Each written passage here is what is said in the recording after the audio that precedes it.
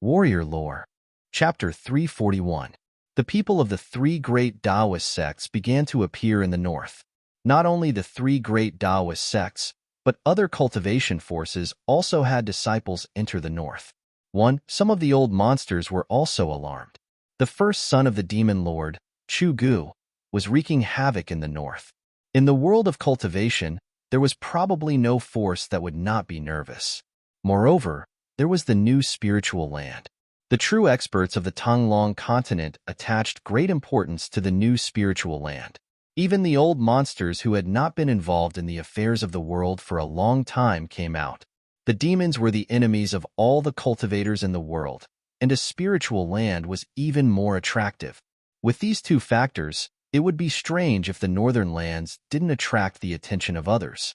The people of the Supreme Mystery Sect did not have a fixed place to stay in Bustling City. The Dongfang family booked the entire Yunlai Inn. Dongfang Chun took Li Lingfeng and Ziyu to the inn and arranged two of the best rooms for them. Dongfang Chen and Dongfang Long, Li Lingfeng, and Ziyu only had a brief conversation in the room before the Dongfang brothers left. In Li Lingfeng's room, Li Lingfeng and Ziyu sat down at the table. Senior brother, why is junior brother Dongfang so enthusiastic about entertaining us? Is there something fishy about this? Ziyu said to Li Lingfeng. He did not hide his doubts. Li Lingfeng pondered for a moment, then said, "There are not many people who know that we came down the mountain, and even fewer people who know that we came to the north. How does junior brother Dongfang know our whereabouts?" In the Supreme Mystery Sect, as long as a disciple broke through to the realm of transcending mortality, they were qualified to go down the mountain and walk in the world of cultivation, gaining experience in the world of mortals. Li Lingfeng and Ziyu were the best of the younger generation of the Supreme Mystery Sect. In the past few years, they had successfully taken that step with the help of the core condensation pill. Cultivators who broke through to the realm of transcending mortality had a qualitative improvement in their lifespan and cultivation. Cultivators who had reached this realm could be considered to stand out among the thousands of people in the world and step onto the path of the strong. Cultivators could condense their power, form their core, and cleanse their marrow. After forming their core, cultivators would be transparent inside and out, and they would be reborn. They would communicate with heaven and earth, and use the surplus of the world to make up for their own deficiencies. They would use their strengths to make up for their weaknesses, steal the sky, and begin to derive power. Network. There seems to be something strange about junior brother Dongfang. Ziyu's expression became serious. Li Lingfeng nodded and said, "Let's wait and see for now. Let's see what junior brother Dongfang is planning." Li Lingfeng and Ziyu were both smart people. The other party seemed to know their whereabouts like the back of his hand. They were already on guard. However, Dongfang Chen's actions made them very puzzled. At this time, in another room in the inn, Dongfang Chen and Dongfang Long were also talking in secret. "Second brother, why did you let Li Lingfeng and the others know that you were in Bustling City?" Dongfang Long, who always had his saber by his side, immediately asked after he sat down. Dongfang Chen smiled and said, "I want them to know that I'm not only in Bustling City, but I also revealed something to them." What happened? When Dongfang Long heard this, he couldn't help but be puzzled. He had been with Dongfang Chen all this time, but he didn't see his second brother reveal anything to Li Lingfeng. "Do you really think I'm just going to welcome them?" Dongfang Chen paused for a moment, then said, "I'm just doing this to let them know that their whereabouts are all under my control." This, Dongfang Long seemed to have vaguely guessed his second brother's intentions. He couldn't help but shake his head. His second brother didn't play according to common sense. In this way, even if Li Lingfeng and Ziyu originally had any plans, it would have been disrupted by Dongfang Chen's sudden move. Time passed quickly. 7 days had passed. In the Thunder Lake, dark clouds still hung over the sky. Lightning flashed and thunder rumbled. Roar! Suddenly, somewhere in the outskirts of the Thunder Lake, an earth-shattering roar rang out. The sound was so loud that even the thunder in the sky was overshadowed in an instant. The rolling sound waves echoed between the heavens and the earth. Then, countless dazzling lightning burst out from the place where the roar came from. Endless lightning shrouded this part of the world. Network, rumble. Silver snakes danced chaotically between the heavens and the earth. Thunder exploded, causing the sky and the void to tremble. The grass within a radius of several hundred zhang was all scorched by the exploding lightning.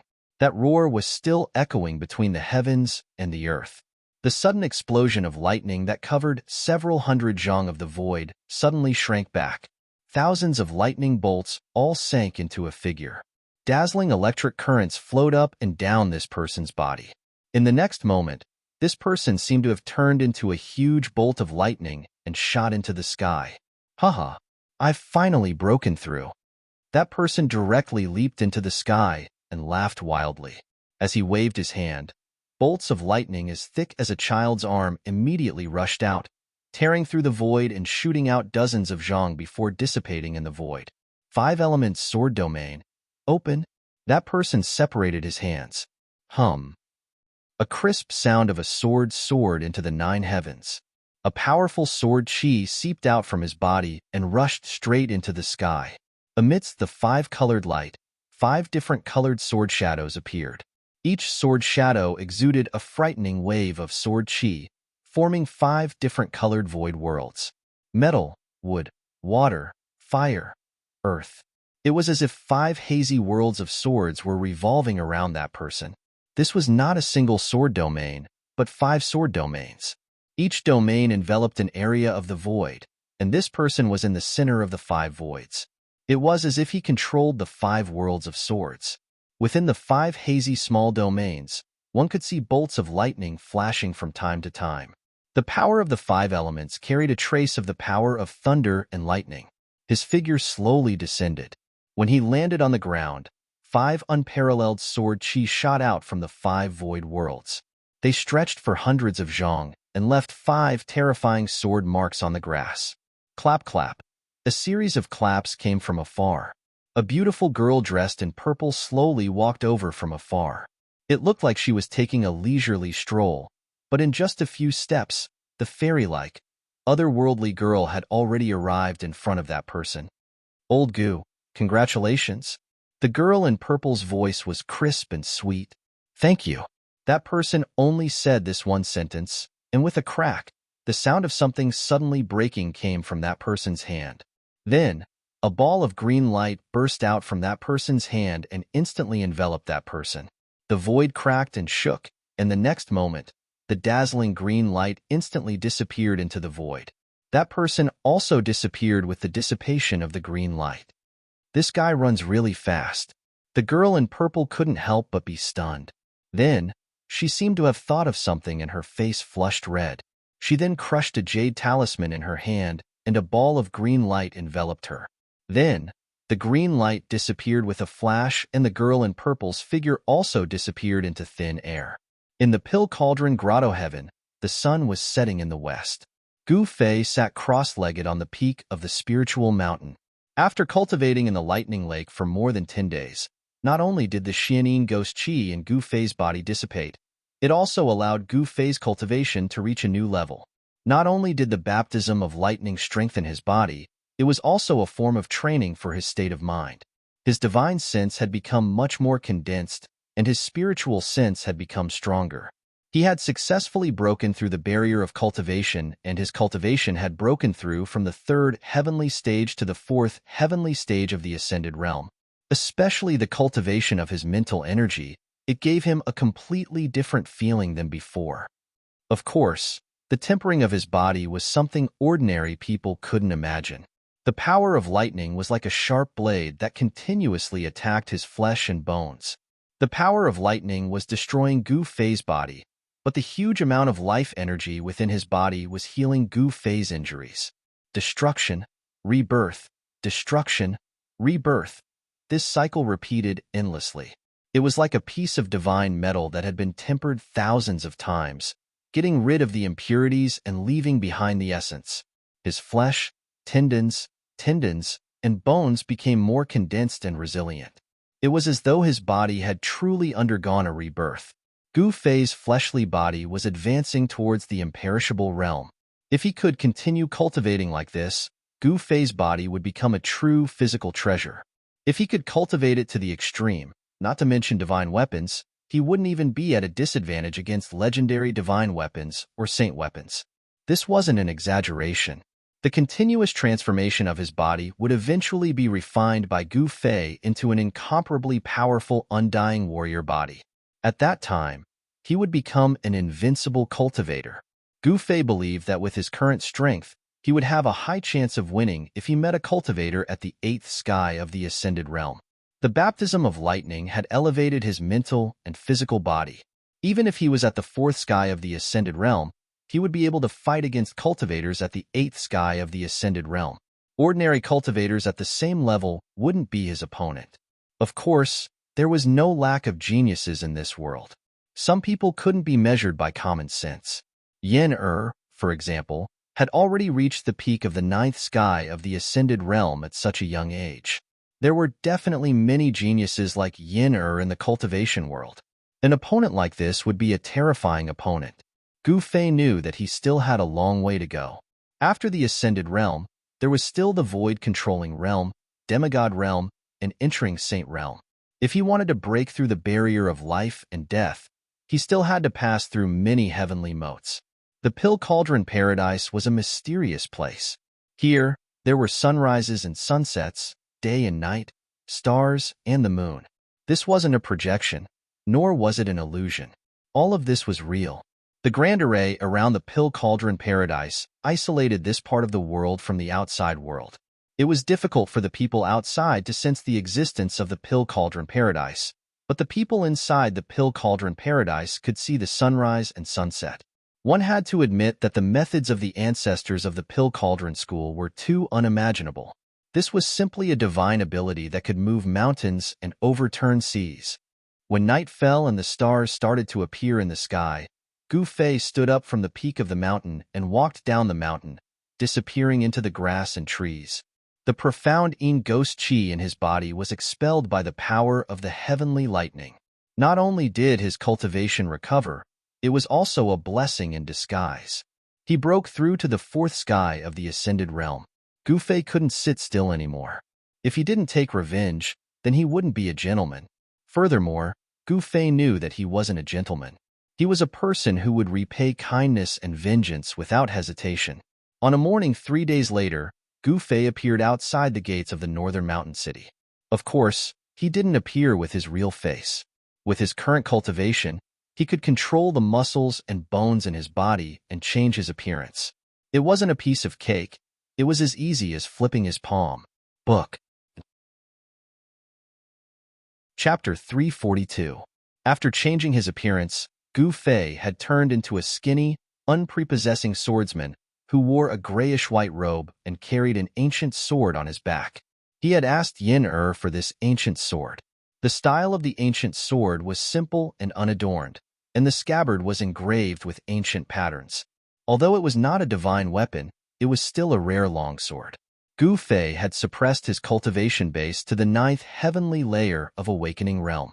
Judging from the aura that Gu Fei exuded, it would be difficult to tell his true cultivation base if one was not a peerless expert of the void-controlling realm. After changing his appearance, Gu Fei was not afraid of being discovered by the people of the Dongfang clan. He swaggered into Bailing City. The streets of Bailing City were not deserted in the early morning.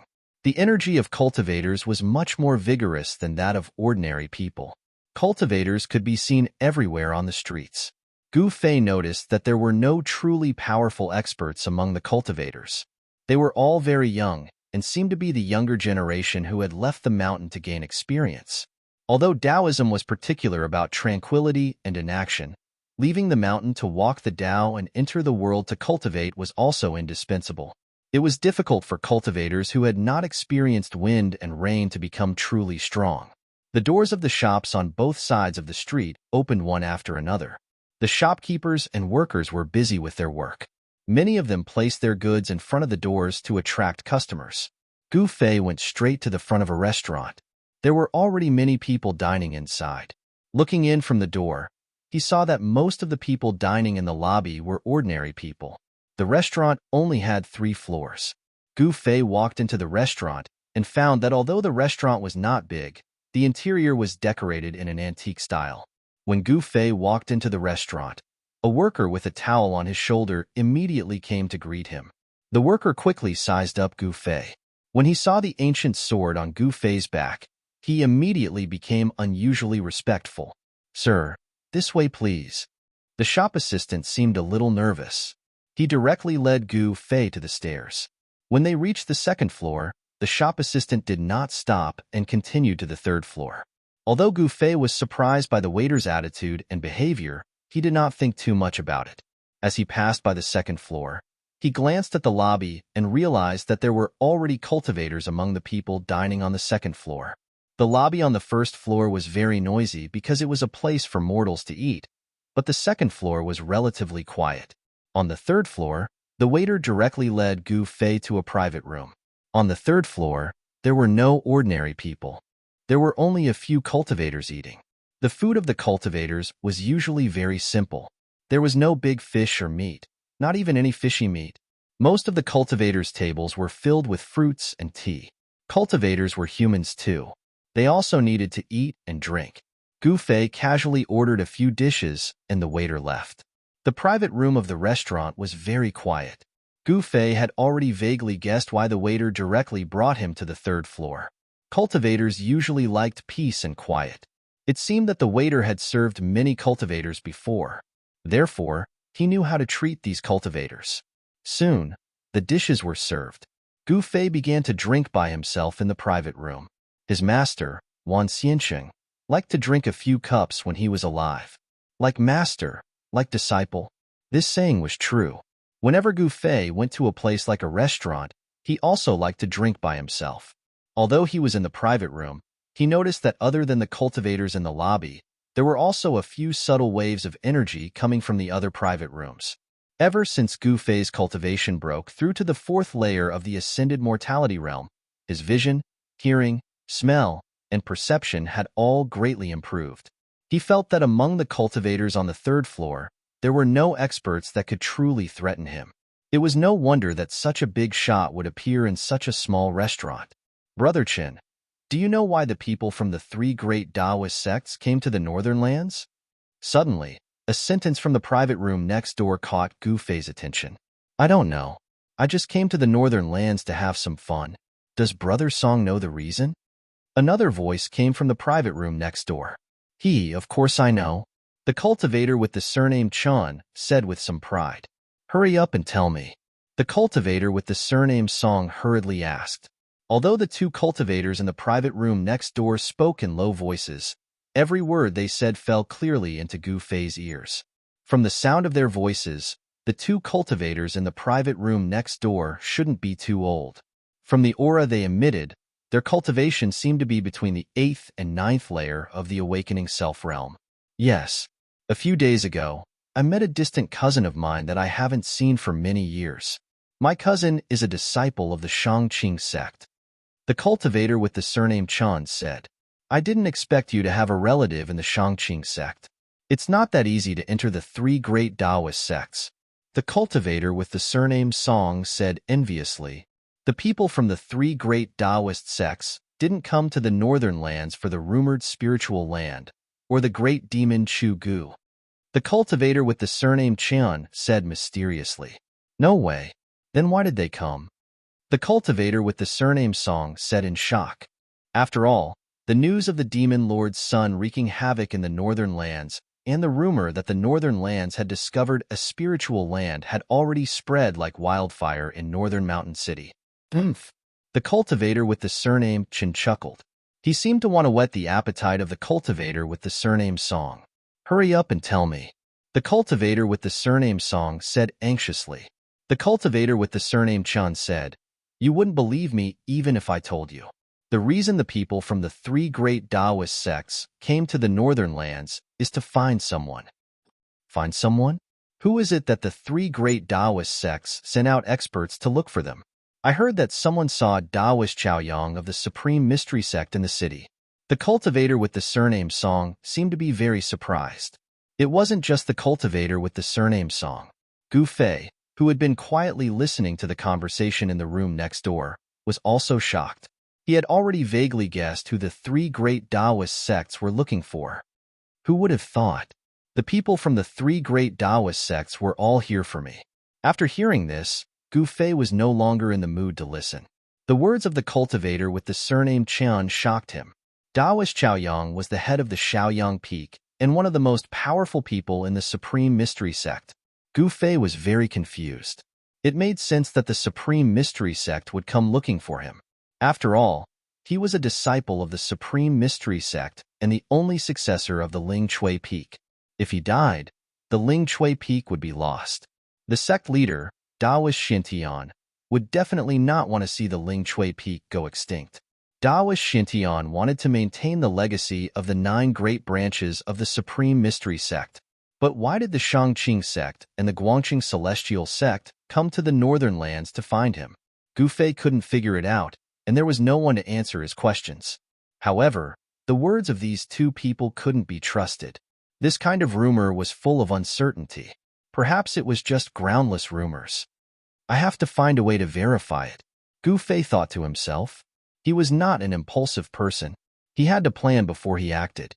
Only then could he minimize the danger he was in. As Gu Fei thought of this, he walked out of the room, paid the bill, and left the small restaurant. He didn't have any currency in the secular world, but that didn't mean he was going to dine and dash. The way he paid the bill was actually very simple. He threw a gem to the restaurant manager. When Gu Fei came out of the Pill Cauldron Grotto Heaven, he conveniently picked up a few gems and carried them with him. With those gems, not to mention a meal, they could even buy the entire small restaurant. Encountering such a forthright customer, the innkeeper of the restaurant was overjoyed. As long as he encountered a few more generous customers like Gu Fei, he would be able to enjoy his old age in advance. After leaving the restaurant, Gu Fei realized that he was being watched. Gu Fei sneered, then quietly wandered the streets, looking here and there. It was like this was the first time he had traveled far away, and he didn't know anything about the outside world. He realized that behind him, there really were 2 people following him. There were 2 people far behind him. Gu Fei couldn't help but feel a little strange. Logically speaking, the people from the Dongfang and Beitang families shouldn't have noticed his traces. He had already changed his appearance. Even if Dongfang Qian and Beitang Ao stood in front of him, they probably wouldn't be able to recognize him. Who are they? Gu Fei couldn't help but be a little curious. He pretended not to notice anything and slowly walked in the direction of the city gate. At this time, it was already late in the morning. The streets of the city were crowded with people, shouting and hawking incessantly. There were even cultivators in 2s and 3s appearing on the streets. The secular world was so fresh to those cultivators who cultivated in the mountains or sects all year round. Of course, the novelty of the secular world for Gu Fei had long since disappeared. Gu Fei walked out of Bailing City without batting an eyelid. The 2 men were still following him from a distance. After leaving Bailing City, Gu Fei gradually went further and further away. Then, he turned into a small path next to the main road and walked into the snow forest. In the snow forest, all that could be seen was snow. The leaves of the trees had long fallen off, and on the bare branches, one could see crystalline icicles hanging down. The 2 people following behind Gu Fei were 2 young men in gray robes. They followed Gu Fei into the snow forest and continued to follow Gu Fei for a while. Suddenly, one of the 2 young men rushed into the snow forest next to the small path, while the other continued to follow behind Gu Fei. Soon, the person who rushed into the snow forest took a shortcut and ran in front of Gu Fei. Then, he suddenly rushed out of the snow forest and blocked Gu Fei's path. Gu Fei stopped. He couldn't help feeling a little amused. He was well aware of the actions of these 2 fellows. Could it be that these 2 fellows wanted to rob him? Kid, if you know what's good for you, then leave that treasured sword on you. Perhaps we can spare your life.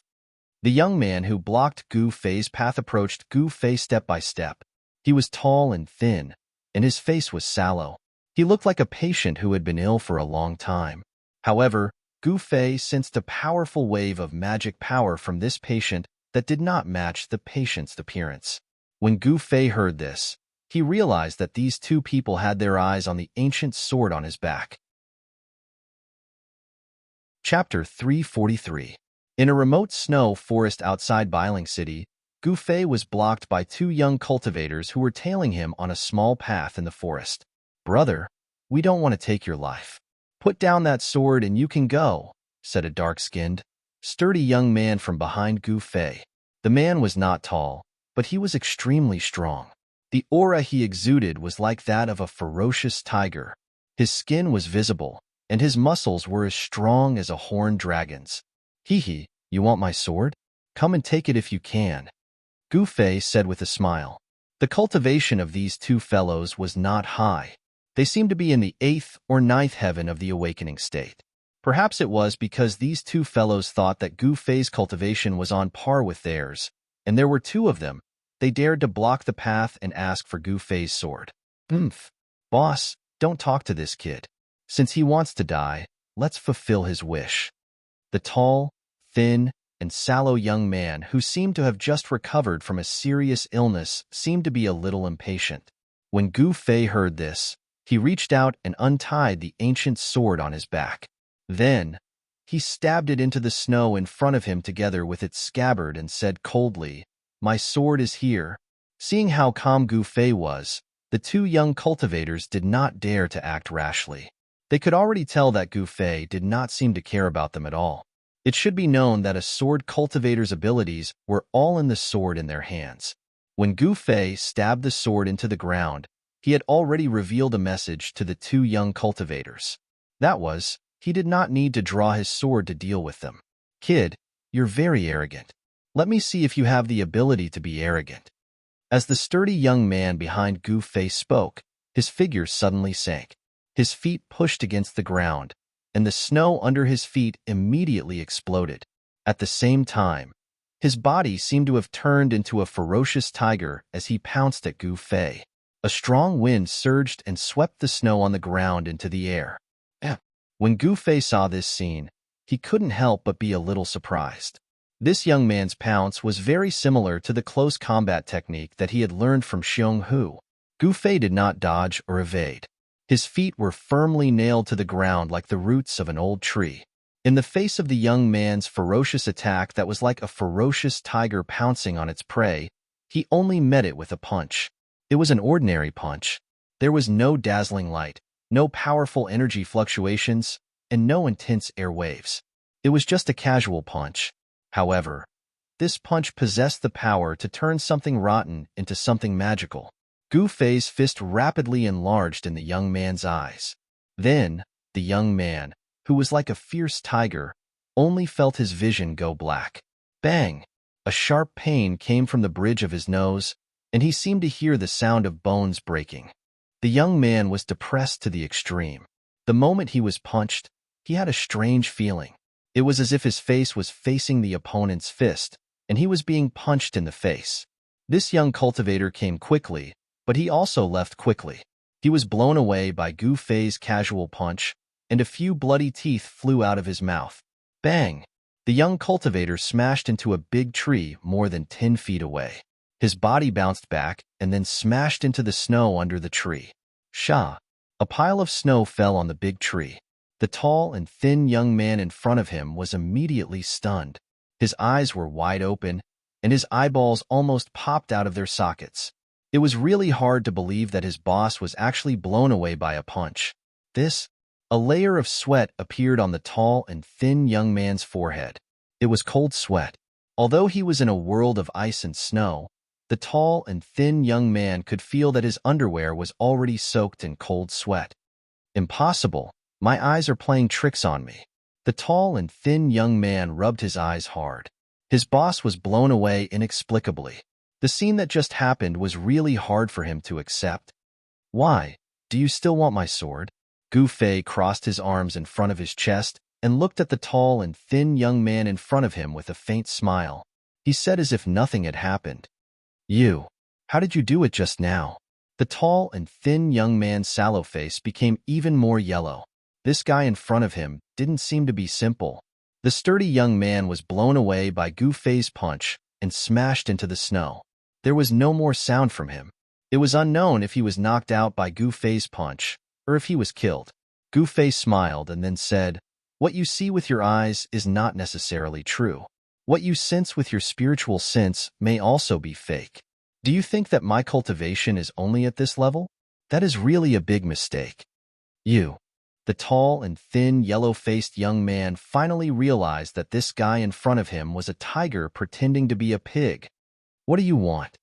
The yellow-faced young man said with a trembling voice. He was already ready to escape at any time. I don't want anything. I just want to ask you a few things, Gu Fei said.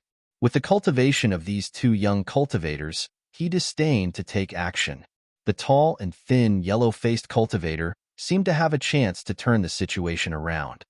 He immediately sighed in relief and said, Ask away. I will tell you everything I know. Very good. Gu Fei couldn't help but secretly nod his head. This guy was not stupid and could judge the situation. Such people often lived longer than others. Why do you want to take my sword? Gu Fei didn't beat around the bush and directly asked.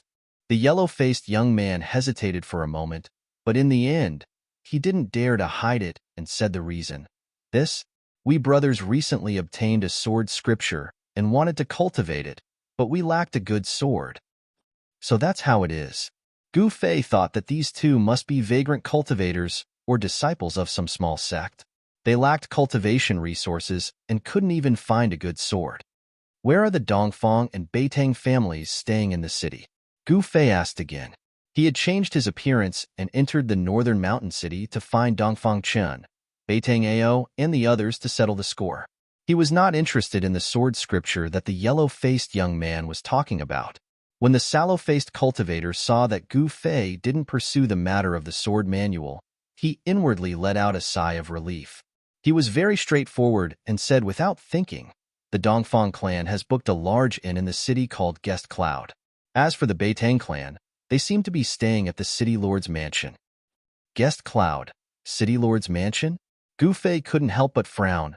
Then he continued to ask, How many of them came? I don't know how many of them came, the yellow-faced young man said. With his identity, he wasn't qualified to know the movements of the two families. Yes. Gu Fei pondered for a moment, then asked, I know that the people of the Supreme Mystery Sect have also arrived at Bustling City. Where are they staying? The yellow-faced young cultivator heard this, and his face immediately showed a look of embarrassment. He said, The people of the three great Tao sects are very secretive. I don't know where the people of the Supreme Mystery Sect are. This guy didn't know anything, which made Gu Fei a little unhappy. However, with this guy's cultivation level, how much could he know? It was already rare for him to know where the people of the Dongfang and Beitang families were staying. Okay, you can go. Gu Fei waved his hand. He didn't want to ask anymore. The things this guy knew were very limited. The yellow-faced young cultivator was immediately overjoyed. He ran to his boss, who had been sent flying by Gu Fei, and smashed into a pile of snow. He hurriedly carried his boss out of the snow and quickly left. The people of the Dongfang family are at the inn, but the people of the Beitang family are at the City Lord's mansion. The City Lord of Bustling City is definitely not a simple person, Gu Fei muttered to himself. After thinking for a moment, he pulled out the ancient sword that was stuck in the snow in front of him and walked out of the snow forest. He decided to meet the people of the Dongfang family first. After returning to Bustling City, Gu Fei didn't know where the inn called Guest Cloud was located, so he asked the passers-by. There was no resident in the city who didn't know the Guest Cloud Inn because it was one of the largest, best, and most luxurious inns in Bustling City. After asking the passers-by, Gu Fei found out where the Guest Cloud Inn was. The Guest Cloud Inn was located in the prosperous area south of Bustling City. Very soon, Gu Fei arrived at the south of the city and found the Guest Cloud Inn. He was not in a hurry. After looking around, he found that there was a tea house opposite the Guest Cloud Arrival Inn. He walked into the tea house and found a seat facing the street to sit down. He ordered a pot of fragrant tea and sipped it while paying attention to the movements in the inn opposite. He noticed that there weren't many people going in and out of the inn. Moreover, some cultivators who wanted to enter the inn were stopped by a few young cultivators in white robes. It seemed that only the disciples of the Dongfang family could enter. The Dongfang family's display of dominance was bound to cause dissatisfaction among the other cultivators. As expected, sounds of quarreling could be heard from outside the inn opposite. 3 or 4 young cultivators in green robes were arguing with the 2 disciples of the Dongfang family outside the inn. Others might be afraid of the Dongfang family, but we of Floating City aren't. You two watchdogs, get out of my way. The leading cultivator in green robes shouted. He seemed to want to attract the attention of the bystanders, so he deliberately raised his voice. Sure enough, the gazes of the nearby cultivators were immediately drawn to him. Floating City? When Gu Fei heard this, he couldn't help but be startled. He knew that this floating city seemed to be a mysterious force in the Tanglong continent. Just like the ghost palace of Plentiful City, ordinary people didn't even know where Floating City was. The people of Floating City seemed to rarely move about in the world of cultivation. I didn't think that even the people of Floating City would come to the north, Gu Fei thought to himself. He watched this scene with interest. He couldn't wait for someone to cause trouble for the Dongfang family. What did you say? Say it again if you have the guts. The two disciples of the Dongfang family were obviously enraged by the words of the leading cultivator in green robes. One of the disciples pointed at the cultivator in green robes and shouted, looking like he would attack if there was any disagreement. What, are your dogs deaf? Can't hear? That's right.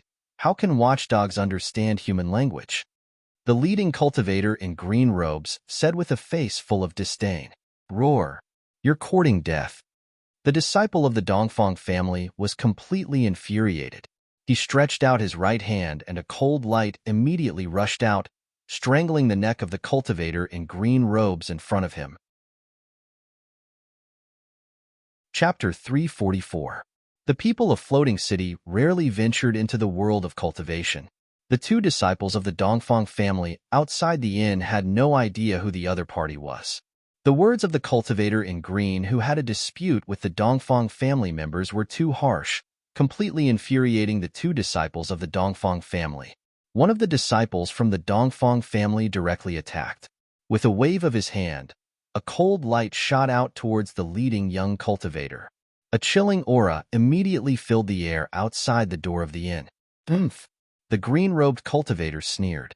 He was not afraid of the sharpness of the blade, and immediately punched the incoming cold light away.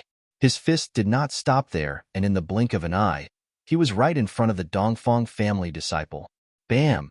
His fist landed squarely on the disciple's chest. Crack! The bone-chilling sound of bones breaking could be heard. The disciple spat out a mouthful of blood and flew backwards. He fell directly into the inn behind. A series of chaotic sounds immediately came from inside the inn. It was obvious that the disciple of the Dongfang family who was sent flying had knocked over many tables. Hiss! The surrounding cultivators could not help but suck in a breath of cold air when they saw this scene. This person was truly audacious. He actually dared to directly attack and injure a disciple of the Dongfang family in their territory. One had to know that ever since the Dongfang family booked this inn, many cultivators had come looking for trouble, but all of them had been driven away by the Dongfang family. Could this young cultivator who claimed to be from Floating City be an exception? After hearing the news, more and more cultivators gathered there. Gu Fei, on the other hand, continued to sit quietly in the tea shop across the street, watching the scene with an expressionless face. After beating up the young, the old comes out. The experts of the Dongfang family should be coming out soon. Gu Fei thought to himself. He could use this opportunity to understand the situation of the Dongfang family. In fact, if it were not for the people of Floating City, Gu Fei would have personally tested the waters. He had a few jade talismans that he had asked for from Yin Er. As long as he crushed the jade talismans, he could instantly return to Pill Cauldron Paradise. It could be said that Gu Fei was not worried about encountering any danger because he had a life-saving talisman. Despicable! You dare wound a member of our Dongfang family? Do you know the consequences of offending our Dongfang family? Another disciple of the Dongfang family shouted at the cyan-robed cultivator with a fierce tone. Why wouldn't I? So what if I offended him? The azure-robed cultivator suddenly revealed an evil smile. Then, without any warning, he appeared in front of the disciple and sent him flying with a punch. All right. I'd like to see who dares to look down on my Dongfang family. At this time, a powerful energy fluctuation suddenly came from the inn. A man strode out of the inn. He stretched out his hand and caught the disciple who was sent flying. He then placed the disciple to the side. Immediately, someone helped the two disciples who were injured by the azure-robed cultivator away. The person who came out of the inn was a handsome young man in white robes. He didn't hide his anger and directly walked in front of the azure-robed cultivator. The azure-robed cultivators still didn't care. They coldly looked at the white-robed young man who walked out of the inn with disdainful expressions. These people's expressions made the white-robed young man even more unhappy. "Who are you people?" the white-robed young man said in a deep voice. A powerful aura burst out from his body. His clothes and hair fluttered without any wind. The cultivators who were watching from afar immediately felt a heavy pressure. Those with lower cultivations already felt uncomfortable, as if a huge rock was pressing down on their hearts. The white-robed young man who walked out of the inn was actually a young man in the transcending mortality realm. The surrounding cultivators couldn't help but be shocked. "Oldly, has it been too long since the people of Floating City came out? It's been so long that the world doesn't even know of our existence." The azure-robed cultivator in the lead ignored the white-robed young man and asked another azure-robed cultivator beside him. The azure-robed cultivator called Oldly chuckled and said with disdain, "It seems that we need to come out more often." "Yes, the feeling of being forgotten makes me very unhappy." The other azure-robed cultivator nodded. "Floating City?" The white-robed young man from the Dongfang family couldn't help but narrow his eyes. Why would the people of Floating City target our Dongfang family? The white-robed young man's expression couldn't help but become serious.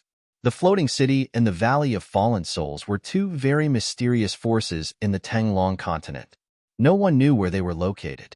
Of course, no one was willing to provoke them either. "So what if you're from the Floating City? If you don't want to die, then scram," the white-robed young man said in a deep voice. These people looked down on him, but how could he look down on them? The azure-robed cultivator in the lead couldn't help but change his expression. He coldly stared at the white-robed young man and said coldly, "Very well. It's your honor to die by the hands of I, Pan Hong." Swoosh. A few figures immediately dodged. "Humph. This is also what I wanted to say. It's also your honor to die by the hands of I, Dongfang Yu," the white-robed young man said coldly. At this time, seeing that the situation wasn't right, the people around them immediately dispersed and retreated to the distance. Inside the inn, 3 or 4 young cultivators in the same white robes walked out one after another. These 3 or 4 white-robed cultivators each emitted a powerful aura. Without a doubt, these people were the experts of the younger generation of the Dongfang family. Gu Fei noticed that Dongfang Chen's figure was among them. When he saw Dongfang Chen, Gu Fei's pupils couldn't help but contract, and the teacup in his hand was crushed by him. Dongfang Chen. Gu Fei almost couldn't suppress the rising anger in his heart, and his eyes gradually became red.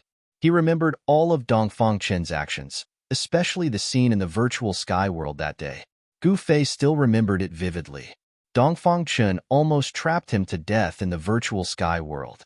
Gu Fei had never hated a person so much, and he had never wanted to kill a person so much. That person was Dongfang Chen. "Dongfang Chen, just you wait. I won't kill you so easily." Gu Fei gnashed his teeth. He wanted revenge, ruthlessly revenge. "Let's do it here," Pan Hong said. His expression also became serious. The strength of the Dongfang family couldn't be underestimated. "Why not?" Dongfang Yu shouted. As he spoke, he took a step forward and directly grabbed Pan Hong with his right hand. 5 divine lights shot out from the fingers of his right hand and pierced towards Pan Hong. "Just an insignificant skill," Pan Hong said disdainfully.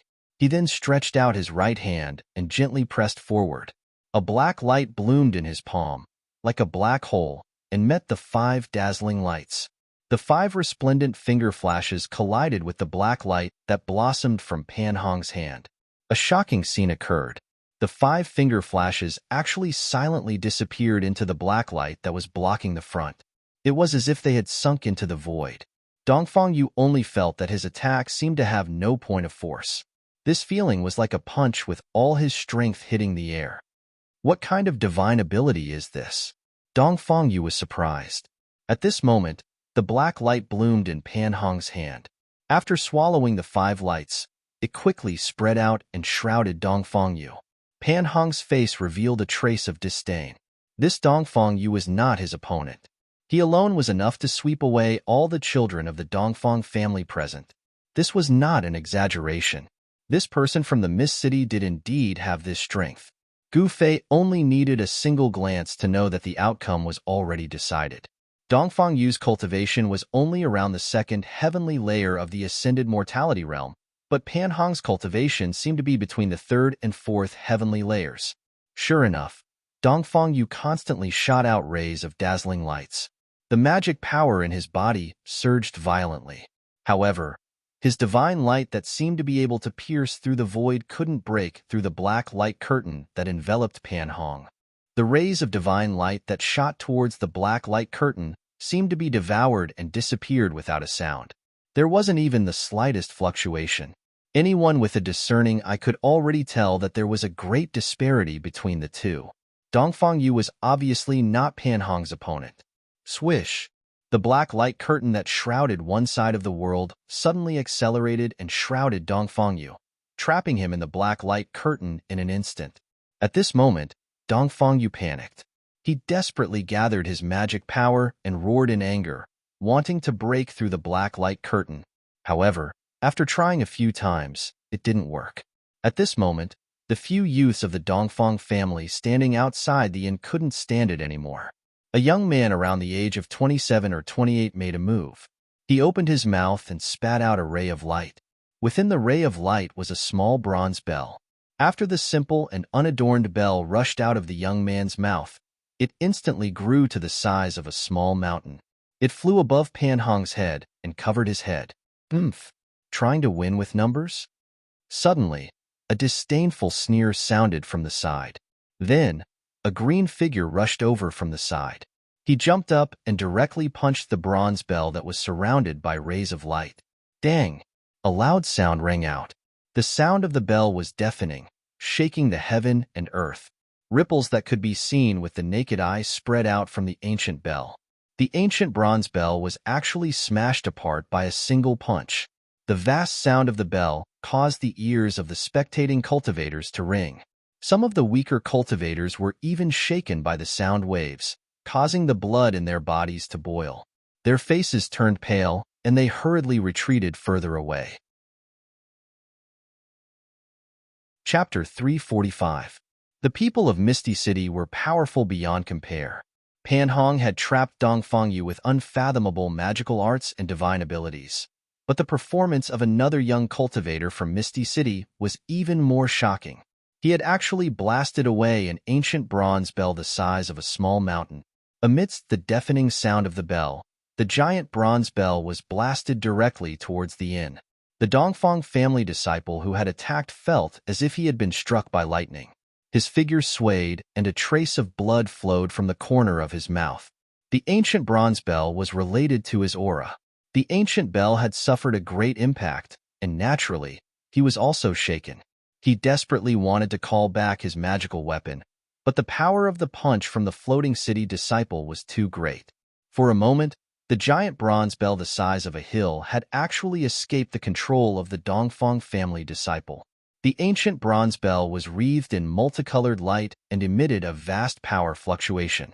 If it had hit the inn, it would definitely have destroyed the entire inn in an instant. The crowd of cultivators watching from afar could not help but exclaim.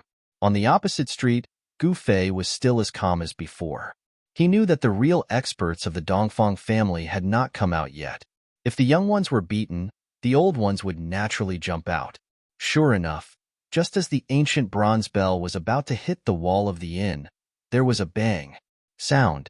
The ancient bronze bell the size of a hill was blocked by an unfathomable power. It was as if the giant bell had hit an invisible wall, and ripples visible to the naked eye spread out. At this time, the young expert of the Dongfang family had already recovered. He hurriedly pointed at the ancient bronze bell, and the ancient bronze bell immediately flew back towards the young expert. The ancient bronze bell shrank as it flew towards the young expert of the Dongfang family. The young expert opened his mouth and swallowed it. It was obvious that this young expert of the Dongfang family was also a martial cultivator, and had already cultivated to the realm where he could store magical weapons into his body. The magical weapons of martial cultivators were originally condensed and nourished by their own essential essence and magical power day and night. Martial cultivators with profound cultivation generally had the means to store magical weapons into their bodies. Unlike Gu Fei's weapon fusion refining technique, which could be fused into one's flesh, blood, and bones, the Dharma treasures that could be kept in one's body were not like those of Gu Fei.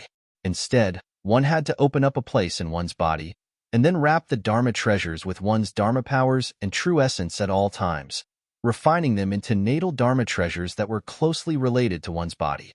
Miss City's disciples, Pan Hong and the others, couldn't help changing their expressions when they saw their ancient bronze bell being blocked. Clearly, an expert had secretly taken action. However, Pan Hong didn't stop because of this. The black light that enveloped Dong Fengyu was still shrinking, and no one could see Dong Fengyu's figure for a long time. The goal of Pan Hong and the others was very clear, and that was to establish their might.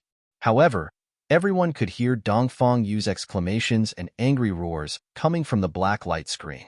The black light screen was very mystical. It seemed to be able to devour and block any kind of power. Dong Fengyu was enveloped by the black light screen that Pan Hong had shot out. He had no strength to fight back at all, and it looked like he would not be able to hold on much longer. The other young experts of the Dongfeng family wanted to rescue Dong Fengyu, but those people from the Misty City were glaring at them like tigers watching their prey. Once they made a move, those people would definitely make a move as well. For a moment, both sides were in a stalemate, and no one dared to act blindly without thinking. At this moment, a cold snort that made people's hearts tremble rang out from the inn. A terrifying pressure immediately spread out from the inn, so heavy that it made it hard for everyone to breathe. A black-haired middle-aged man slowly walked out of the inn. This middle-aged man had a ruddy complexion and a head full of jet-black hair that draped neatly behind him. However, his eyes were filled with the vicissitudes of life, which clearly didn't match his age. The old one has come out. In the tea shop across the street, Gu Fei secretly sized up this middle-aged man. He inwardly speculated that this was definitely a terrifying expert. The middle-aged man's entire body emitted an obscure aura. However, this aura made people feel as if it was surging violently. It was as dignified as a mountain, and it was bottomless. Enough, the middle-aged man indifferently said, before casually waving his hand. The layer of black light that enveloped Dong Fengyu immediately shattered with a chi sound. Specks of black light and black threads dissipated in the air. With his technique broken, Pan Hong's figure swayed and he took a step back. His face was flushed red, as if he was drunk. Senior brother. The Misty City disciples couldn't help but be startled, and they all took a step forward. The black light screen exploded, revealing Dong Fengyu inside. He was already exhausted on the ground, and the ground around him was completely shattered, with cracks spreading in all directions. Greetings, ancestor. The Dongfeng family disciples hurriedly bowed towards the middle-aged man with abnormal respect. I didn't think it would be an old monster. In the tea shop across the street, Gu Fei's heart trembled, and he inwardly rejoiced that he hadn't made a move. According to his original plan, if the Misty City disciples hadn't clashed with the Dongfeng family disciples, he would have done the same thing as Pan Hong and the others. He would have gone up to look for trouble and test the Dongfeng family's strength. The crowd of cultivators watching from afar also began to whisper. What kind of concept was ancestor? This middle-aged man was definitely a peerless expert that was rarely seen. Greetings, senior. Pan Hong and the other Misty City disciples also withdrew their arrogant attitudes and solemnly bowed towards the middle-aged man. In the world of cultivation, all cultivators only valued one thing, and that was strength. The weak would not be valued and would even be looked down upon. However, the strong would receive everyone's respect. The people of Misty City finally couldn't bear the loneliness and want to come out into the world? The middle-aged man coldly said, emitting an invisible pressure that caused people's hearts to palpitate. Pan Hong's forehead was already covered in a layer of cold sweat. He didn't expect that there would be a peerless expert of the ancestor level in the inn. Senior must be joking. My Misty City isn't hidden from the world, so why would I want to come out into the world? Pan Hong said in a tone that was neither servile nor overbearing. A look of admiration flashed through the middle-aged man's eyes as he secretly nodded. This junior didn't seem to be simple. He said, "I can't be bothered with the matters of your Misty City, but if you want to use my Dongfang family to establish your might and think that we are easy to bully, then you are gravely mistaken. I will remember Senior's teachings. When I return, I will definitely pass on this message to my masters so that they can understand Senior's intentions." Pan Hong said, "Impudent! How dare you?" The young experts of the Dongfang family couldn't help but berate Pan Hong's rudeness. Pan Hong's words actually contained a hint of threat, which made the Dongfang family furious. The middle-aged man smiled and said disapprovingly, "The disciples of Misty City are indeed extraordinary. If the disciples of Misty City were all like you, it wouldn't be impossible for Misty City to become the overlord of the Central Plains." The middle-aged man's words carried a deeper meaning. Pan Hong and the disciples of Misty City couldn't help but change their expressions. They knew that the middle-aged man was clearly praising them, but he was actually saying it for the surrounding cultivators to hear.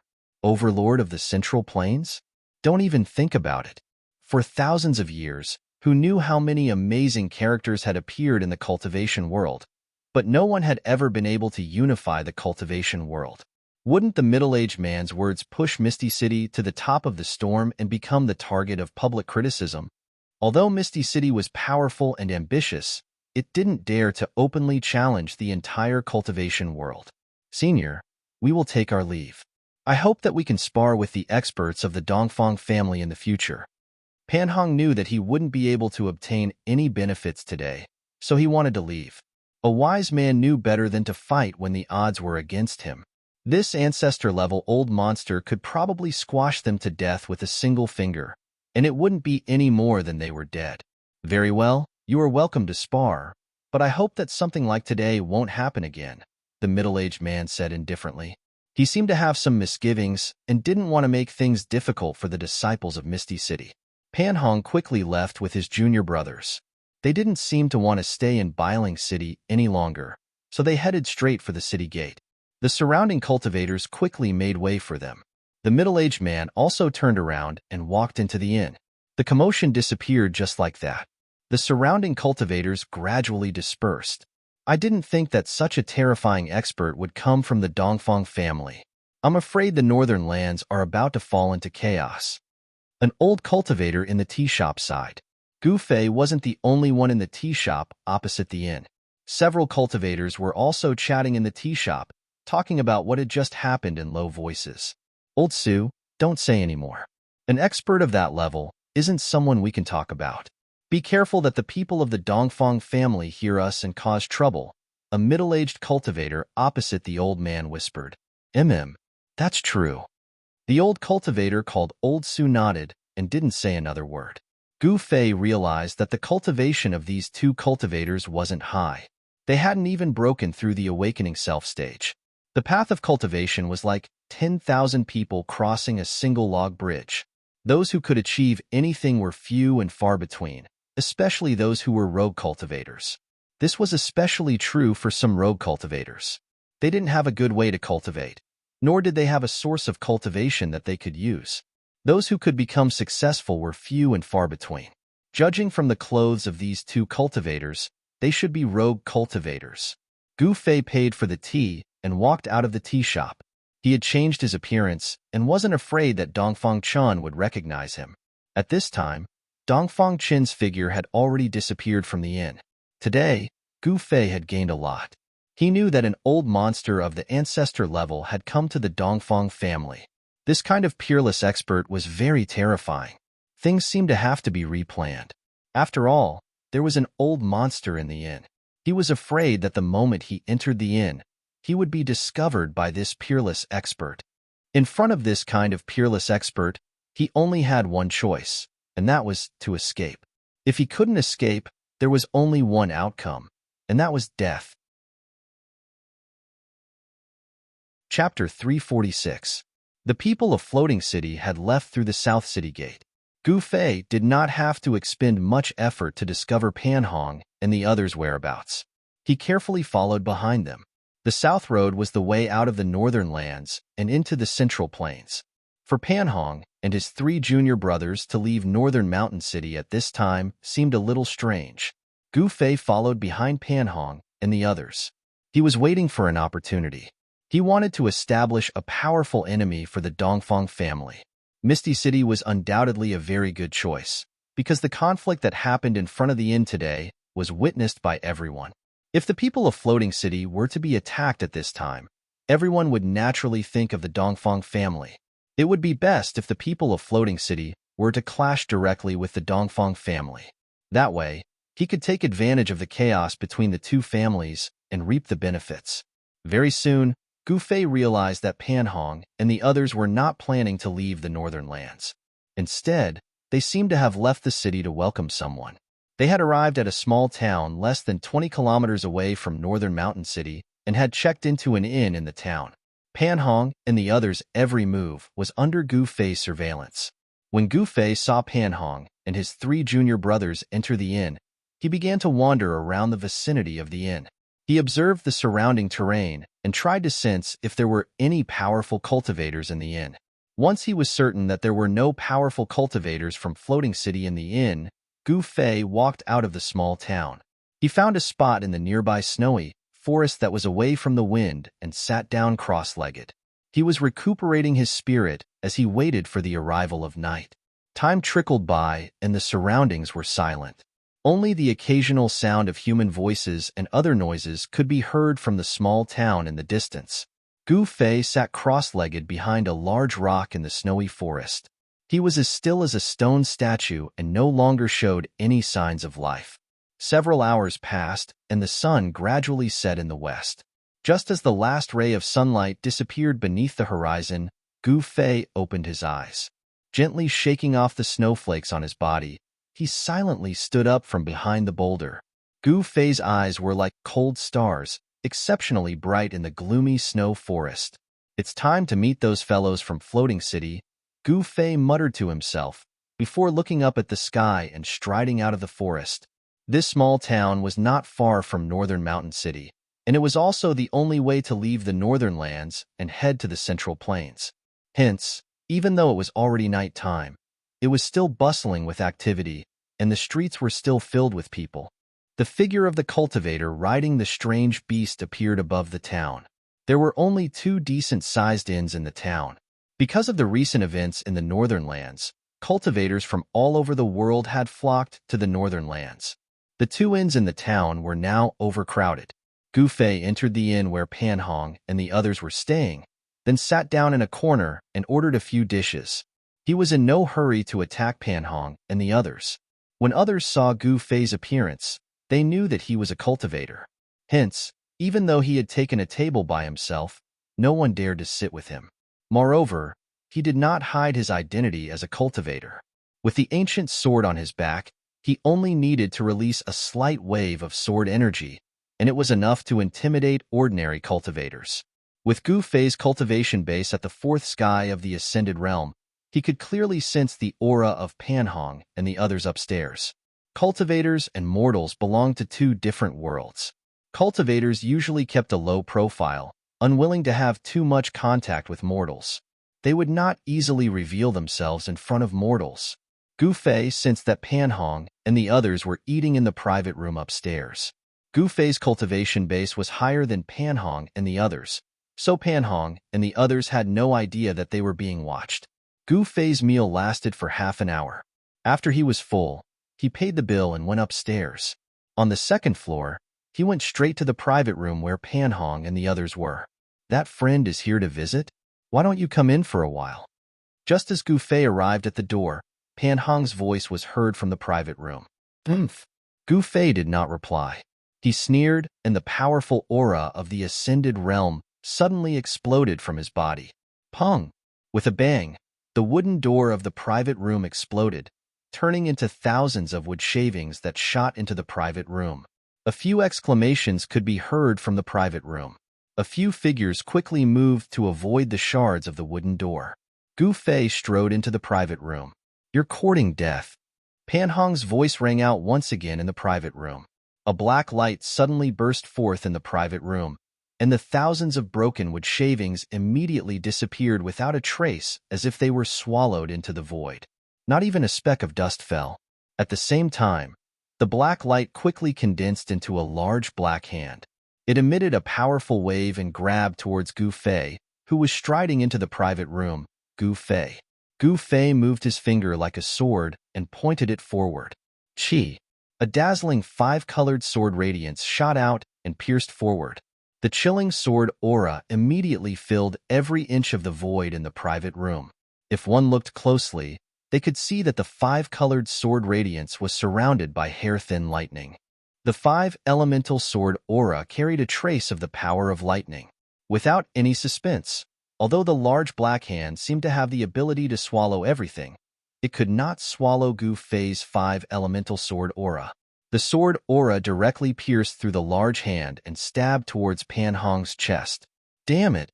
Pan Hong was shocked and quickly retreated. Bang! He directly smashed through the wall behind him and fell out of the private room. This sudden turn of events happened in the time it takes for a spark to fly off a flint. Only when Pan Hong broke through the wall and fell out of the private room did the other three Misty City disciples react. Clang! A golden saber shadow flew out from one of them and slashed towards Gu Fei. Suddenly, a golden rainbow swept across the sky and split the sky. The entire private room was covered in a layer of golden light. A powerful and incomparably sharp saber chi spread out in all directions. Oomph! It's just a small trick. Gu Fei sneered. He was unparalleled. In the face of the sharp saber light, he not only did not dodge, but also took a step forward and directly met it with a punch.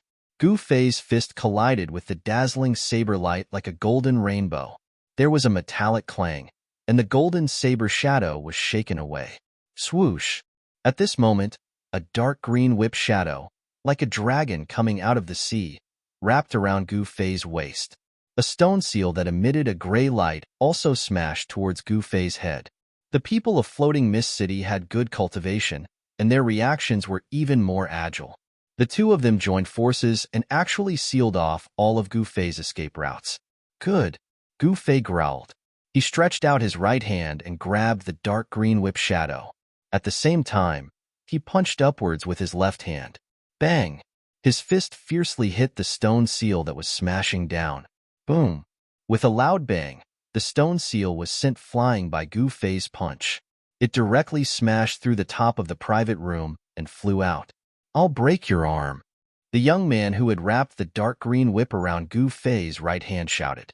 He suddenly pulled with force, wanting to tear off Gu Fei's right arm. Unfortunately, Gu Fei's body was extremely tough. It had been tempered by him to the point that it was comparable to a cultivator's magic treasure. Even if a divine weapon slashed his body, it would not be able to hurt him at all. Gu Fei was like a huge mountain. Under the pull of that cultivator, not to mention Gu Fei's arm, even Gu Fei's body could not be moved at all. The young cultivator couldn't help but be shocked. The long whip in his hand was a powerful magic treasure. As long as it was wrapped around something, he only needed to pull and pull to break it in two. The entire whip was like a sharp blade. Shameless boasting, Gu Fei shouted. He pulled with his right hand and directly pulled the cultivator over. Then, he punched the cultivator in the chest and sent him flying. Who are you?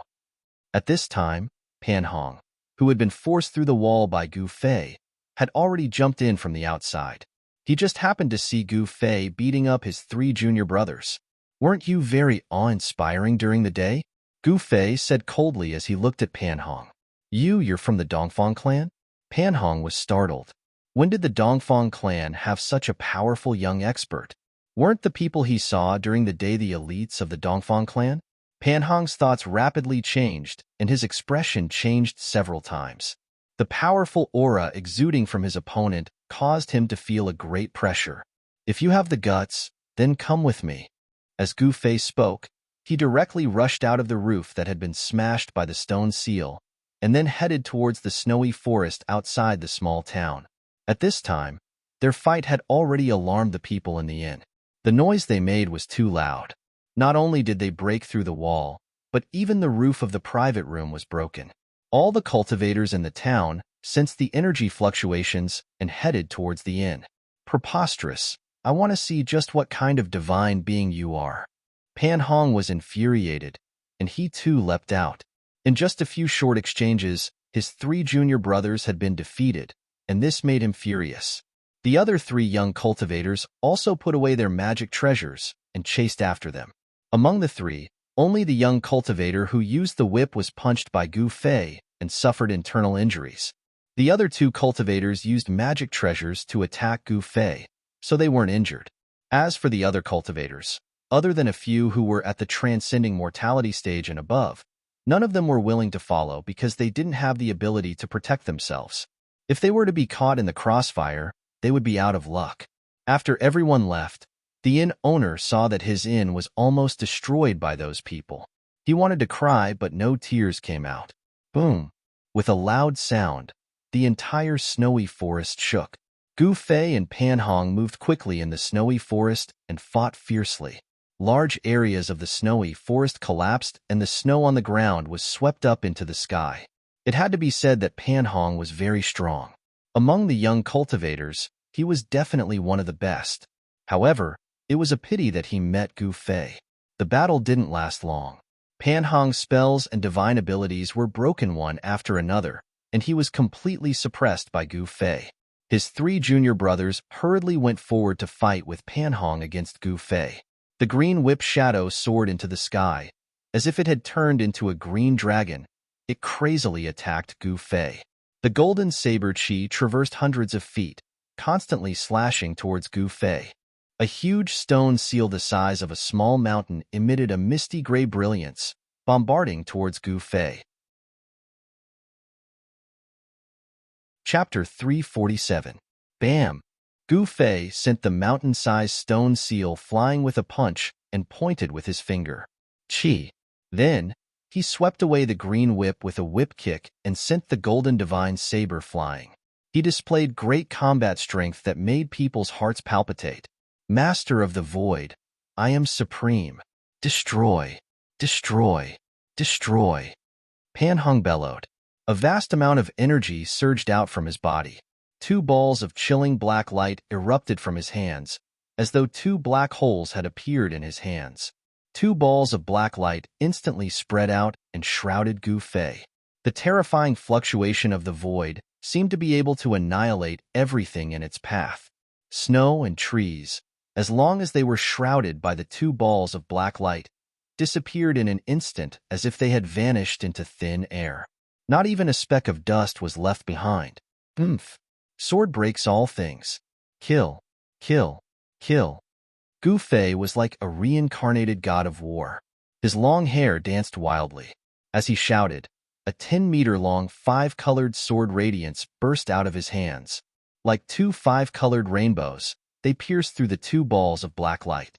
Rumble! The earth trembled and the trees fell.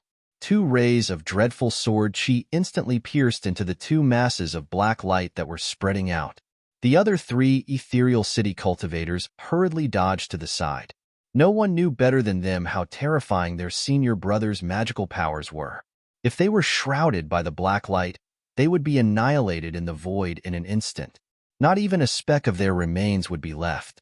What Pan Hong cultivated was a forbidden magical ability of floating city, a black, demonic light that could obliterate everything.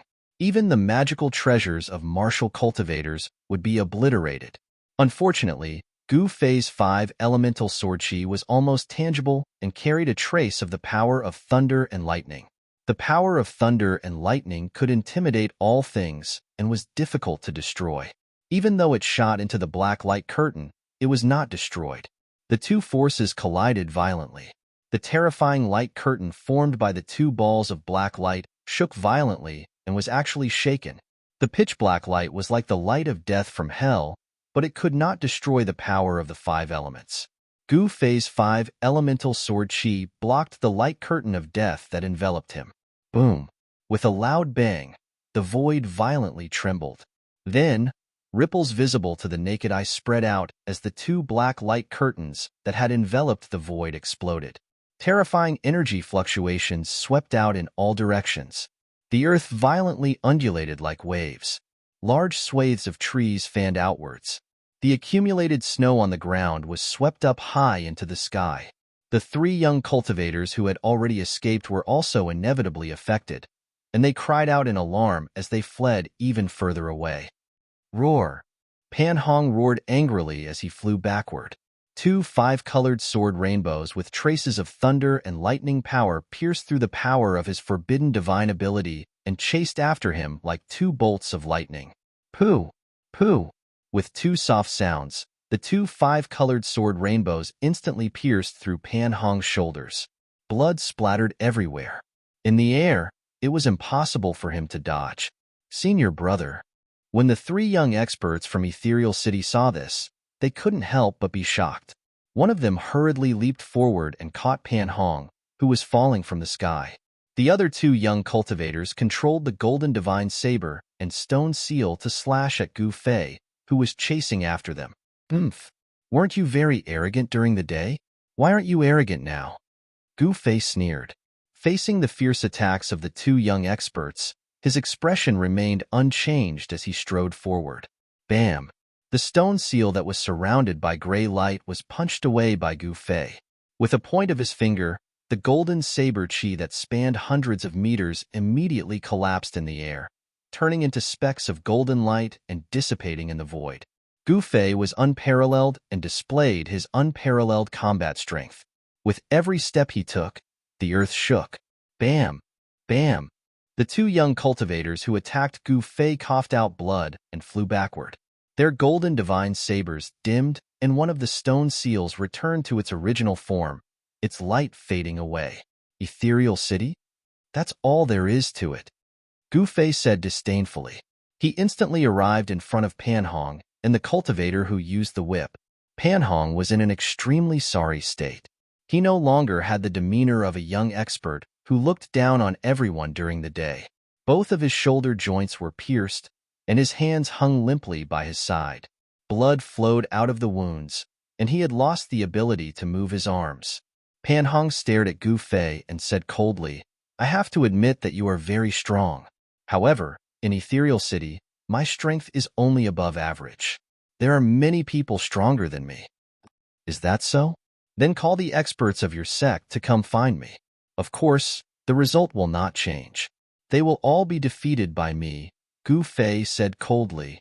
I'll fight you to the death. The young cultivator who was supporting Pan Hong let go of him and fiercely swung the whip in his hand. The whip immediately turned into a dark green dragon and swooped towards Gu Fei. A little spark dares to compete with the bright moon? Gu Fei chuckled disdainfully and pressed his right hand forward. A dazzling golden aura immediately surged out of his palm and rushed forward. With a casual palm, he attracted the power of metal in all directions and shook the heaven and earth. The golden aura surged like a golden wave. The dark green dragon was instantly annihilated in the golden wave of energy. Pan Hong and the young cultivator were directly sent flying 200 to 300 feet away and vomited blood. All of you remember that my Dongfang clan isn't one to be bullied. Gu Fei left behind an afterimage on the spot after he spoke these words, and then he vanished on the spot. Damn it! The Dongfang family. After a long while, Pan Hong and the junior brother who had been sent flying by Gu Fei supported each other and stood up from the ground. In the battle with Gu Fei, the 4 young cultivators of Floating City were all defeated by Gu Fei. Pan Hong's eyes were about to spit fire. To him, Gu Fei's contempt was even more infuriating than his defeat. The cultivators who had followed the trail from the small town and were watching the battle from nearby witnessed the battle. Soon, news of the battle began to spread. Senior brother, after the other 2 young cultivators found the magic treasures that had been sent flying by Gu Fei, they gathered towards Pan Hong. Everyone could not help but feel a wave of dejection. Gu Fei's strength made them feel a sense of helplessness. We are only the vanguard to scout ahead. When the experts of the sect arrive, the Dongfang family will pay the price for what happened tonight, Pan Hong said coldly. Gu Fei had achieved his goal. What he needed to do now was to wait and see how things would develop. Just as the old ancestor of the Dongfang family had predicted, the people of Floating City wanted to reappear in front of everyone as experts. But now, Gu Fei had taught them a harsh lesson. If the people of Floating City did not get back at him, people would say that they were afraid of the Dongfang family. For an ambitious sect that wanted to make a name for itself in the cultivation world, this was simply a blow to the head. If they did not do something, Floating City would lose all face. Gu Fei returned to Bailing City that night and found a small inn near the Yunlai and where the people of the Dongfang family were staying. The night passed uneventfully. Other than sitting cross-legged in the guest room and cultivating, Gu Fei paid close attention to the movements of the Dongfang family. Early in the morning, Gu Fei, who had changed his appearance, began to wander around. He had changed his appearance again and suppressed his cultivation to the 5th or 6th layer of the awakened heaven. He did not carry the ancient sword on his back, but left it in the guest room. To him, that ancient sword was dispensable. Last night, when he fought with Pan Hong, he did not draw it at all. He did not walk the path of a sword immortal. His sword was in his heart, his body, and the surging 5 elemental yuan qi all over his body. After being struck by lightning for more than 10 days in the Thunder Lake, Gu Fei's 5 elemental yuan qi had fused with a trace of the power of thunder and lightning. He felt that his strength seemed to have undergone some kind of change. However, it was only a feeling. He did not know why he had such a feeling. The disciples of the Dongfang family rarely went in and out of the inn, so Gu Fei did not see Dongfang Chen again. Time passed quickly, and it was dusk again.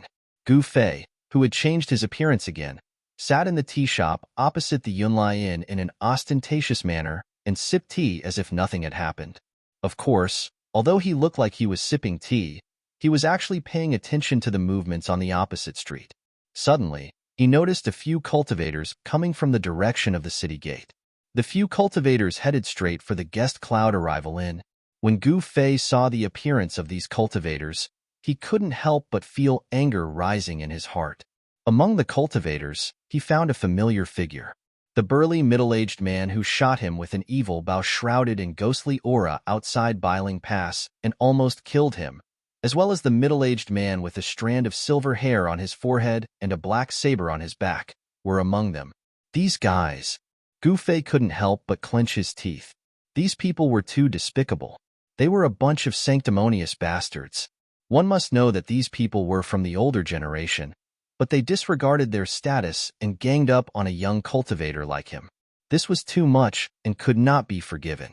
Gu Fei thought that with his cultivation at the 4th sky of the Ascended Realm, he should be able to fight against these people.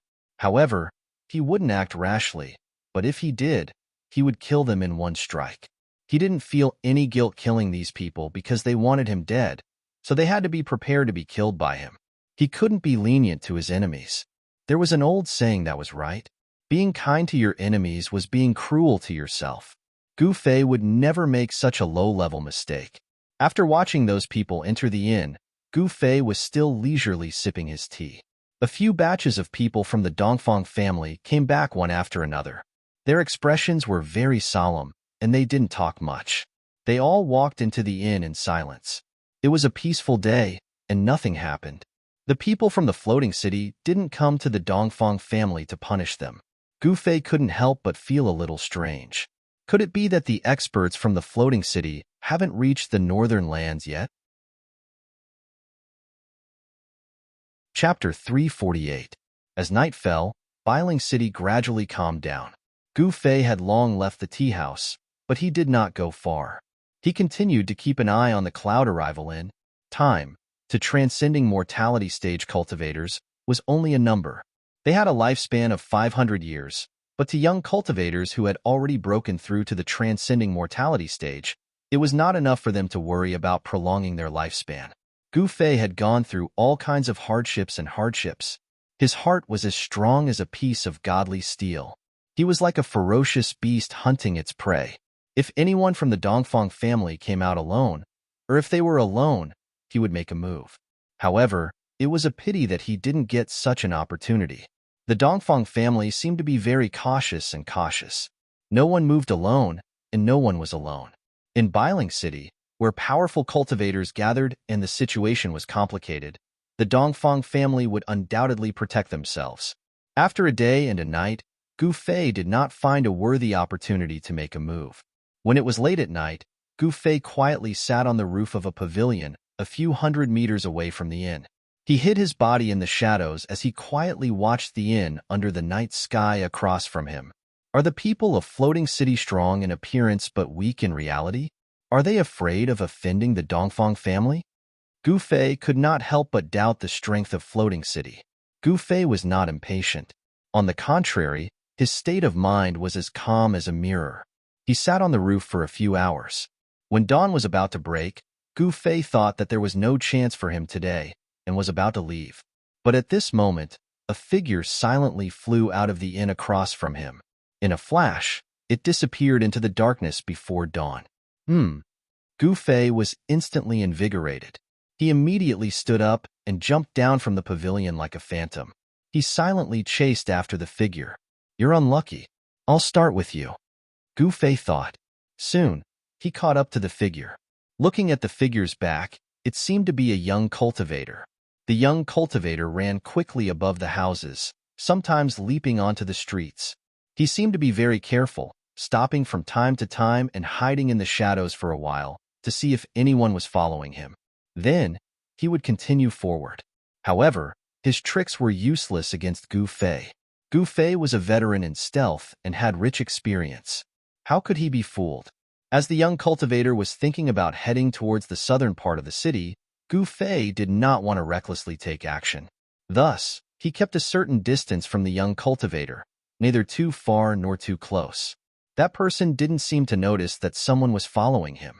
Soon, the young cultivator arrived at the southern city wall. He jumped onto the wall and jumped over it.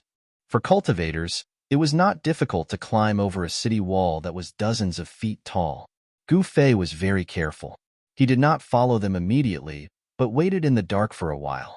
Sure enough, a head suddenly popped out from the city wall and looked around. This guy is too paranoid, Gu Fei thought to himself. If he had jumped over the wall just now, he would have been caught red-handed by that person. The person on the city wall saw that there was no movement in the surroundings, so he jumped off the wall. Only then did Gu Fei come out from the dark and leaped onto the city wall. He looked outside the city and saw a figure quickly disappearing into the snowy forest outside the city. What is that guy trying to do? Why is he so careful? Gu Fei couldn't help but be a little curious. The person in front was definitely a disciple of the Dongfang clan. But why did he leave the city alone? Swoosh! Gu Fei jumped down from the city wall and landed on the ground like a feather without making a sound.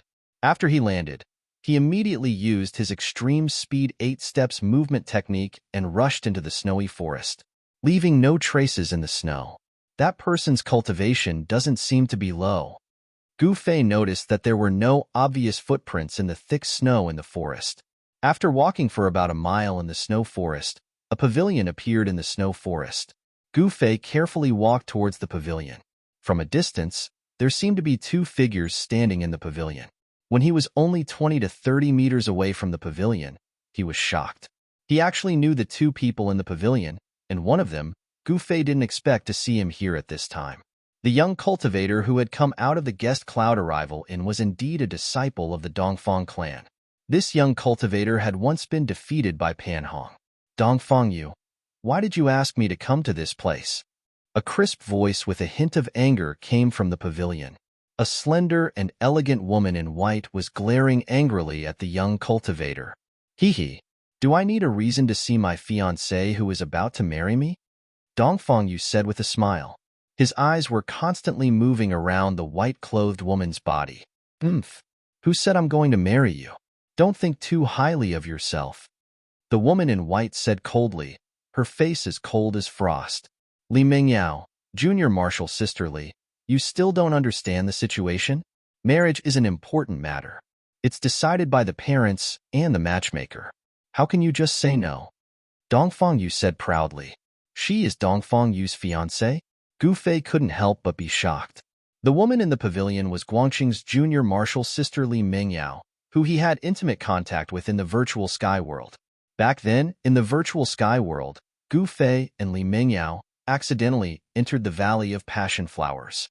They were enchanted by the fragrance of the Valley of Passion Flowers and had sex with each other. Today, when Gu Fei suddenly saw Li Mingyao, he couldn't help but have a strange feeling. Dongfang Yu, Don't be delusional. The reason why I came to see you is to make it clear to you that I'm wholeheartedly cultivating and comprehending the Tao. I'll never get married, Li Mingyao said. Dongfang Yu smiled frivolously, then said ambiguously, Mingyao, don't reject me. Those who cultivate and comprehend the Tao are not allowed to get married. In this world, who knows how many immortal couples there are who cultivate and comprehend the Tao together. Dongfang Yu. Li Mingyao couldn't help but be angry. She pointed at Dongfang Yu with her trembling hand. Outrageous. You want to marry my woman? The conversation in the pavilion passed into Gu Fei's ears. Gu Fei couldn't help but be furious. Gu Fei didn't want to listen anymore, so he walked out from the darkness. Dongfang Yu immediately sensed something strange. He turned around abruptly and shouted in Gu Fei's direction. Who is it? Li Mingyao also looked at Gu Fei's direction cautiously. She was very surprised that someone was nearby, and she didn't notice it at all. There was only one possibility, and that was that this person's cultivation was higher than hers, much higher. Swoosh! Gu Fei took one step forward, leaving an afterimage on the spot, and directly appeared outside the pavilion. His movement was so fast that it was like teleportation. Dongfang Yu and Li Mingyao, who were inside the pavilion, were shocked again. Swoosh! A green light flashed, and a 1-foot-long green spear rushed out from Dongfang Yu's body. It shot towards Gu Fei, who was outside the pavilion like a green lightning. Dongfang Yu! Li Mingyao quickly shouted. She wanted to know the situation before making a move. You should know that the northern land right now was definitely not peaceful. She didn't know how many cultivators had entered the northern land. Dongfang Yu was really too rash. He rashly attacked someone. If the opponent's cultivation level was lower than his, it would be fine, but if the opponent was an expert, the consequences would be unpredictable. At this time, Gu Fei had moved all the muscles in his body. Not only did he change his appearance, but he also changed his figure. Li Mingyao didn't know that the person who suddenly appeared in front of her was the person who had the most intimate contact with her in the virtual sky world. Dongfang Yu had already made his move, so the result couldn't be changed. A grim smile appeared on Gu Fei's face. He stretched out his right hand and caught the green spear that was shooting towards him. In an instant, he forced himself in front of Dongfang Yu and punched Dongfang Yu's chest. The clear sound of bones breaking immediately rang out. Dongfang Yu let out a blood-curdling scream and flew out of the pavilion while vomiting blood. Bang! He smashed into the snow outside the pavilion. Everything happened too quickly. Gu Fei's movement technique was extremely fast. In just a single exchange, he had already heavily injured Dongfang Yu. If it wasn't for the fact that he wanted to spare Dongfang Yu's life, Gu Fei's punch would have killed Dongfang Yu. Li Mingyao couldn't help but be stunned. The opponent's attack was extremely ruthless, and his cultivation level seemed to be extraordinarily high. She couldn't help but be greatly shocked. She immediately opened her mouth and spat out a sword light to protect herself. You're courting death. Gu Fei deliberately lowered his voice. He then grabbed the green spear and took another step, directly passing through the pavilion towards Dongfang Yu. Be lenient, Li Mingyao exclaimed. Although she hated Dongfang Yu very much, she couldn't just watch him die and watch him be beaten to death. Gu Fei turned a deaf ear to her and directly arrived in front of Dongfang Yu, who was rolling in the snow. He stretched out his left hand, grabbed the clothes in front of Dongfang Yu's chest, and lifted him up from the ground. Excuse me. A light shout came from behind. A sword light rushed out from the pavilion like a dragon coming out of the sea and slashed towards Gu Fei's waist. Gu Fei didn't want to fight with Li Mingyao. After grabbing Dongfang Yu, he disappeared from the spot. When he reappeared, he was already 20 feet away. Swoosh! The sword light swept across in an instant. Several big trees were immediately cut in half and fell down from the sky. Snowflakes suddenly flew in the snow forest, making it a mess. Taking advantage of the chaos, Gu Fei carried Dongfang Yu like a dead dog and rushed into the depths of the snow forest. Li Mingyao wanted to chase after him, but after chasing for a few hundred feet, she lost the trace of Gu Fei. Gu Fei carried Dongfang Yu and quickly went through the snow forest. Soon, he got rid of Li Mengyao's pursuit and entered the depths of the desolate snow forest. He carried Dongfang Yu and came to a piece of snowland. Then, He threw Dongfang Yu on the snowland. Cough, cough.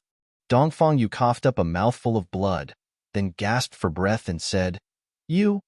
Who the hell are you?" Gu Fei's punch was extremely heavy.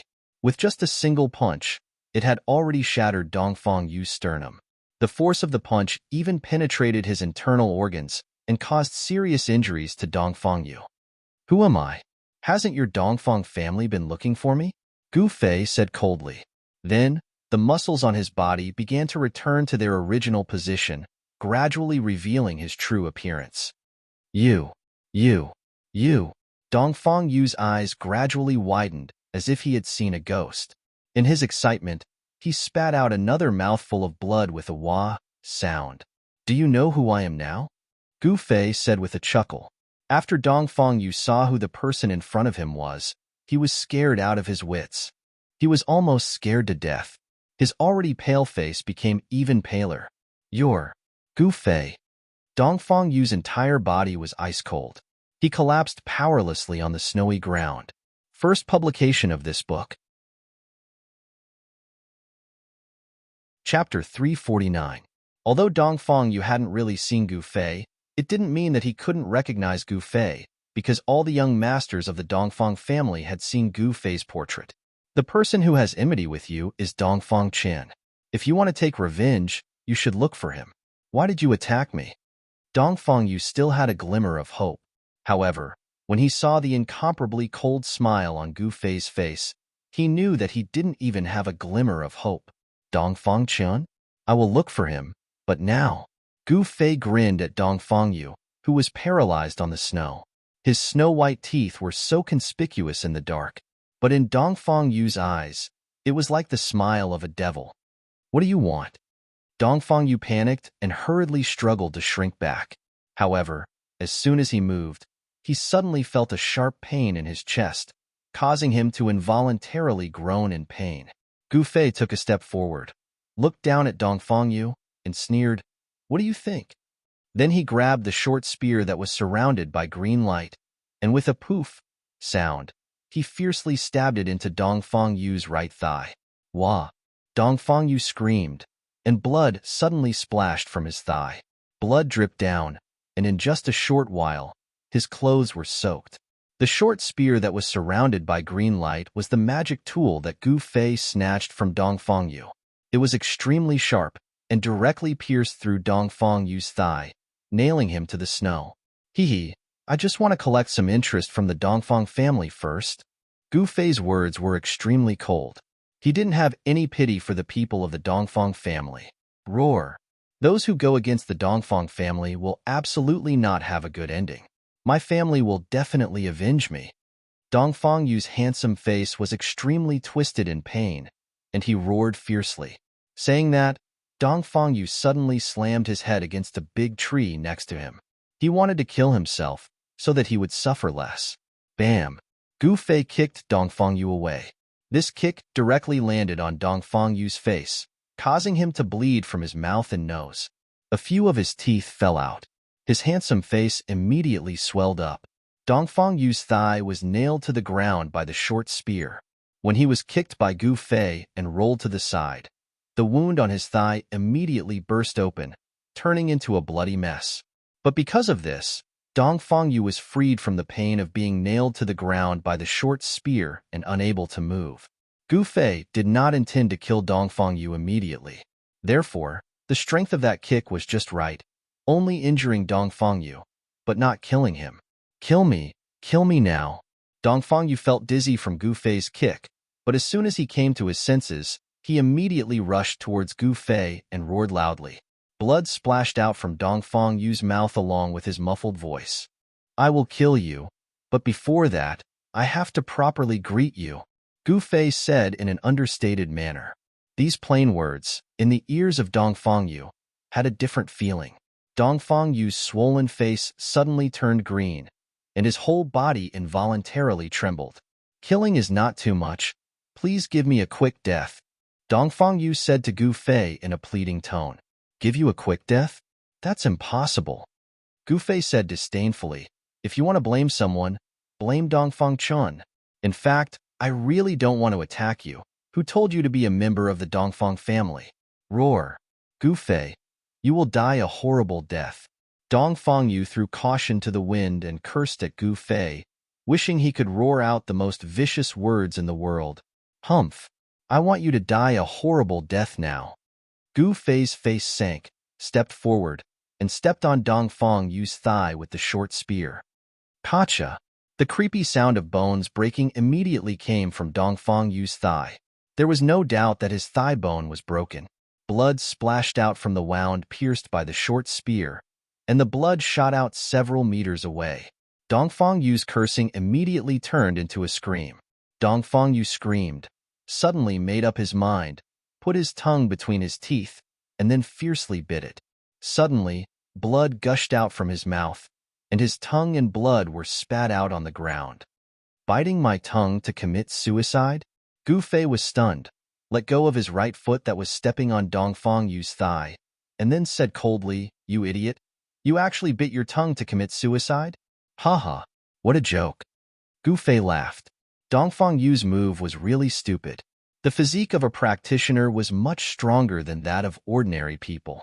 Even if he bit his tongue to commit suicide, he would absolutely not die. In the period of time before Dongfang Yu died because of excessive blood loss, it was enough for Gu Fei to torture him to his heart's content. Gu Fei wielded his palm like a knife, and a bright aura rushed out of his palm. Puff, puff, puff, puff.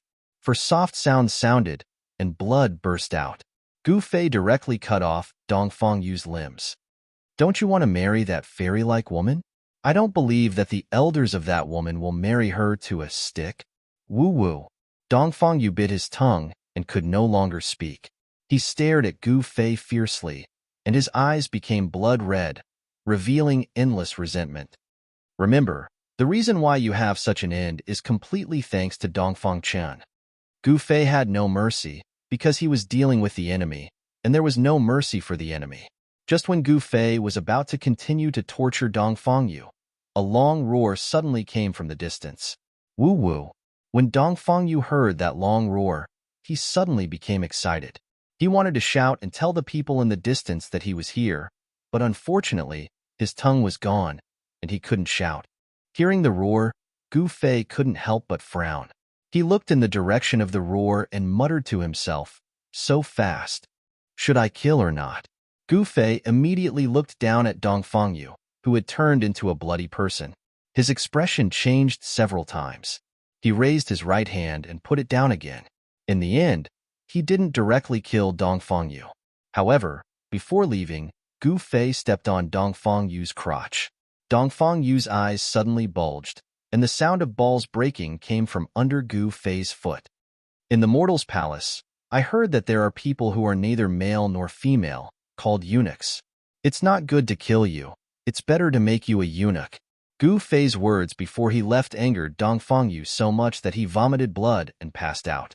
After a while, in the snow forest, there were a few long roars. It seemed that there were experts searching for traces of Dongfang Yu in the nearby forest. Dongfang Yu was seriously injured and taken away. Although the process was short, Li Mingyao saw it all. Obviously, Li Mingyao sent out a message to inform the people in the city. Swish! A white figure appeared nearby. This person was tall and had a mighty appearance. He was an expert of the older generation of the Dongfang family, eldest brother Dongfang. He followed the smell of blood in the forest and found Dongfang Yu. When he saw Dongfang Yu's miserable state, his eyes turned red.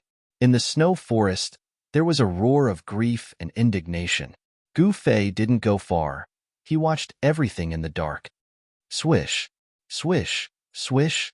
Very soon, a few figures appeared nearby after Boss Dongfang roared. Every single one of them emitted obscure energy fluctuations. Not a single one of them was a weakling. Gu Fei decisively retreated.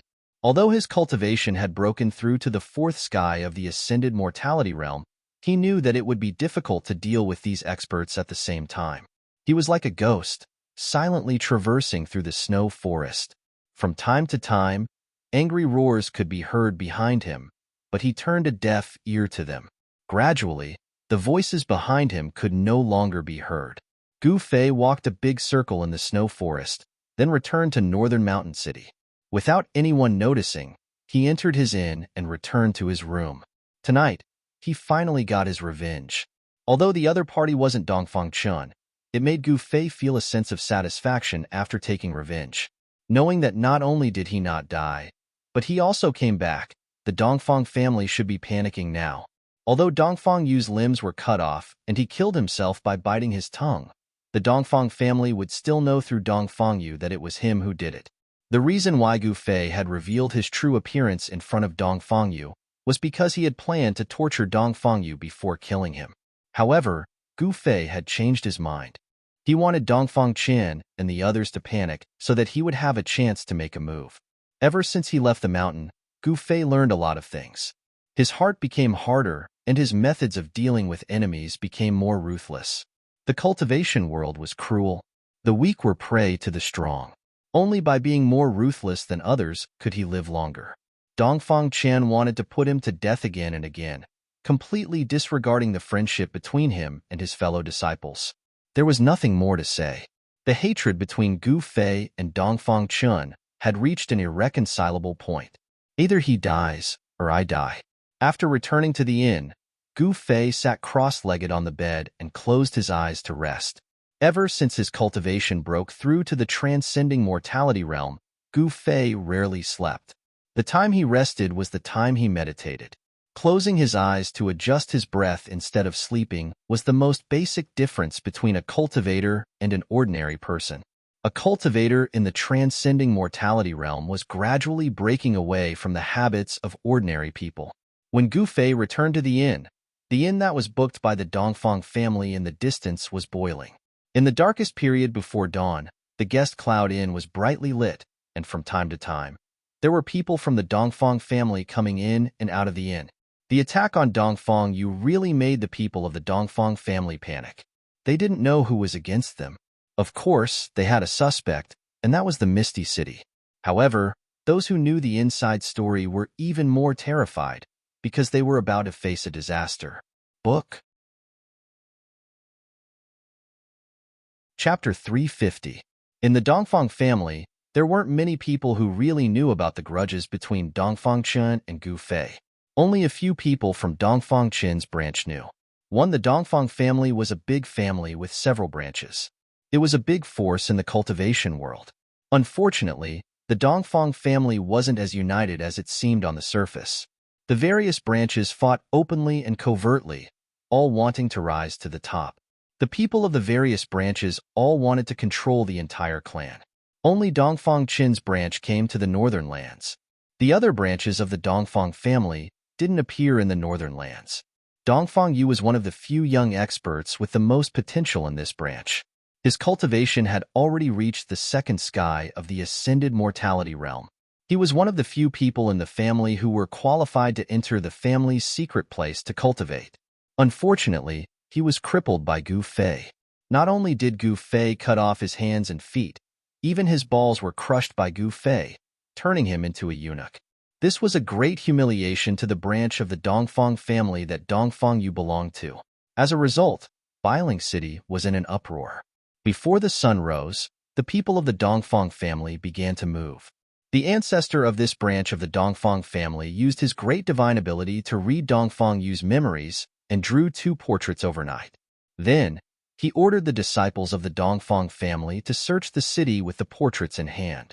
They sent out all the people they could and rushed into all the inns and restaurants in the city, trying to find the person in the portraits.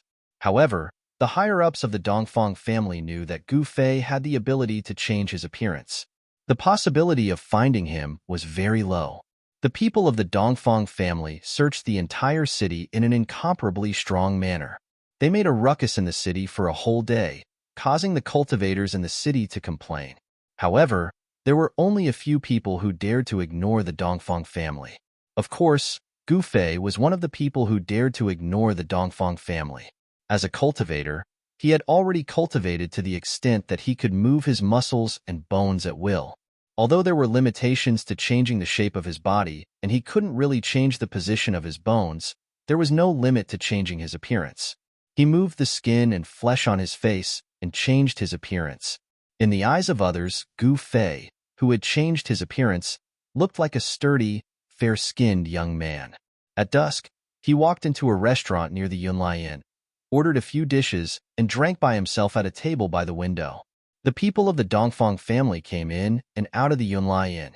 Even the restaurant where Gu Fei stayed was searched several times by the disciples of the Dongfang family. However, no one was able to recognize Gu Fei, who had changed his appearance. Gu Fei was right under the noses of the Dongfang family members, but the Dongfang family members were still searching for Gu Fei throughout the city. Apart from the city governor's mansion, the Dongfang family could be said to have turned the entire Bailing city upside down. However, no one would have expected Gu Fei to be drinking alone near the inn they were staying at. The Dongfang family was a place with a high status in Bailing city. Even the Dongfang family didn't dare to step into it easily. In a courtyard behind the Yunlai Inn, many disciples of the Dongfang family gathered. In a guest room in the courtyard, a young man with an abnormally pale face was sleeping on the bed. In front of the bed stood a dark-skinned, middle-aged man with a gloomy face. This middle-aged man was the ancestor who scared away Panhong when the people of Misty City came to cause trouble. Behind the middle-aged man, a burly man stood with his head lowered. This burly man looked mighty and his muscles bulged under his clothes like a horned dragon, giving off a strong sense of oppression. This man was the Dongfang eldest brother who saved Dongfang Yu. That person is too ruthless. After a while, the ancestor turned around, walked to a nearby chair, and sat down. Ancestor, can you recover? Dongfang eldest brother said in a trembling voice. In front of this middle-aged man, he didn't dare to be the slightest bit presumptuous. Even if he was angry and excited, he could only suppress it. Network, the middle-aged man frowned, thought for a moment, and then said, "Freeze his limbs and keep them safe. When we return to the family, maybe we can ask for elixirs and medicines to reattach them." "Thank you, ancestor." Dongfang eldest brother was overjoyed. As long as his limbs could be reattached, Dongfang Yu still had a glimmer of hope. His cultivation would not be wasted. But the broken limbs can be reattached, but the damage to his lower body will be difficult to heal. He may completely lose the ability to reproduce. The ancestor's face was so gloomy that it seemed as if it was about to drip water. This, Dongfang eldest brother couldn't help but be dumbfounded. He was Dongfang Yu's second uncle, and his eldest brother only had Dongfang Yu. If Dongfang Yu became a eunuch, then wouldn't his eldest brother have no descendants? "Hey, Gu Fei." Dongfang eldest brother's eyes were red, and his whole body was surging with murderous intent. Right now, he couldn't wait to tear Gu Fei to pieces and burn his bones to ashes. "Even if that little guy is from the Supreme Mystery Sect, I will still kill him," the middle-aged man said coldly. It was obvious that he was also angry. "Pass down the order. If you find that little guy, don't hesitate to kill him." The middle-aged man's eyes were like cold lightning, flashing with a threatening cold light. "Yes." Dongfang eldest brother quickly accepted the order, then turned around and walked out of the room. At the same time, in a courtyard in the east of Bailing City, several people were sitting in a pavilion, whispering about something. Everyone's expression was very serious. "Brotherly, why is the Dongfang family looking for Brother Gu? Do they have the same purpose as us?" A young man in white sitting at a stone table asked a dark-skinned, unprepossessing young man. "I don't know. The Dongfang family is Brother Dongfang Chin's family. He may know why the Dongfang family is also looking for Brother Gu," the unprepossessing young man said indifferently. In the pavilion, there were 4 young cultivators in white sitting around. They were all disciples of the Supreme Mystery Sect. The unprepossessing dark-skinned young man sitting in the seat of honor was the eldest senior brother, Li Lingfeng. The other 3 were Ziyu, a disciple of the head of the Supreme Mystery Peak, Song Ruochen, a disciple of the Tongtian Peak, and Qin Daoyun, a disciple of the Taishu Peak. "The actions of the Dongfang family are very strange," Ziyu said thoughtfully. "Could it be Brother Dongfang actually told the secrets of the sect to the people of the Dongfang family?" Song Ruochen said in surprise. Otherwise, it would be difficult to explain why the Dongfang family was looking for Gu Fei. The Dongfang family had made such a big move in the city that it attracted the attention of all the major forces. Li Lingfeng and the others were surprised to find that the Dongfang family was only doing this to find two people. Among these two people, one was actually Gu Fei. Although Li Lingfeng and the others were disciples of the Supreme Mystery Sect like Gu Fei, Li Lingfeng and the others never imagined that the two people the Dongfang family was looking for were actually the same person. These two people were both Gu Fei. Brother Dongfang shouldn't be going so far as to betray the sect, Li Lingfeng said in a low voice, and his eyes shot out two cold lights that made the hearts of two people palpitate. When everyone heard this, they could not help but fall silent. They all knew very well what the consequences of betraying the Taishan sect were. Any disciple who betrayed the sect would be crippled of their cultivation and expelled from the sect. If it was serious, they would be killed by the law enforcement disciples. Betraying the sect was a great taboo in the world of cultivation. It was an act of deceiving one's master and destroying one's ancestors. Just as everyone was silent, a figure silently appeared outside the pavilion. Li Lingfeng was the first to notice the person. He hurriedly came out of the pavilion and then respectfully bowed to the person. "Greetings, Uncle Dan Chengzi." The others in the pavilion also hurriedly came out and bowed to the person. "Li Lingfeng, take a few of your juniors and go out for a walk." Dan Chengzi waved his sleeves and did not say much. He directly ordered Li Lingfeng. Yes. Li Lingfeng hurriedly accepted the order. After Dan Chengzi gave the order, he gathered his spiritual power and turned into a golden rainbow that shot into the sky. In the blink of an eye, he disappeared into the sky. No one knew where he went. "Senior brother, what does Uncle Dan Chengzi mean by this?" Ziyu asked Li Lingfeng. "Could it be that Uncle Dan wants us to go find Junior Brother Gu?" Qin Daoyun, who was standing next to Ziyu, said aloud. Li Lingfeng rubbed his chin and lowered his head to think for a while.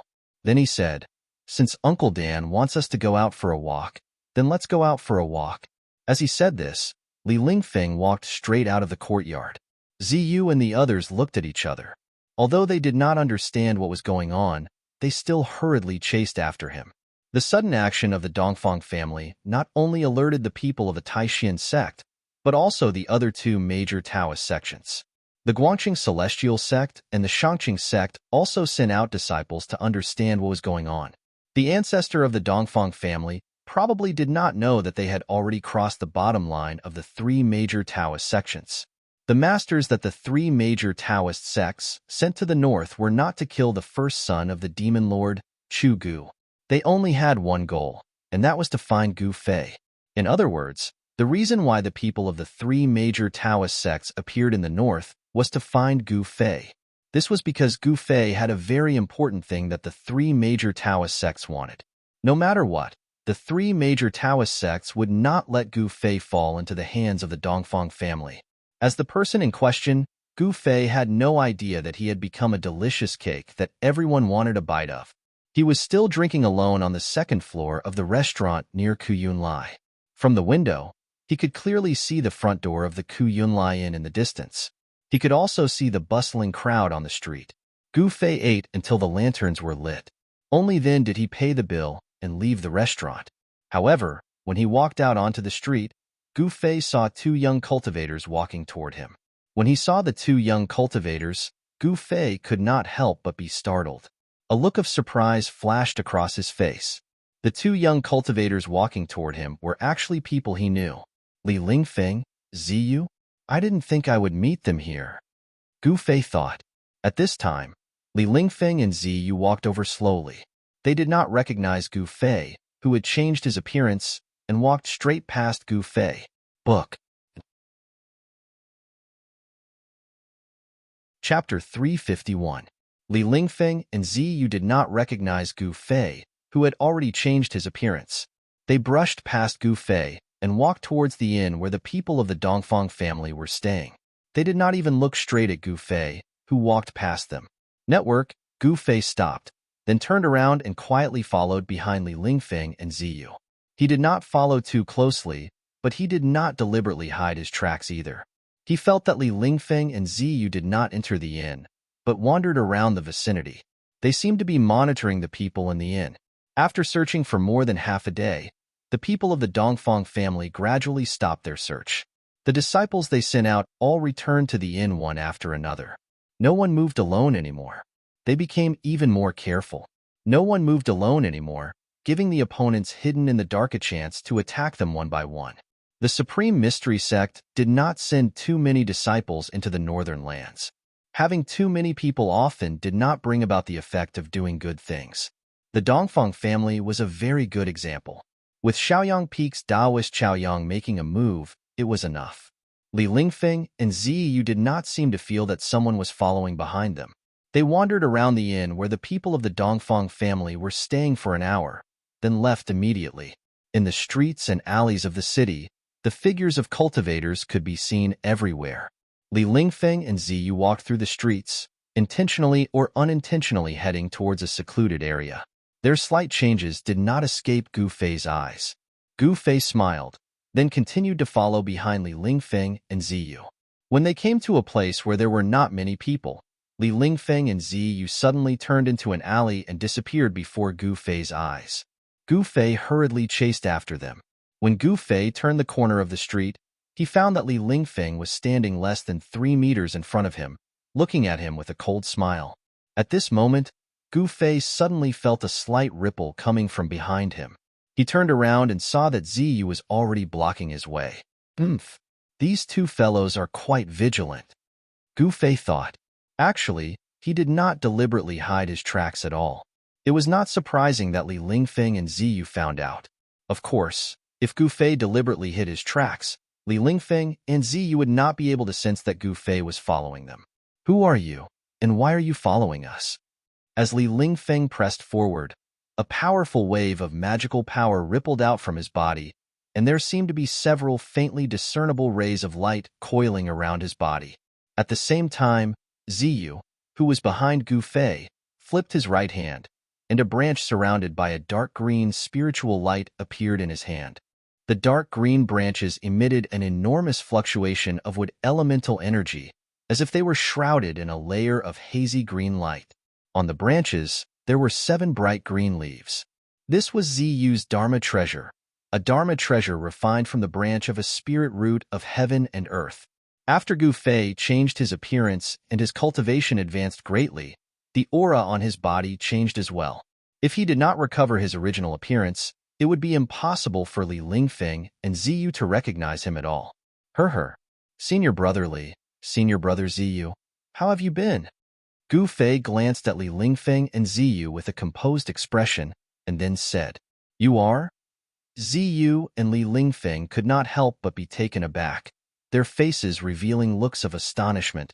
What? You guys really can't recognize this little brother? As Gu Fei spoke, the flesh on his face began to tremble, and his true appearance gradually revealed. Like this, do you guys recognize me?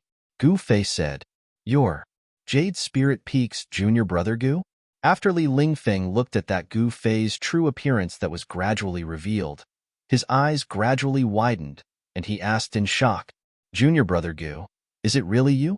Ziyu hurriedly put away his Dharma treasure and walked forward. Li Lingfeng and Ziyu were both very excited when they suddenly saw Gu Fei. It had to be known that the reason they appeared in the northern lands was for the sake of finding Gu Fei. Online, this isn't a place to talk, follow me, Gu Fei said in a low voice, and then without waiting for Li Lingfeng and Ziyu to react, he turned around and walked out of the alley. Li Lingfeng and Ziyu exchanged a glance and hurriedly followed. As the muscles on Gu Fei's face walked out of the alley, they started to tremble lightly again. Under the trembling of his skin and flesh, his appearance changed once more. Li Lingfeng and Ziyu were both extremely shocked. They found it hard to believe that Gu Fei actually had this kind of ability. This was not an ordinary disguise technique, nor was it a technique to change one's appearance. Gu Fei's method was really too brilliant. Moving his muscles and changing his appearance, in the eyes of outsiders, there was absolutely not the slightest flaw. Gu Fei led Li Lingfeng and Ziyu directly out of Bailing City through the western gate. Outside the western city, there were fewer people than in the other 3 directions. Not far from the city gate was a snowy forest covered in thick snow. Because no one often walked around, and no one cleared the snow, the area outside the western city was a vast expanse of whiteness.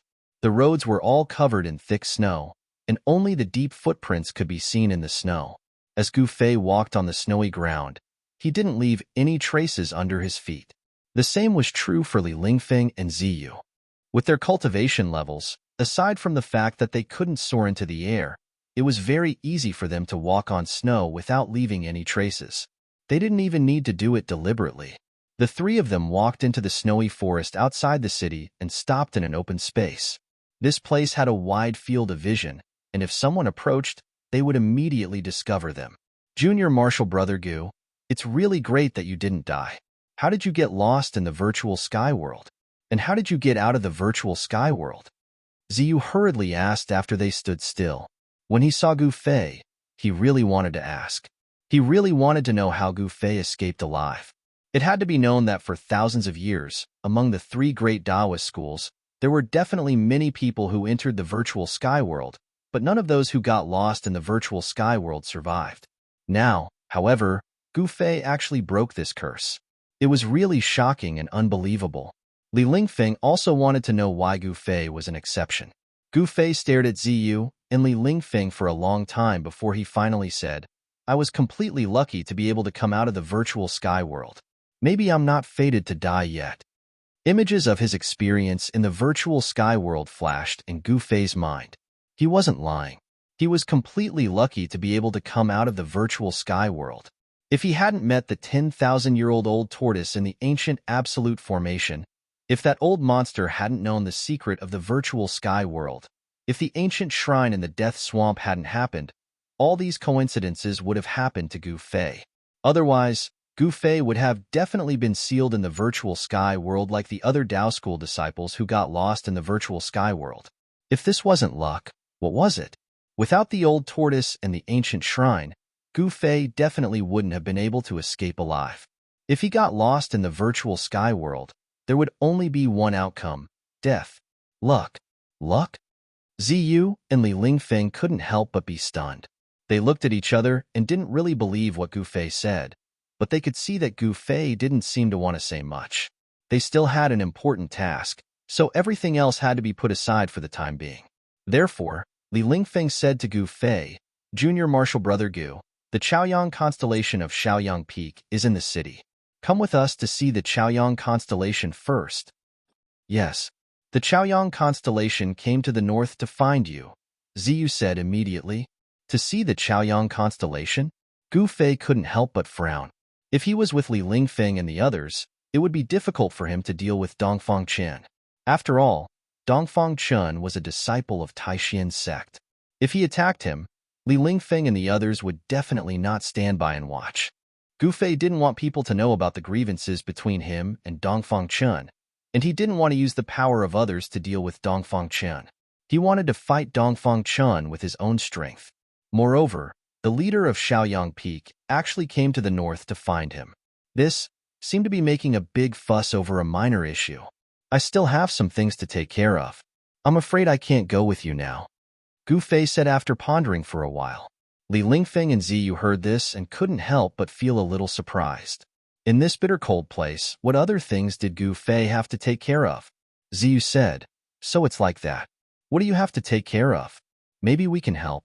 If we can't help, we can ask the Chaoyang constellation to take care of it. Yes, come with us to see the Chaoyang constellation. Li Lingfeng continued to persuade. I'm very sorry. I have to take care of this myself, Gu Fei said. He didn't want to leave it to others. He had to take revenge himself. Only then would he be able to vent his anger. Junior Marshall Brother Gu, the situation in the north is complicated. It will be dangerous for you to travel alone. Ziyu saw that Gu Fei wasn't willing to go with them and couldn't help but feel a little anxious. I'm afraid you still don't know the current situation.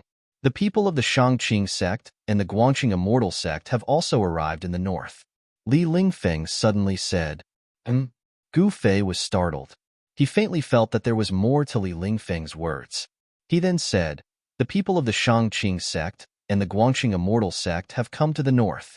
What does that have to do with me? I'll tell you the truth. They're all here for you. They're not here to slay demons. Ziyu then explained to Gu Fei. They're here for me? Gu Fei said in shock.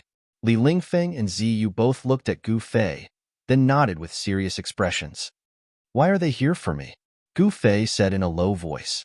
He already vaguely knew that this was probably not a simple matter. There was definitely some secret that he didn't know about. Actually, they're here for something on you, Li Lingfeng said. Chapter 352. Gu Fei wasn't willing to go with Li Lingfeng and Ziyu to meet Taoist Chaoyang. Furthermore, the three great Taoist societies were actually coming for him. This puzzled Gu Fei, and at the same time, made him vigilant. In fact, this is no longer a secret among the three great Taoist sects. You collected 3 9-colored immortal herbs in the virtual sky world. Those 3 immortal herbs are the legendary longevity grass, Li Lingfeng said. Longevity grass? A frown appeared on Gu Fei's face. He immediately recalled the 3 9-colored immortal herbs growing above the earth fire vein in the virtual sky world. According to legend, longevity grass has the miraculous effect of going against the heavens and seizing life. Even if ordinary people eat it, they can seize 200 years of life from the heavens, Ziyu said. The lifespan of humans was limited by heaven and earth. Birth, old age, sickness, and death. This was reincarnation, and no one could escape.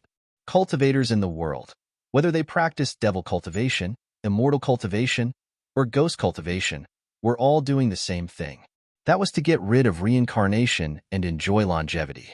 However, those who truly enjoyed longevity were few and far between.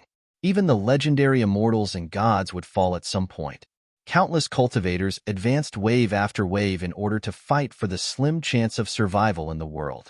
After struggling bitterly, some people succeeded, but the vast majority still perished in the endless years. You might be disappointed, but the longevity grass isn't with me, Gu Fei said to Li Lingfeng and Ziyu after thinking for a moment. What? Li Lingfeng couldn't help but be stunned. Is it that dragon turtle? No, is it in the hands of that demonic old senior? Ziyu said in shock. In the virtual sky world, everyone saw with their own eyes that Gu Fei seemed to have a good relationship with that ancient divine beast, the dragon turtle. If it wasn't for the dragon turtle, they might have already died in that primordial ominous city. It's not in his hands. That old monster doesn't care about the longevity grass at all. Gu Fei answered. How could a guy like the old turtle, who had lived for countless years, care about a mere 200 years of life? Was it robbed by those guys from Shangqing sect or Guangqing immortal sect? Li Lingfeng realized the seriousness of the matter, and his voice trembled. Robbed? I guess so. Gu Fei couldn't help sighing. His interspatial pouch was still in the hands of Yin in the Pill Cauldron Paradise. Whether or not he could retrieve it was still a problem. However, if Gu Fei were to know that all the elixirs in his storage bag had been confiscated by Yin, it was unknown what kind of expression he would have. The longevity grass was very important. The people of the three great Taoist sects had entered the northern lands for the longevity grass. No one knew how many terrifying old monsters had come. After all, there were old monsters in the three great Taoist sects who were nearing the end of their lifespans. The longevity grass was their lifesaver. With the longevity grass, these old monsters could dominate the cultivation world for another 200 years. Moreover, within these 200 years, they would have the opportunity to break through to the demigod realm. If they could successfully break through to the demigod realm, they would truly be on the path to immortality. What's going on? Li Lingfeng could no longer maintain his composure. He knew very well how important the longevity grass was to the Taishan sect. They absolutely could not lose it. On the surface, among the elders of the Taishan sect, only Taoist Chaoyang had entered the northern lands. However, Li Lingfeng knew that one or two of the highest elders of the sect had also entered the northern lands. And the old monsters of the Shangqing sect and the Guangqing immortal sect would definitely not sit idly by. There would definitely be such peerless experts entering the northern lands. It's hard for me to say for a while. After I settle my matters, will I be able to retrieve the longevity grass? Gu Fei said. Gu Fei knew from his conversation with Li Lingfeng and Ziyu that the three great Taoist sects seemed to be determined to get the longevity grass. This might be a bargaining chip for him. However, His own interspatial pouch was in the hands of Yin Er. How troublesome. Gu Fei knew very well that the Danding school was a sect that entered the Tao through the art of danding. They were best at refining pills. Elixirs were absolutely full of temptation for the disciples of the Danding school. If Yin Er discovered the elixir in the interspatial pouch, wanting to make her hand it over would be no different than ascending to the heavens. Junior brother Gu, this is not a joke. You must get the longevity grass. Otherwise, you will be in trouble, Ziyu said anxiously. Got it, Gu Fei responded, and a hint of displeasure flashed across his face. The reason why the masters of the sect had come out was, to put it bluntly, not for him, but for the longevity grass on him. Junior brother Gu, Li Lingfeng wanted to persuade him again, but Gu Fei rushed to say, I still have things to do. Let's say goodbye here. As he spoke, he bowed to Li Lingfeng and Ziyu, leaving behind an afterimage where he was, and disappeared into the snow forest in an instant. By the time Li Lingfeng and Ziyu reacted to it, Gu Fei was already several hundred feet away. Li Lingfeng and Ziyu could not help being startled. Gu Fei's movement technique was swift like the wind and lightning. Furthermore, he left as he pleased. This made them very astounded. Gu Fei's figure rapidly disappeared into the snow forest. Li Lingfeng and Ziyu could not help exchanging glances, both rather helpless. Only after a good while did they come back to their senses and walked out of the snow forest. Senior brother, should we report today's events? Ziyu asked as he walked. Of course. Junior brother Gu's appearance is a major event. This matter is not what we can resolve, Li Lingfeng said solemnly. Actually, he already wanted to make a move to stop Gu Fei earlier. But Li Lingfeng had misgivings, because he could not tell Gu Fei's depths. Furthermore, everyone belonged to the same sect. Li Lingfeng did not wish to offend Gu Fei. Li Lingfeng and Ziyu quickly left the snow forest and returned to Bailing City. At this time, Gu Fei, who had returned to Bailing City first, once again arrived near the inn where the people from Dongfang clan stayed. He, who had changed his appearance, did not have to worry about being recognized at all. The setting sun was infinitely beautiful, but it was nearing dusk. Time passed unknowingly, and Bailing City at dusk was still cold. The blood-like setting sun hung high above the horizon, emitting the last radiance of the day. His conversation with Li Lingfeng and Ziyu made him feel rather displeased. If it were not for the fact that he collected the longevity grass in the virtual sky world, the people in the sect would definitely not regard him so highly. The people in the cultivation world were all very realistic. Sometimes, they were so realistic that it made people's hearts turn cold. Only by becoming powerful would one not be ignored by others, and only then would one be respected. Gu Fei secretly made up his mind that he must become a strong cultivator who could look down on the world. When the last ray of light from the sun disappeared below the horizon, the night had completely enveloped the world. The people who had gone out had already returned to the city. Gu Fei walked into a tavern across from the inn where the people from Dongfang clan stayed, found an inconspicuous corner, and sat down. The tavern was not big, and there were only a dozen or so tables in the lobby. The people drinking and chatting in the tavern were all ordinary people. There were no cultivators present. Gu Fei's aura was completely restrained, and he did not release any fluctuations of energy.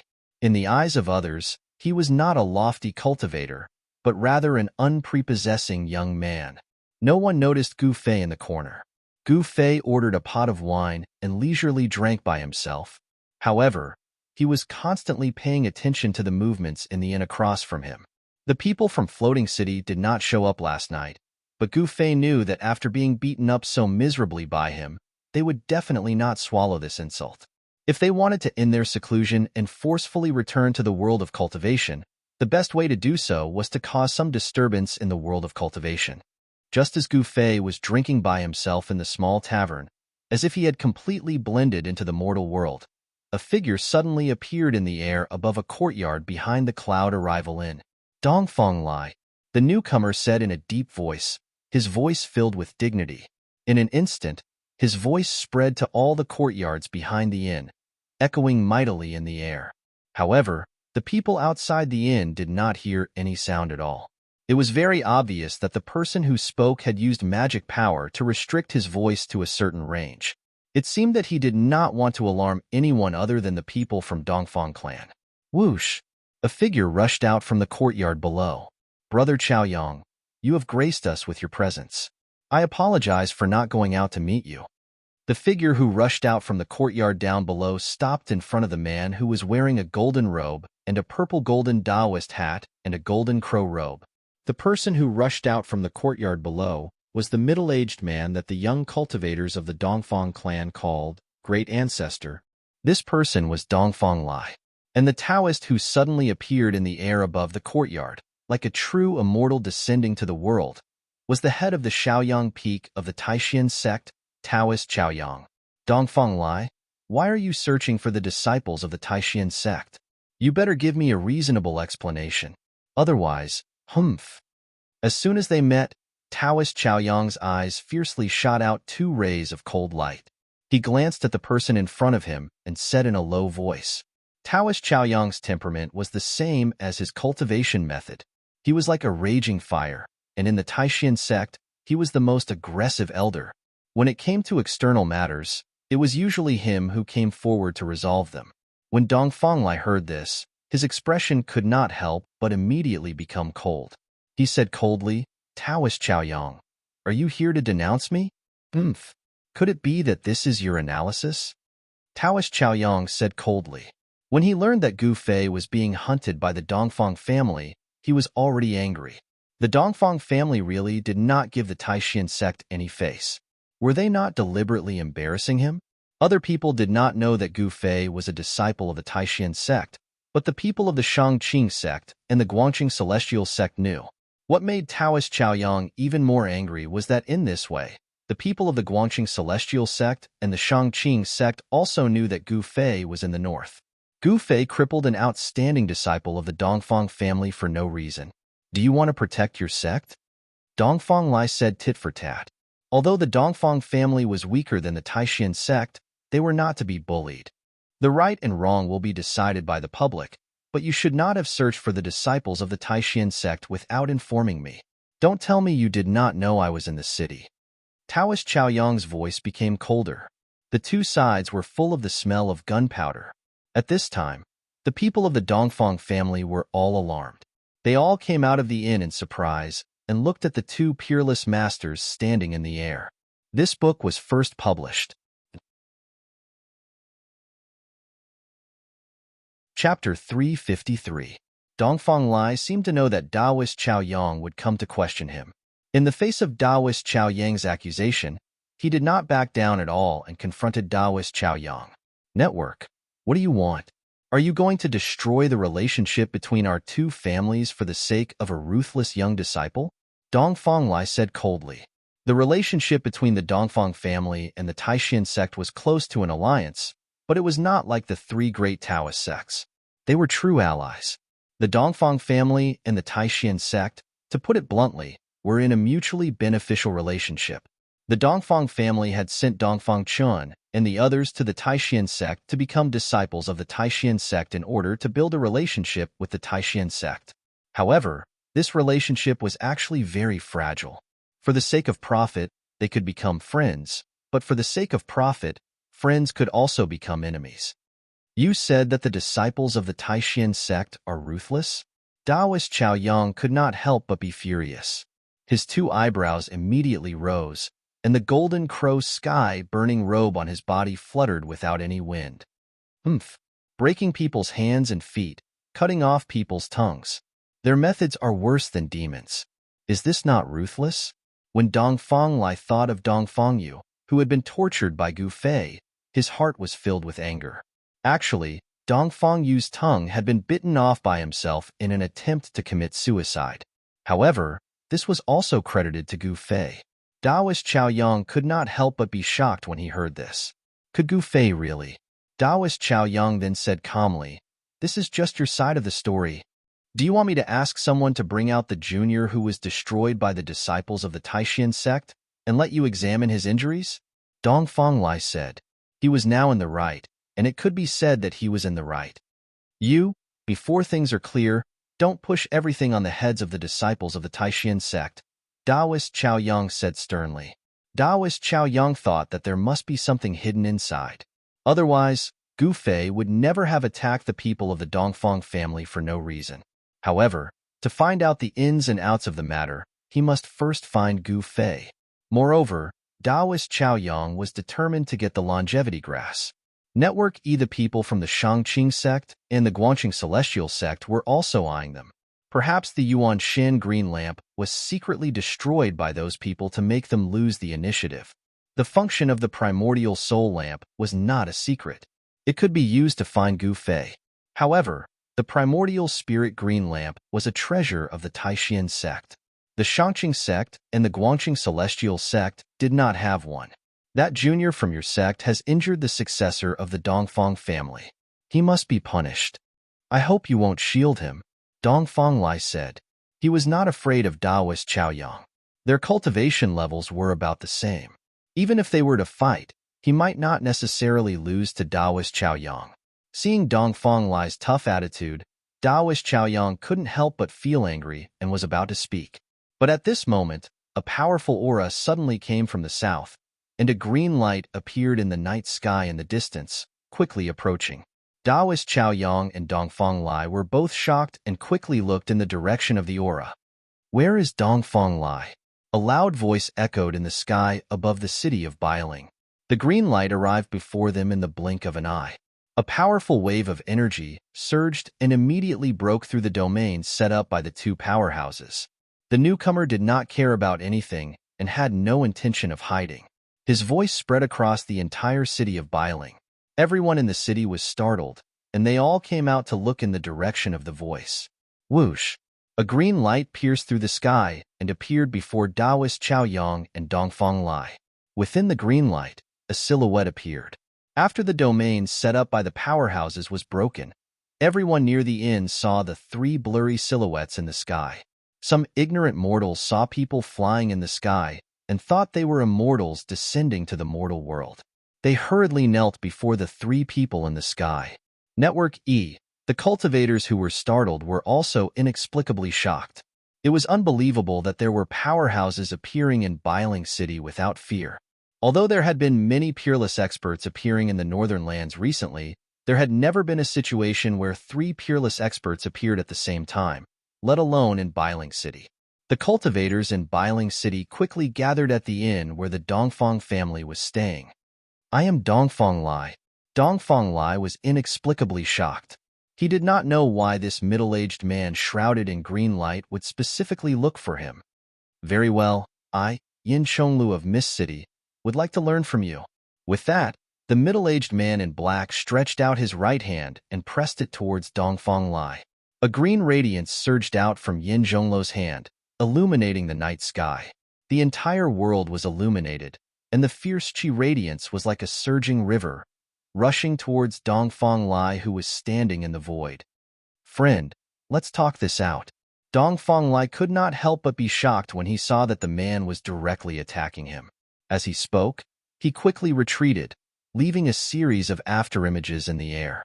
At the same time, Dongfang Lai pushed his right palm forward. A purple light rushed out from his palm and collided with the green light. Boom! There was an earth-shattering sound, and the surging power shook the world. A dazzling light illuminated the entire Bailing City. The collision of the two terrifying forces produced a huge airwave that seemed to blow a hurricane in the air. A great pressure shrouded all directions, and the mighty aftershock caused the entire city to tremble. Even Taoist Zhao Yang turned into a ray of fire and retreated at the first instance. Dongfang Lai and Yin Chonglu, the powerhouse from Mist City, were both sent flying hundreds of feet away before they stopped and steadied themselves. In the distance, under the shadows of the eaves, Gu Fei watched the scene in the sky coldly. He was extremely excited. His guess was right.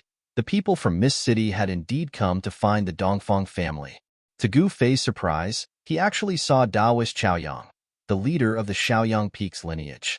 The disciples of the Dongfang family below the inn were also shocked by the scene before them. At the same time, the terrifying aura of the two peerless experts made them tremble with fear.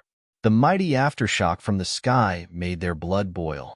The disciples of the Dongfang family rushed out of the inn in panic and retreated into the distance. Gu Fei had been paying attention to the disciples of the Dongfang family. Suddenly, he saw a few familiar figures in the crowd that was retreating in panic. I didn't expect Dongfang Long to be here. Saves me the trouble of looking for him. Gu Fei looked at the 7 or 8 figures retreating into the street in the distance, then walked out from the shadows under the eaves. Friend, I, Dongfang Lai, don't seem to have offended you in any way, Dongfang Lai said in a low voice. His voice reverberated in the air, and every word was heard by everyone present. Your people almost crippled 4 of my floating city's young disciples with unlimited potential, and you still say you haven't offended me? Yin Zhonglo shouted. What? Don't accuse me first. It was your floating city's disciples who came to find trouble yesterday. My Dongfang family's disciples didn't hurt anyone, Dongfang Lai said loudly. He didn't understand why Yin Zhonglo would say that. Could it be that he was also looking for an excuse to attack him? Dongfang Lai couldn't help but feel a little annoyed. Did the people of Floating City really think that the Dongfang family was easy to bully? Dongfang Lai never thought that someone would go to their door and teach Pan Hong and the others a good lesson, and then frame the Dongfang family. And the person who framed them was Gu Fei. Taoist Zhaoyang stood in the air far away, watching the scene before him with interest. He didn't intend to interfere, and was happy to watch the show from the side. Cut the crap. Yin Zhonglo was extremely domineering. He didn't give Dongfang Lai a chance to analyze, and once again closed in on Dongfang Lai. His entire body surged with a monstrous wave of magical power, displaying the power of a peerless cultivator. However, at this moment, a monstrous wave of energy spread from somewhere in the city. The terrifying wave caused the expressions of the 3 peerless cultivators in the sky to change at the same time. That was because the power was too great. It was like a vast ocean that drowned the world in an instant. At this moment, not only the 3 peerless cultivators in the sky, but all the cultivators in Bustling City also felt as if a huge mountain was pressing down on their heads, causing everyone to feel a heavy pressure. Then, an old voice sounded as if it came from the 9 heavens and rang in everyone's ears. You 2 juniors, how dare you fight in the city? Don't you know the rules of the city? I order you to leave now, or you'll have to bear the consequences. It seemed like only the cultivators in the entire Bustling City could hear that old voice. All the cultivators understood that the old man in the dark was using a sound technique to speak to them. Other than the cultivators in the city, the residents of the city probably didn't hear anything at all. A turbulent wave of power rose and fell between heaven and earth, enveloping the entire Bustling City. Whether it was the 3 peerless cultivators in the sky or the hidden cultivators, all of them were shocked. The old man's power in the city was too terrifying. His cultivation base was definitely above theirs. Moreover, the old man had called Yin Zhonglo and Dongfang Lai juniors. His background was unimaginable. Perhaps that person was the legendary demigod who guarded the north. It was said that there was a demigod guarding the area near the abyss of immortals and demons. This demigod was definitely a ruthless character who could be mentioned in the same breath as the demigod in the far north demon region. Otherwise, it would be impossible for him to have such power. He seemed to have controlled the entire sky above Bustling City before he even arrived. Perhaps the old man was in one of the houses in the city. Perhaps he was very far away, but he was definitely in the city and not outside Bustling City. Chapter 354. Legend has it that the north is guarded by a peerless powerhouse. It seems to be true. A demigod. That's a peerless figure who has truly embarked on the path of immortality. The cultivators in the city were inexplicably shocked. Everyone vaguely guessed the owner of the old voice. What kind of existence was he? They could not help but whisper among themselves. All the cultivators in the city were shocked by the remarkable ability of the suspected demigod. Dongfang Lai, do you dare to fight outside the city? Yin Zhonglo did not dare to continue his attack. He did not dare to provoke the powerful figure in the dark. He loudly invited Dongfang Lai to fight. His voice echoed in the air and spread throughout the entire Bustling City. It was as if he wanted everyone to know. The people in the city were also shocked. They were all inexplicably shocked and did not know what was going on. Why not? Dongfang Lai said coldly. At this time, under the watchful eyes of the cultivators in the city, it was no longer up to Dongfang Lai to refuse the challenge. Swoosh, swoosh, two figures, one in front and one behind, flew out of the city. Divine rainbows streaked across the sky like two meteors streaking across the night sky. Taoist Zhaoyang immediately turned into a flame and chased after the two of them. There was definitely going to be a battle between the two peerless powerhouses. Taoist Zhaoyang did not want to miss it. Three divine rainbows, two in front and one behind, rushed out of Bailing City in an instant and disappeared into the night sky. The cultivators in the city did not want to miss the upcoming battle between the peerless powerhouses either. Therefore, figures rushed out of the city, stepped on the roof tiles, flew past the houses, and chased in the direction where the three peerless powerhouses disappeared. Under the night sky, there was a loud sound as hundreds and thousands of powerhouses rushed out from the dark. Terrifying energy waves gathered into a vast ocean, causing the people in the city to be extremely terrified. The scene of thousands of powerhouses rushing out of the city was absolutely shocking. In the dark, there were even a few obscure rays of light that shot into the sky and chased after the three peerless powerhouses. The disciples of the Dongfang family also rushed out of the city. The battle between their ancestor and someone concerned the reputation of the Dongfang family. The disciples of the Dongfang family were more anxious than anyone else. Dongfang Chun and Dongfang Long were also among them. Those who were as powerful as first brother Dongfang had already rushed out of Bailing City, leaving those with weaker cultivations behind. Dongfang Chin's cultivation was shackled at the awakening self ninth layer, and he was quickly left behind by the transcending mortality cultivators. However, his big brother, Dongfang Long, stood beside him with a grave expression. They couldn't ignore Gu Fei's threat. One had to know that Dongfang Yu, who was at the second sky of the ascended realm, had been crippled by Gu Fei. Dongfang Long knew that he was only slightly stronger than Dongfang Yu. With the treasured blade in his hand, he was confident that he could fight against cultivators at the fourth sky of the ascended realm. Very soon, the Dongfang brothers crossed the city wall and rushed out of the city. They didn't notice that a ghost-like figure was following them silently. The speed of the transcending mortality cultivators wasn't something that the awakening self-cultivators could compare to. The awakening self-cultivators had long been left behind by the transcending mortality cultivators. If it wasn't for the fact that Dongfang Long had to protect his brother, he would have already rushed to the front. The ones lagging behind were all the awakening self-cultivators. Of course, Dongfang Long and the person who was secretly following them were excluded from the group. Following the tracks left behind by their predecessors, the group of cultivators rushed into the depths of the snow forest. Boom! A loud sound suddenly came from the front, followed by a terrifying wave of energy. Everyone was shocked. They could even clearly feel the tremors coming from under their feet. In the snow forest, the snow on the trees rustled and fell down. It's starting. Under the shock, all the cultivators in the snow forest immediately understood that the two peerless cultivators had begun to fight in the depths of the snow forest. All the cultivators immediately stepped forward and rushed towards the direction of the energy wave. Some of the transcending mortality cultivators didn't hesitate to use their magic power to activate their magic treasures and soared into the sky. They rushed out of the snow forest and flew towards the direction of the energy wave.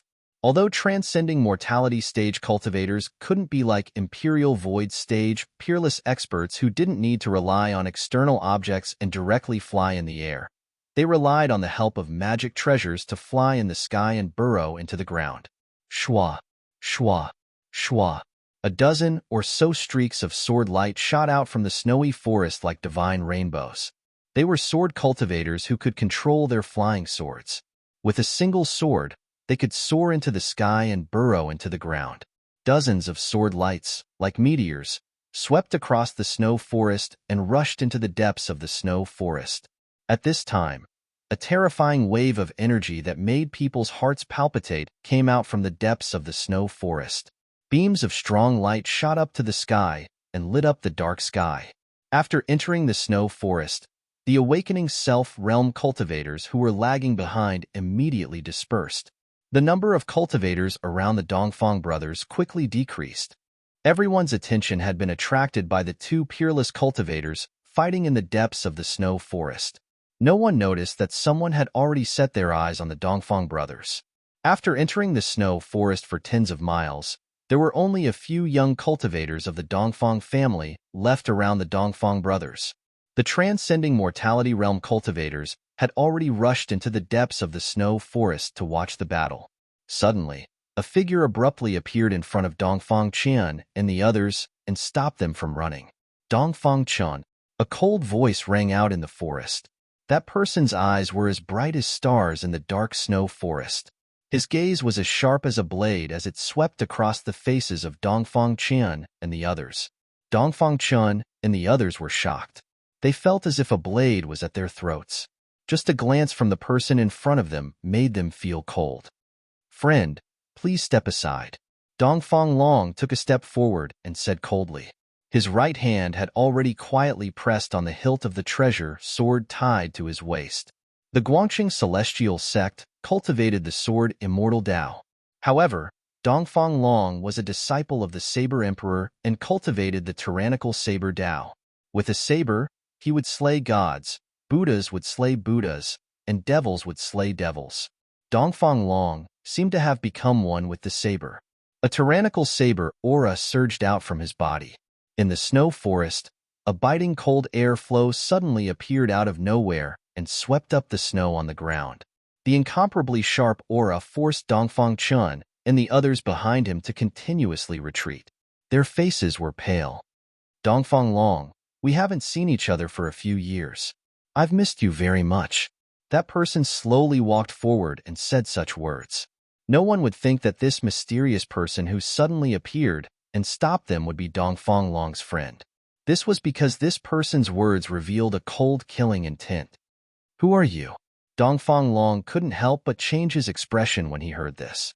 The tyrannical saber aura from his body became even stronger. His right hand was already tightly gripping the saber hilt, ready to be unsheathed at any time. Holding the treasured saber, his heart was at ease. This was because Dongfang Long knew very well the terrifying power of this treasured saber that his master had passed down to him. When his master passed the saber to him, he had once used this treasured saber to split a 1,000-meter-tall mountain in half. The might of that saber was earth-shattering, and it had already been deeply imprinted in his mind. This was a tyrannical saber. The scabbard had to be engraved with talismans in order to suppress the tyrannical aura emitted by the treasured saber. "You really don't remember who I am?" That person continued to close in on Dongfang Long.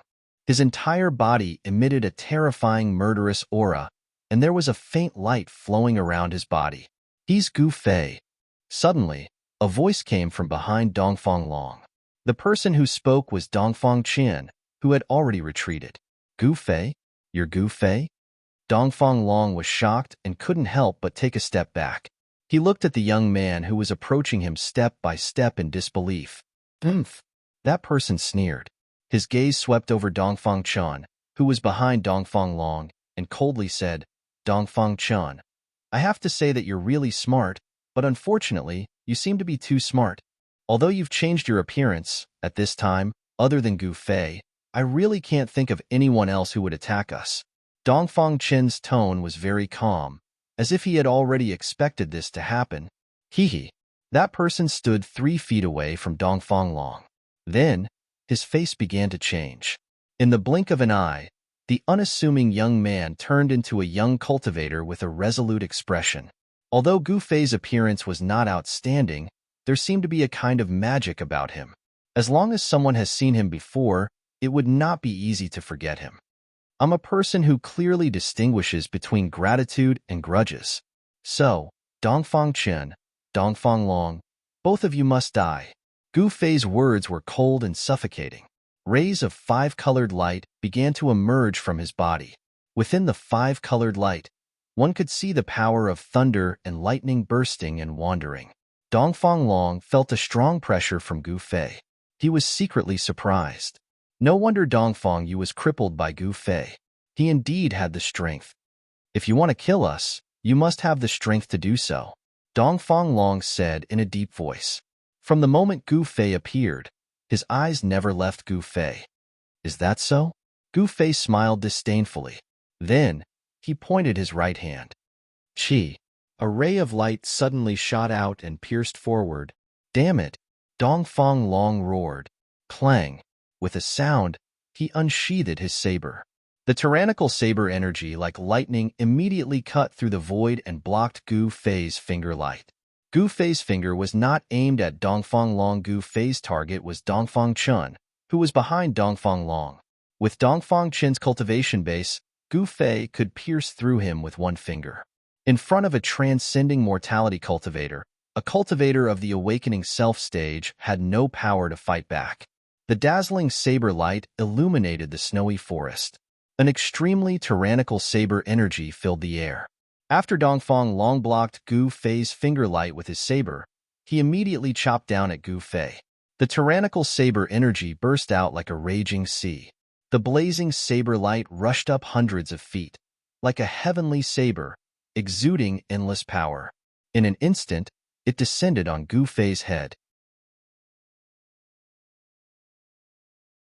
Chapter 355.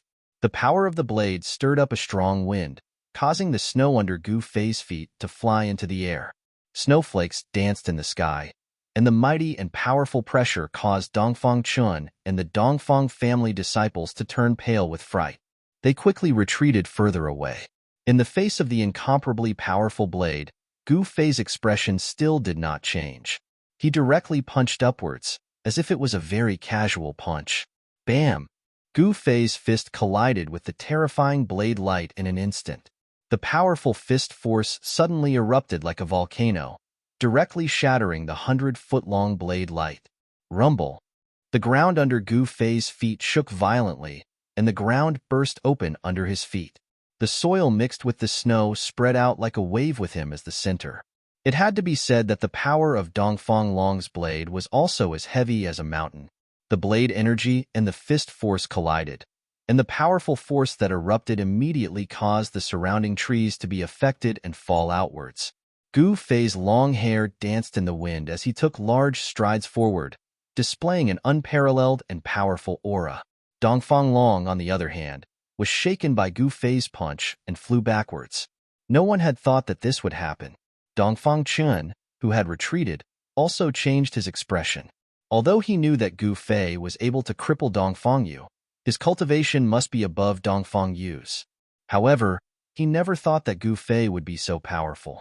In just one exchange, he had already put his big brother Dongfang Long at a disadvantage. Although Dongfang Long's blade energy was tyrannical, Gu Fei was obviously stronger than him. He could directly contend with Dongfang Long's unparalleled blade with his bare hands. Could it be that his body was cast from fine iron?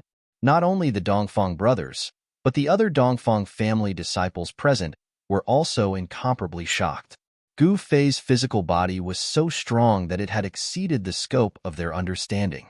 In fact, when Gu Fei's fist collided with Dongfang Long's blade, the treasured blade still left a bloodstain on his hand.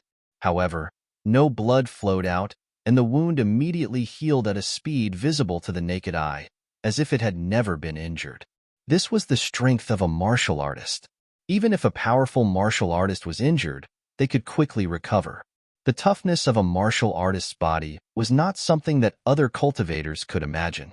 If Gu Fei cultivated to the indestructible body martial body realm, his physical body would truly be indestructible. Without special methods, it would be difficult to completely kill him. Die. Gu Fei used the 8 desolation steps and took a step forward, leaving an afterimage where he stood.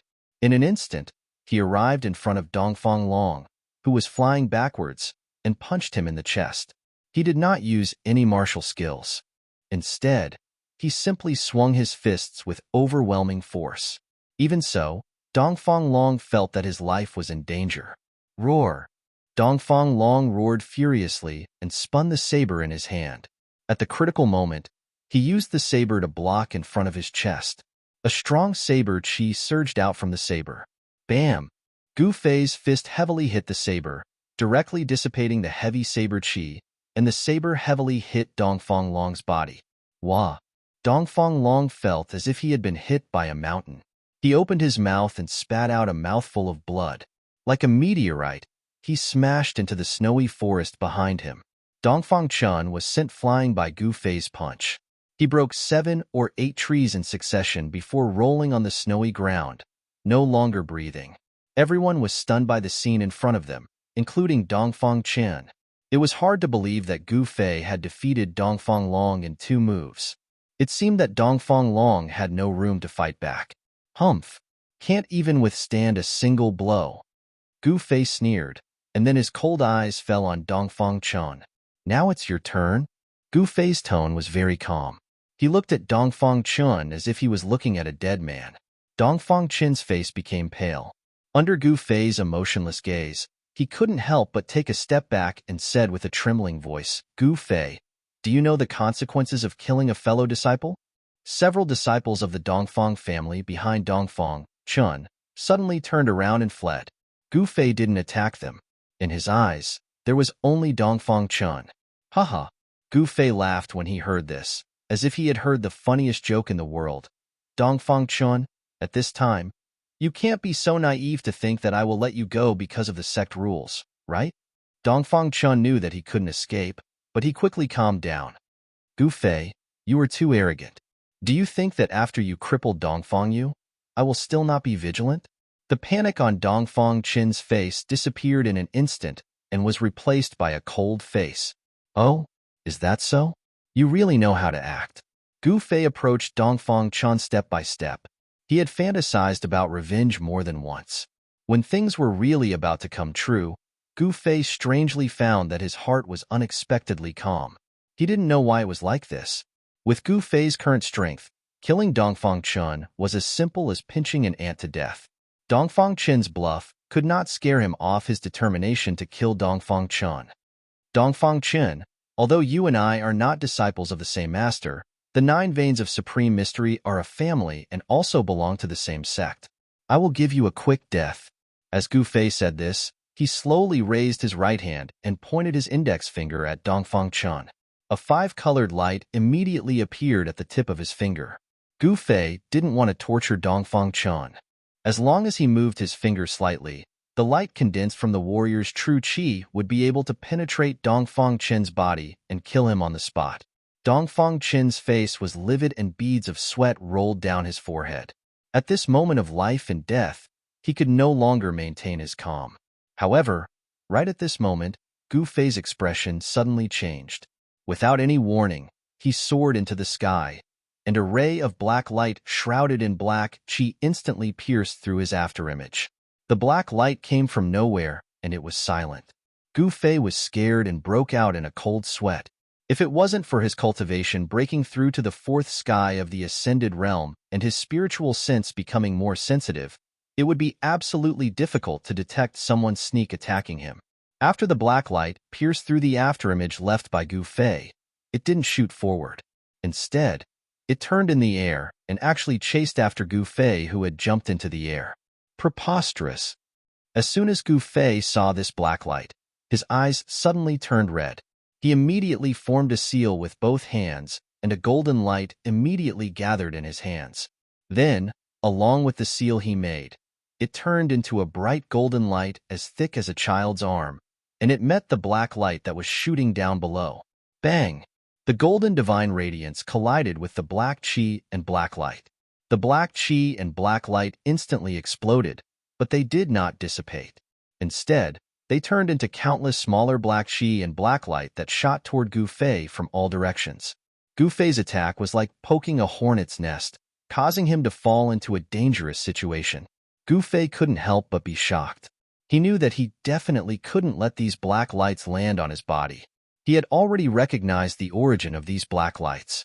It was the profound Yin ghost arrow shot by the 9 hell blackbone Bao in Boss Dongfang's hand. It was an evil object that had once tortured him to death. Roar! Gu Fei let out a furious roar. Being in the air, it was difficult for him to dodge, but he definitely wouldn't sit and wait for death. Just as the countless black lights were about to land on his body, Gu Fei's skin suddenly turned purple. A hazy layer of purple light emitted from his skin. His entire body seemed to have become a piece of dark green divine jade.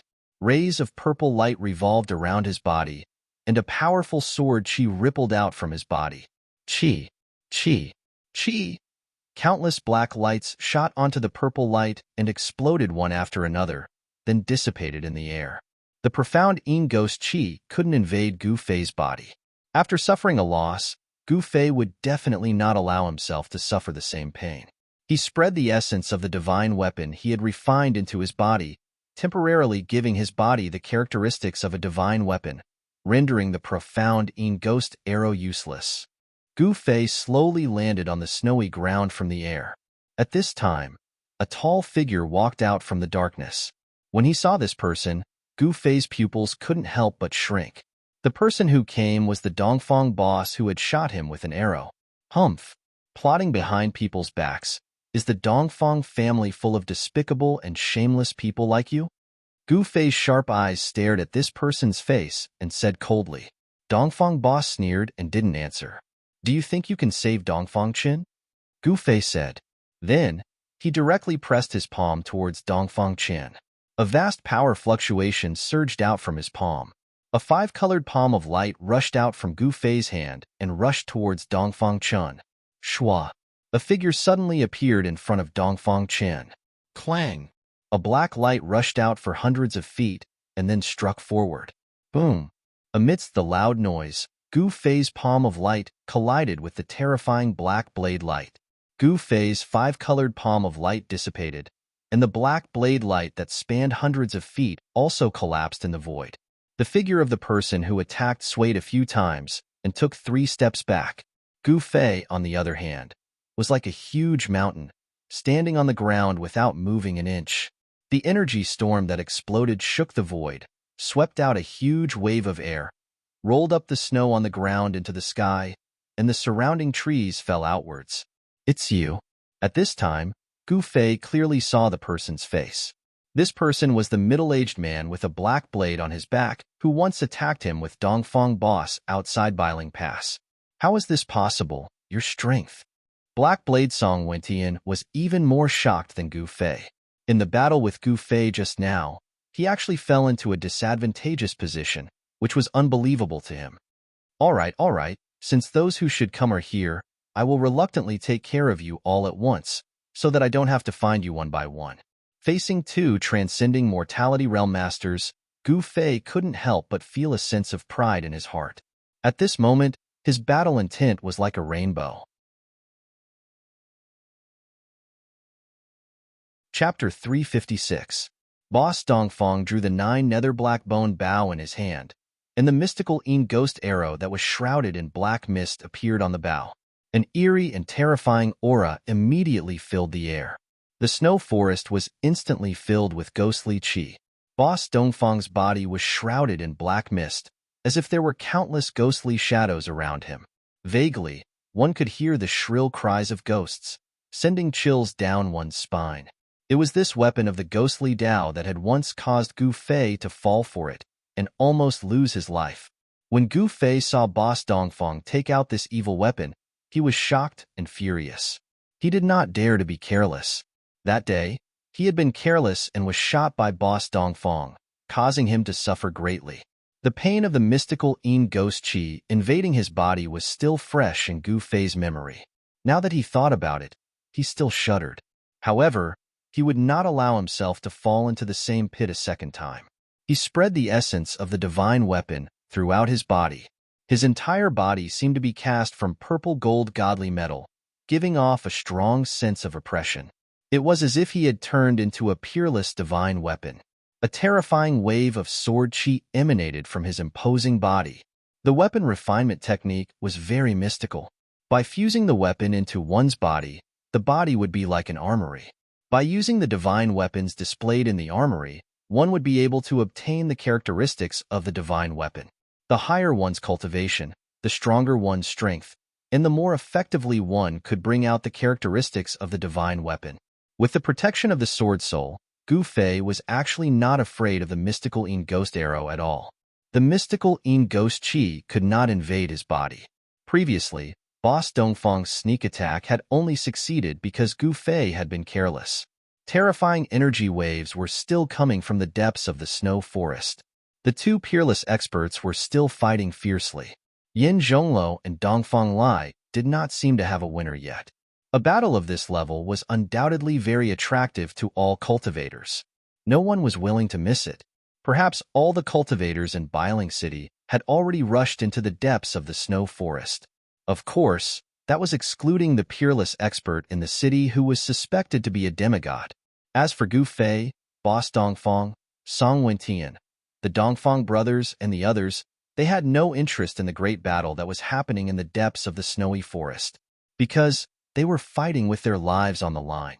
The Black Saber Song Wentian, the inheritor of the Saber Emperor's bloodline, and first brother Dongfang, a senior expert of the Dongfang clan, blocked Gu Fei in the snowy forest. It was obvious that Gu Fei had fallen into a trap. These two fellows definitely did not coincidentally save the Dongfang brothers from his hands. Song Wentian's countenance turned solemn as he gripped a long saber that glowed with a jet-black radiance, pointing it at Gu Fei. Eldest brother Dongfang drew his 9 nether black bone bow and condensed a profound ghost arrow on the bowstring, aiming it at Gu Fei. It seemed as if he would release the arrow at any moment. Both sides were at daggers drawn, and a great battle could break out at any moment. At this moment, no one would pay attention to anything else. The auras of the three experts had enveloped the entire area. As long as any side reveals a flaw, it will incur a fatal blow from the other side. Dongfang Qian retreated to the distance, then rushed towards Dongfang Long, who had been blown away by Gu Fei, and hurriedly pulled Dongfang Long out of the snow. Big brother, big brother. Dongfang Qian saw the glaring scarlet blood on his big brother's chest and couldn't help but panic. He quickly reached out to check Dongfang Long's pulse. Dongfang Long's pulse was faintly discernible. Although it was weak, he was not dead. Dongfang Qian was overjoyed. He quickly helped Dongfang Long to sit up. He took out a pill and stuffed it into Dongfang Long's mouth. Then, Dongfang Qian placed one hand on Dongfang Long's back and guided his spiritual power into Dongfang Long's body to help him dissolve the medicinal pill. He didn't die. Gu Fei couldn't help but be a little surprised. He knew very well how heavy his punch was. Seeing that Dongfang Long didn't die under his own punch, Gu Fei's mind was inevitably shaken and revealed a flaw. Qi. With a sound, Dongfang Big Brother seized the opportunity to make a move. His right hand pulled the bow to its fullest, and in an instant, a black arrow-shaped light appeared. Like a black lightning, it exuded an incomparably cold aura and pierced towards Gu Fei. The surrounding temperature dropped sharply. Wherever the Xian ghost arrow passed, even the void seemed to be frozen, and the ground was instantly frozen. Before the Xian ghost arrow hit him, Gu Fei felt a chill surging from behind, and a layer of transparent ice appeared on his body. Almost at the same time, Song Wentian also caught the floor revealed by Gu Fei. He immediately shouted, held the blade with both hands, and slashed towards Gu Fei. A terrifying saber aura erupted from the pitch-black saber, shaking the void. The black saber radiance seemed to have split the heavens and the earth into two, causing the earth to tremble under the tyrannical saber. Pong! Pieces of ice flew in all directions. Gu Fei shattered the thin layer of ice covering his body. Then, he extended his 2 golden hands toward the abstruse ghost arrow and the unparalleled saber radiance that were shrouded in black gas. Rumble. The whole world trembled, and a terrible energy wave exploded out. The snow forest seemed to have an earthquake, and the 3 terrifying forces violently collided. Dust and ice were lifted into the air, and the earth was violently undulating like waves. Hideous cracks appeared on the ground, and trees were constantly falling, as if the end of the world had arrived. Dongfang Qian, who was helping Dongfang Long dissolve the medicinal power of the pill, suddenly turned pale with fright. A terrifying energy storm swept over, and he hurriedly carried Dongfang Long and retreated into the distance. Gu Fei used the ancient battle skill, the 5 elemental annihilation hand, in the face of Dongfang First and Song Wentian's incomparably sharp attacks. The power of the metal element surged violently, causing a golden light to illuminate the world. Rumble. 2 big golden hands, like a raging sea or a raging tide of yuan qi fluctuations, blocked the unparalleled blade aura and the Xian Yin ghost arrow. The terrifying forces collided and offset each other. The vast and mighty remnant power caused the ground under the three of them to collapse, and the three of them fell down. Then, the big golden hands gradually dimmed, the blade aura gradually dissipated, and the Xian Yin ghost arrow that was shrouded in black qi was almost obliterated by the big hands. The soil continued to crumble, and the three of them fell more than 10 feet down. The jet black blade aura, the big golden hands, and the black arrow that was shrouded in ghost qi were finally completely destroyed. Kill! Kill! Kill! The three of them shouted at the same time and attacked each other. The blade aura pierced through the air and strangled towards Gu Fei. Dongfang Big Brother repeatedly pulled the 9 nether black bone bow and shot a Xian Yin ghost arrow that pierced towards Gu Fei. Fire seal, gold seal. Gu Fei's hands separated, and his hands quickly formed 2 different hand seals, executing the 5 elements annihilation seal. A fiery qi surged out from his right hand, sealing away the Xian Yin ghost arrow that was shooting towards him. His left hand, however, emitted a boundless golden light, like a golden tsunami, to meet Song Wentian's domineering jet black blade aura. Gu Fei fought 1 against 2, Dongfang Big Brother and Song Wentian. The three of them fought fiercely underground, and the terrifying energy that erupted from their battle shook the heavens and earth. Soil and snow were constantly sent flying into the air. Rays of jet black blade aura constantly slashed out from the ground, breaking the ground and leaving behind terrifying blade aura that was hundreds of feet long. The Xian Yin ghost arrow that was shrouded in ghost qi also pierced out from the ground from time to time, shooting out hundreds of feet away before gradually weakening. In the end, the arrow aura completely dissipated into the void. Rumble, the earth trembled, the space was distorted. The three forces raged wildly underground, as if the heavens and earth were shaking, as if this part of the world was about to collapse. The 3 great experts in the center of the area, along with the collapse of the ground, once again fell down together. In the area where they were located, the ground within a radius of dozens of feet collapsed. Dust and ice soared into the sky, reaching hundreds of feet high. The area around the 3 people continued to shake the sky. The earth was sinking, the trees were blown away, and then collapsed in the air, turning into thousands of sawdust. Go to hell! Gu Fei shouted. His golden fist directly collided with the black blade in Song Wentian's hand. At the center of the collision between the fist and the blade, the void was distorted. Clang! A strong sound of metal colliding rang out from the ground, so that the people within a radius of several miles could clearly hear it. Song Wentian was blasted out of the ground by Gu Fei's incomparably powerful punch. The mighty aftershock also shocked Dongfang Chun, who was watching the battle from afar. His face instantly turned pale, a mouthful of blood rushed to his throat, but in the end, he did not spit it out. Instead, he forcefully swallowed it back. Is this the power of a transcending mortality realm expert? Dongfang Chun was shocked. He quickly carried Dongfang Long and retreated further away. With his cultivation base of the awakened realm, even the aftershock of the explosion could hurt him. Roar! How is this possible? How did his cultivation base increase to this level? Song Wentian roared, forcefully stopping the exit. The ground cracked under his heavy footsteps. A trace of blood hung from the corner of his mouth. He could not believe that he was forced to retreat by a punch from Gu Fei. Thinking back to the day outside the northern mountain pass, Gu Fei was no match for them at all. He was easily injured by Dongfang Long. However, as the saying goes, a scholar who has been away for 3 days must be looked at in a new light. Gu Fei's cultivation base seemed to have taken a qualitative leap, becoming incomparably powerful enough to compete with them. While Gu Fei forced Song Wentian to retreat, he was also shot a few arrows by Dongfang Long. However, with the divine weapon's sword soul possession, the mystical Yin ghost arrows could not penetrate his skin and enter his body.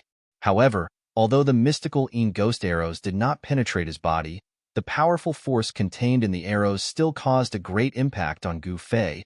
He was blasted out of the ground by the explosion of the mystical Yin ghost arrows. The mystical Yin ghost arrows were condensed with terrifying mystical Yin ghost qi, The power of the explosion was simply like a few mystical and demonic lightning exploding around Gu Fei. His blood and qi were in turmoil, blood flowed from the corner of his mouth. Damn it! Gu Fei landed on the ground, his hand reaching out to wipe the blood from the corner of his mouth. His eyes had already become pupils. He coldly stared at Dongfang Long, who rushed out of the ground. If looks could kill, Dongfang Long would have died many times over. In the exchange just now, it seemed like no one could suppress the other, but Gu Fei's strength shocked Song Wentian and Dongfang Long to the extreme. They could feel a dangerous aura from Gu Fei's body. Chapter 357. Song Wentian, the elder of the Saber Emperor's bloodline, and the eldest brother of the Dongfang family felt a chill run down their spines. Gu Fei's progress had shocked them. It had been less than a month since they surrounded Gu Fei outside Bailing Pass. However, Gu Fei's cultivation had increased to the point where he could fight against 2 cultivators at the 8th sky of the transcending mortality realm. This kind of cultivation speed was too shocking. Song Wentian and the eldest brother of the Dongfang family had to re-evaluate Gu Fei. The conclusion they came to was that they absolutely could not let him have a chance to grow. It was not hard to imagine how much trouble a young cultivator with unlimited potential would bring to the Dongfang family and the Saber Emperor's bloodline once he grew up. Just based on Gu Fei's identity, the eldest brother of the Dongfang family and Song Wentian would not let him walk out of this snow forest alive. Things had developed to this point. It was no longer just between Dongfang Chun and Gu Fei. If they let Gu Fei leave alive, the relationship between the two would be over once the Taishan sect found out what the Dongfang family had done. This was the best time to kill Gu Fei. All the cultivators in northern Mountain City had been attracted by the battle between Dongfang Lai and Yin Zhongluo and had gone deep into the snowy forest. No one noticed the other battle that was happening here. The ground collapsed, trees fell, and the area within a few hundred feet radius looked like it had been hit by a meteorite. The soil was flipped over, and a large pit appeared in the forest. At the edge of the pit, 3 cultivators stood surrounded by spiritual light. Cultivators in the transcending mortality realm could already feel the power of heaven and earth and use it for their own use. It could be said that they had truly reached the point where spiritual energy was instilled into their bodies and their power was endless. This was something that was difficult for cultivators to achieve. This kind of magical power was not unique to cultivators, nor was it a secret skill of demonic cultivators. When a cultivator reached this realm, they could also communicate with heaven and earth. Because Gu Fei's skin was covered with the purple-gold aura of the divine weapon, his entire body seemed to have turned into a purple-gold divine sword. His skin flowed with purple-gold light. However, the warrior aura emitted from his body was like a 5-colored divine flame, rising outside his body. Within the divine flame, there was a faint flash of lightning. He was incomparably domineering. His long hair fluttered even though there was no wind, and his body surged with powerful yuan qi fluctuations. Facing 2 great experts, he was awe-inspiring and fearless. His battle intent was like a rainbow. With the protection of the divine weapon, Gu Fei was no longer afraid of the profound Yin ghost arrow shot by the 9 nether blackbone bow. The ghost Dao weapon in Boss Dongfang's hands was no longer a threat to Gu Fei's life. This cultivation speed. We can't let him leave alive. Big brother Dongfang gripped the 9 Serenity's blackbone bow that was shrouded in ghostly aura. His right hand's fingers were on the bowstring as he spoke in an awe-inspiring voice. Song Wentian wiped away the blood at the corner of his lips. He stared at Gu Fei with a pair of terrifying eyes that seemed to have materialized. He did not speak, but took a step forward, using his actions to respond to Dongfang first brother's words. Humph! 2 despicable and shameless fellows. Although you look young, you must be old men who are already 70 or 80 years old. Don't you have the slightest shame to deal with me one after another? Gu Fei said with a sneer. Dongfang first brother and Song Wentian only sneered when they heard this and did not speak. They simply ignored Gu Fei's words. In the cultivation world, they were indeed considered as the older generation of cultivators. 3 waves of power fluctuated in the forest. Dongfang first brother and Song Wentian formed a pincer attack on Gu Fei. In the distance, Dongfang Chun did not leave but guarded Dongfang Long's side. His elder brother Dongfang Long had already woken up. Dongfang Chin's medicinal pill had played an effect. Dongfang Long would not die. Dongfang Chun looked nervously at the three people in the field. He wished that his uncle Dongfang, first brother and the successor of the Saber Emperor, Song Wentian, could get rid of Gu Fei at once.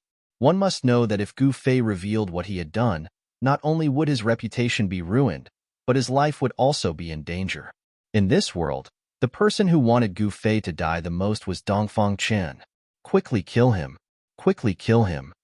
Dongfang Chen stared at the figure surrounded by the two transcending mortality realm cultivators in the distance. He kept shouting in his heart, and his palms were sweating. Dongfang Long was sitting cross-legged under a large tree.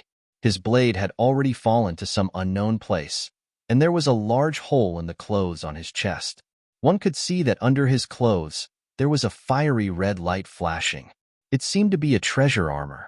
Perhaps this was the reason why Dongfang Long was able to escape.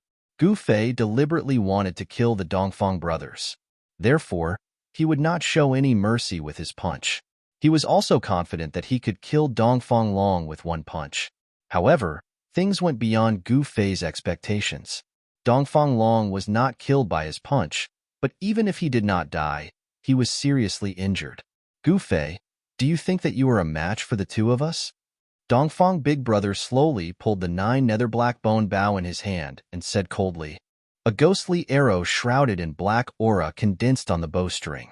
Spiritual chi from all directions converged towards the evil black bone bow. Dongfang Big Brother's figure was gradually shrouded in cold black aura. The 9 nether black bone bow had the ability to transform the spiritual chi of heaven and earth into Xian ghost chi. If those two guys were here, I might not be a match for them. However, against the two of you, I think I can still handle it. Gu Fei said. If the two transcending mortality realm cultivators from the Beitang clan were here, he would not have a chance of winning. However, with his current strength, even if the 4 of them joined forces, he could still easily retreat. Arrogant, reckless. Song Wentian and Dongfang Big Brother spoke in disdain. Only they knew how strong these seniors were.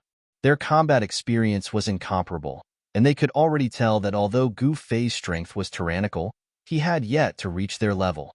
Tyrannical strength required a corresponding state of mind to control it. From their point of view, Gu Fei was like a little kid who possessed great strength. Although he had the strength to fight against them, he would still be defeated by them in the end. Less nonsense. You all want to kill me, but I also want to kill you all. Let's talk with our strength. Gu Fei said in a low voice. His aura instantly rose to its peak, as a heavy and majestic energy rippled out from him.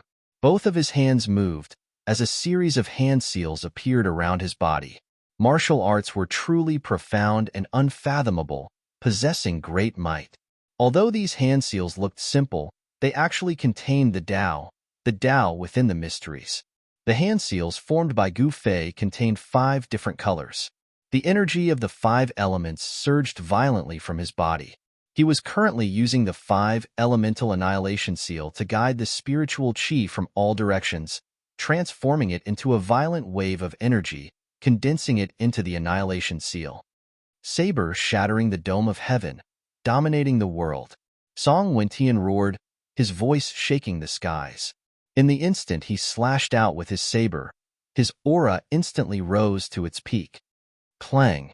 Saber chi erupted from the black saber in his hand like a mountain torrent, transforming into a jet-black saber light that was several hundred zhang long. With an ear-piercing whistling sound, it chopped down towards Gu Fei. Gu Fei used the 5 elemental annihilation seal to gather his strength, but Song Wentian and Dongfang First Brother absolutely wouldn't let him gather all his strength before attacking. Immortal slaying arrow. Dongfang First Brother also shouted, drawing the 9 nether black bone bow to its limit. With a twang, he released the bowstring. A black light shot out, piercing towards Gu Fei. Using his full strength without holding back, the saber light was as terrifying as a spatial crack that suddenly appeared in the void, causing the entire world to tremble. The profound ghost arrow shot out by Dongfang First Brother exuded a boundless evil aura.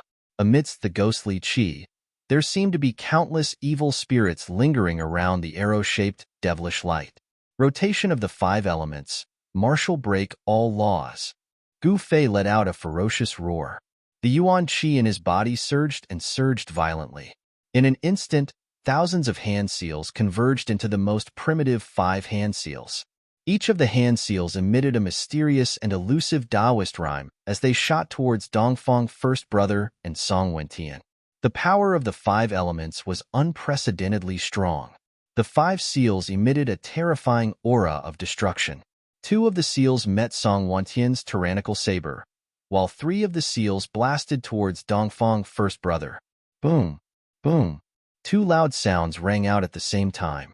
The seals that emitted the power of the 5 elements instantly collided with the saber light and the arrow shadow. A terrifying wave of energy swept out in all directions.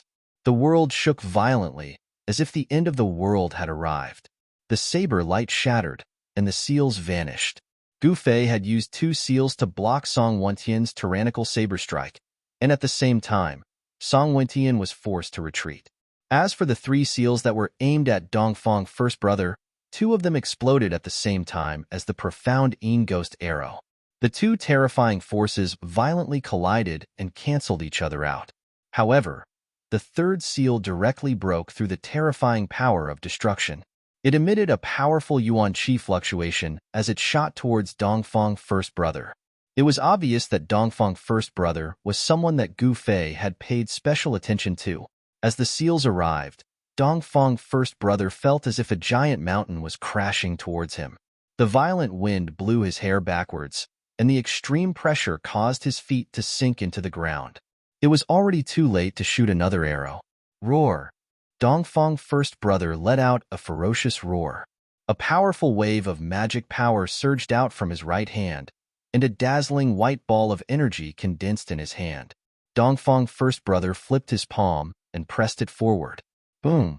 There was a loud sound, like a sudden clap of thunder. A bright electric light blasted out from Dongfang First Brother's palm, and the strong light illuminated the world in an instant. Even Dongfang Chun, who was watching the battle from a few miles away, felt his eyes hurt by the strong light. In an instant, he could no longer see the scenery in front of him and hurriedly closed his eyes. Palm lightning. Dongfang First Brother seemed to be using the palm lightning. However, it was definitely not a simple palm thunder. It was a profound magic art. When the palm thunder was sublimated to the extreme, it became another kind of Taoist magic art. That was the famous Xintian Tai heavenly thunder in the cultivation world. Chapter 358. Boom! Dongfang First Brother's heavenly Tai thunder clashed violently with Gu Fei's 5 elements exterminating hand seals. The 2 terrifying forces collided and wore each other down. 6. A destructive storm erupted, and the ground between the 2 instantly sank. Then, a cloud of dust shot up tens of feet into the air, and a circle of air waves visible to the naked eye swept out in all directions. The heavens and earth shook, and rocks flew into the air. A large pit with a diameter of more than 20 feet appeared in the forest. Ugh! Dongfang First Brother spat out a mouthful of blood as he flew backwards, his clothes stained with blood. This was a direct collision of strength. It was obvious that Dongfang First Brother was no match for Gu Fei in terms of strength. Die! A cold voice rang out. Gu Fei stepped forward and used the desolate steps. Swoosh! With a loud bang, he charged through the billowing dust cloud and instantly arrived in front of Dongfang First Brother, who was still flying backwards. He did not give Dongfang First Brother any chance to catch his breath. His hands formed a series of hand seals, and a blinding light illuminated the night sky. A vast amount of 5 elements energy surged out from Gu Fei's hand seals. It seemed as if it had materialized into a dazzling hand seal that blasted towards Dongfang First Brother. Bam! Dongfang First Brother tried his best to block, but there was no suspense. Gu Fei's physical body was too tyrannical, and his martial arts battle techniques displayed a great deal of power. Dongfang First Brother was once again sent flying backwards, crashing into several trees. Bam! Bam! Bam! Gu Fei's strength was unparalleled. Every time he blasted out a hand seal that contained a frightening amount of energy, Dongfang First Brother would spit out a mouthful of blood. It seemed as if he was being beaten by Gu Fei to the point where he had no strength to fight back. In the blink of an eye, Gu Fei had beaten Dongfang First Brother until he vomited blood again and again. Both of their movement techniques were extremely fast. By the time Song Wentian regained his senses, Gu Fei and Dongfang First Brother had already rushed out several hundred feet away. Roar! Like a crazy beast, Song Wentian roared and stamped his feet on the ground. His entire body immediately turned into a bolt of lightning, chasing after Gu Fei. Gu Fei had the soul of a divine weapon protecting him. He was not afraid of any weapon. Coupled with his tyrannical physical body and tyrannical martial arts techniques, he was able to push Dongfang First Brother to the brink. Gu Fei sent out a seal with his right hand. Fire elemental energy surged out from the seal, forming into a flaming handprint that rushed towards Dongfang First Brother's chest. Bang! Boss Dongfang's huge palm met the attack, but the 9 nether black bone bow had long since fallen to who knows where. Kacha! This was the sound of bones breaking. Big Brother Dongfang's huge body was sent flying once again as he spat out a mouthful of blood. The power of fire from the Blaze Divine Seal burned his sleeves to ash, and the violent force broke his arms. Being closed in by a martial artist was a nightmare for martial cultivators. The path of martial arts was much more difficult than other cultivation systems. However, if one succeeded in cultivating it, then a martial artist would become a terrifying existence. Their battle prowess was unparalleled, and they were the absolute kings among cultivators of the same level. Gu Fei was only at the 4th sky of the Ascended Realm, but he was able to fight against experts at the 8th sky of the Ascended Realm. As his cultivation increased, the gap between Gu Fei and other cultivators would continue to widen. Brat die! Just as Gu Fei was about to give chase and finish off Boss Dongfang once and for all, a loud shout rang out from behind him. Then, a black figure shot up into the sky from behind Gu Fei. Song Wentian arrived. A terrifying saber chi erupted forth from the black saber in his hands. He raised the saber with both hands, infusing all of his strength into it. Clang! The sound of a saber resounded through the heavens and the earth. The black saber radiance rushed out for hundreds of feet, as if it had turned into a terrifying black dragon, and swooped down towards Gu Fei. Roar! Gu Fei's expression was ferocious as he roared towards the sky. Both of his hands drew mysterious arcs in the air. His 10 fingers danced in the air as 5 hand seals appeared in front of him, and they shot upwards. Boom! The entire earth shook violently. The ground beneath Gu Fei's feet instantly crumbled as the saber radiance clashed with the 5 hand seals. Gu Fei's body was covered by the rubble as he fell. At the center of the collision of the two forces, ripples could be seen with the naked eye, as if the sky was about to fall. Song Wentian was also blasted high up into the sky as fresh blood spurted out from his mouth. Pong! Amidst the clouds of dust, a figure burst out from the ground, ignoring the destructive energy in the surroundings as he shot up into the sky. Shwa! A beam of purple divine light seemed to shatter the void, piercing through the abdomen of Song Wentian, who was falling from the sky. It was difficult for a transcending mortality realm cultivator to fly in the air without the help of any treasures. Just as Song Wentian was about to be hit by the purple light, boundless black light erupted from Song Wentian's body. After that, his body turned faint and illusory, as if he had fused with the black saber in his hand. Bang! The ray of purple light struck the illusory figure, but it was unable to pierce through the illusory figure. It only managed to send him flying. Shwa!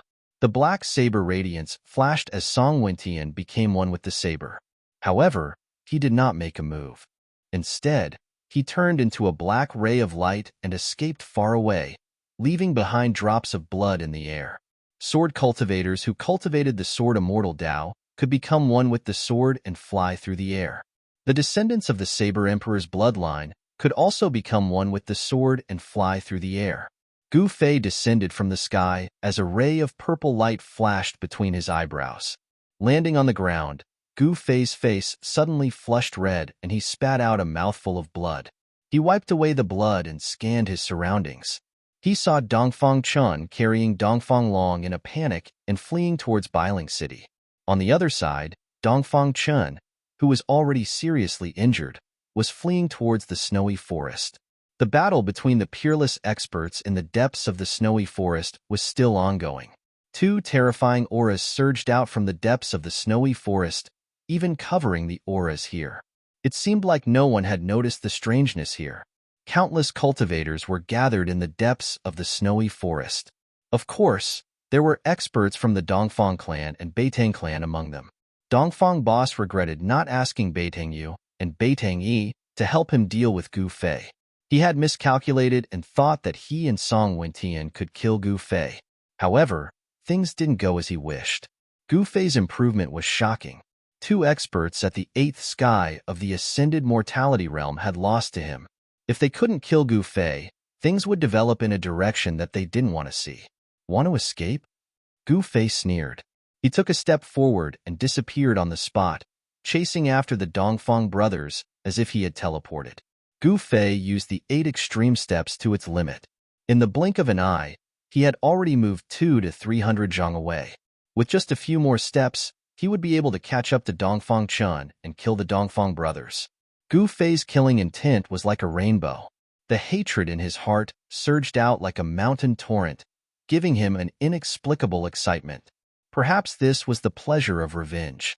A heart-palpitating killing intent surged from behind. Dongfang Chin's entire body immediately turned cold from head to toe.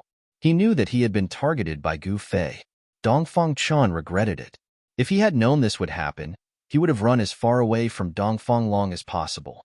He did not think that he would be able to escape from Gu Fei's clutches while carrying another person. Dao Technique Scroll. In a panic, Dongfang Chun carried the seriously injured Dongfang Long with one hand and took out a scroll from his chest pocket.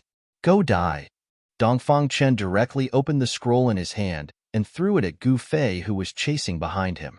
The Taoist power sealed in the scroll suddenly burst out, and the unfurled scroll quickly expanded. Roar! A beast's roar suddenly sounded, shaking the forest.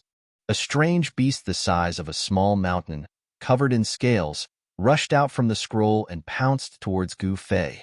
A horrifying fiendish aura emanated from the beast's body.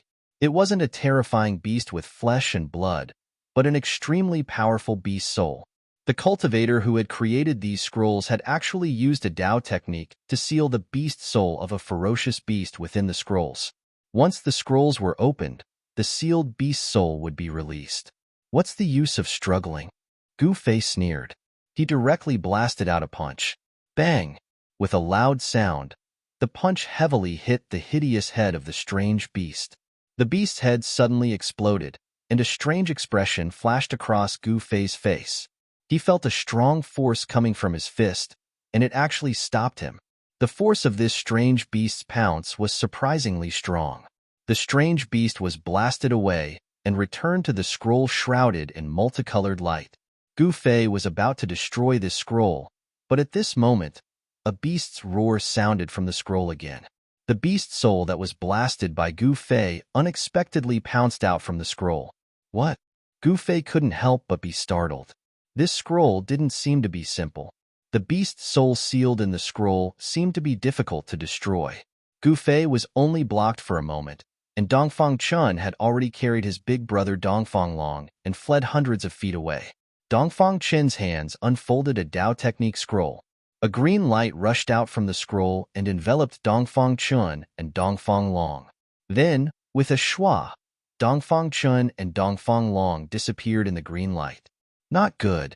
Gu Fei couldn't help but be surprised when he sensed the fluctuation of spiritual power in front of him. He wasn't unfamiliar with this kind of fluctuation. It was the fluctuation emitted by a Space Dao Technique scroll. Needless to say, Dongfang Chun was escaping with a Space Dao Technique scroll. Chapter 359. Boom. The surging 5 elements Yuan Qi in Gu Fei's body was like a volcanic eruption. His whole body was like a colorful fireball, illuminating the world. Network, bang. He punched out, scattering the beast soul that had rushed out of the scroll. Then, He soared into the sky and leaped over the huge scroll in front of him. However, it was too late. Ripples visible to the naked eye spread out from the void in front of him, and the figures of Dongfang Qian and Dongfang Long had disappeared. Another Space Dao Technique scroll? Gu Fei was filled with hatred, and he slammed his palm on a big tree next to him. Bang! The trunk of the big tree suddenly broke into dozens of pieces, flying out. Roar!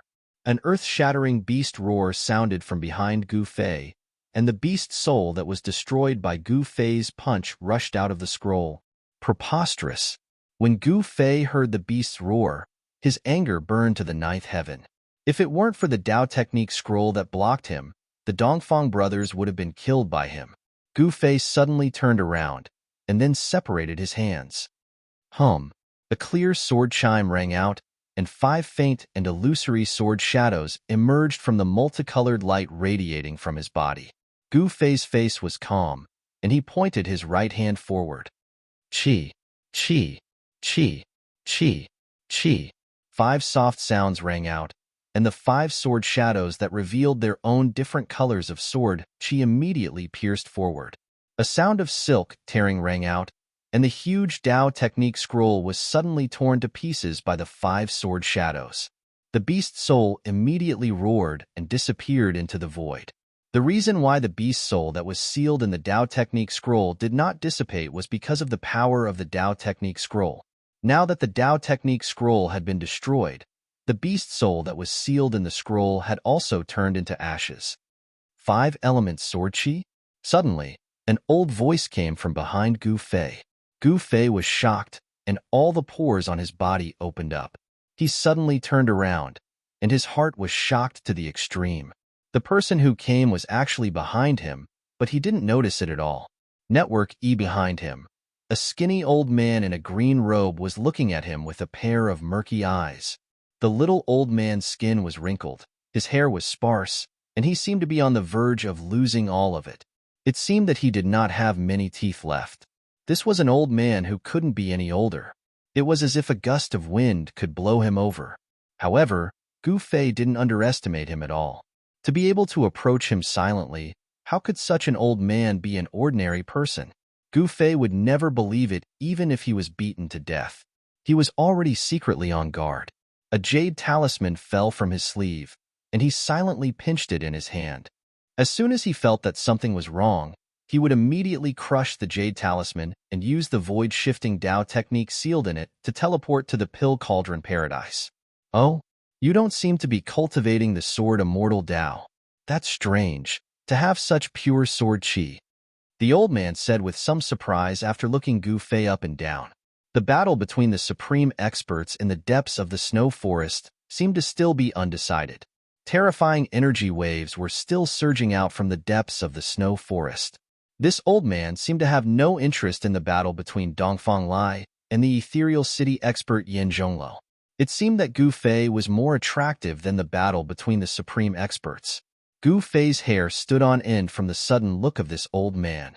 There were a few times when he wanted to crush the jade talisman and return to the Pill Cauldron Paradise. Although the old man's eyes were murky, Gu Fei could feel that the old man's eyes seemed to be able to see through him. Old man, if there's nothing else, I'll take my leave. Gu Fei wanted to slip away. He couldn't sense any energy waves from this old man.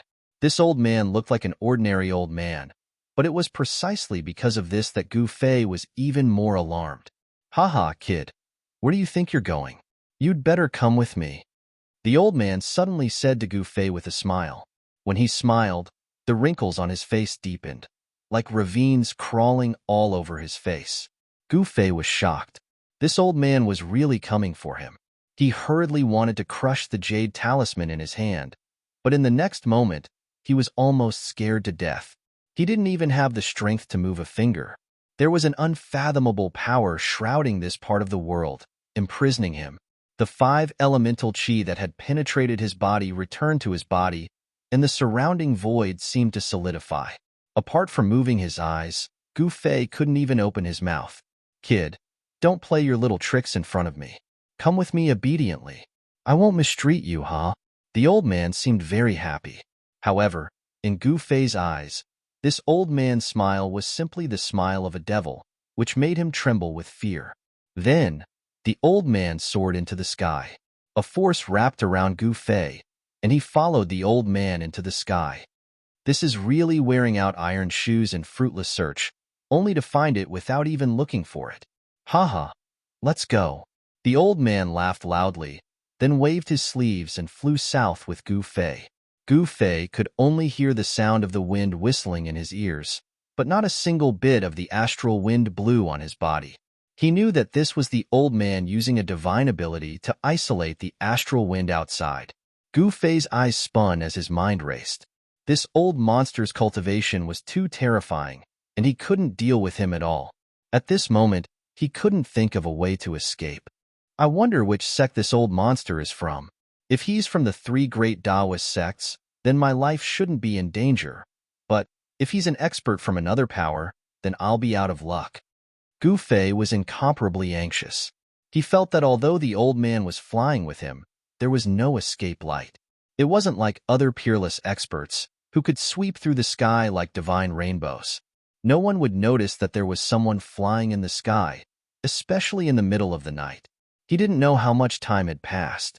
Perhaps it was a short while, or perhaps it was several hours. The imprisoned Gu Fei was both shocked and angry.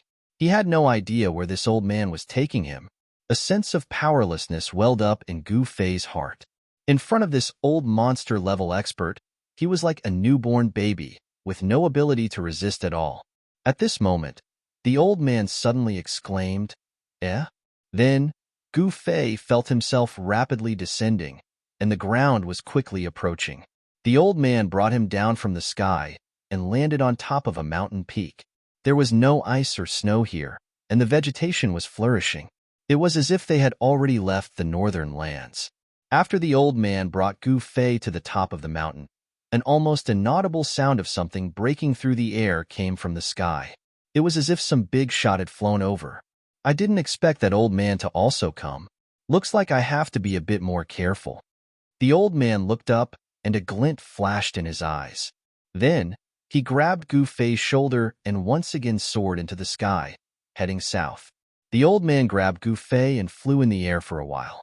He seemed to feel something strange and was about to fly down to hide. Haha, it's a small world.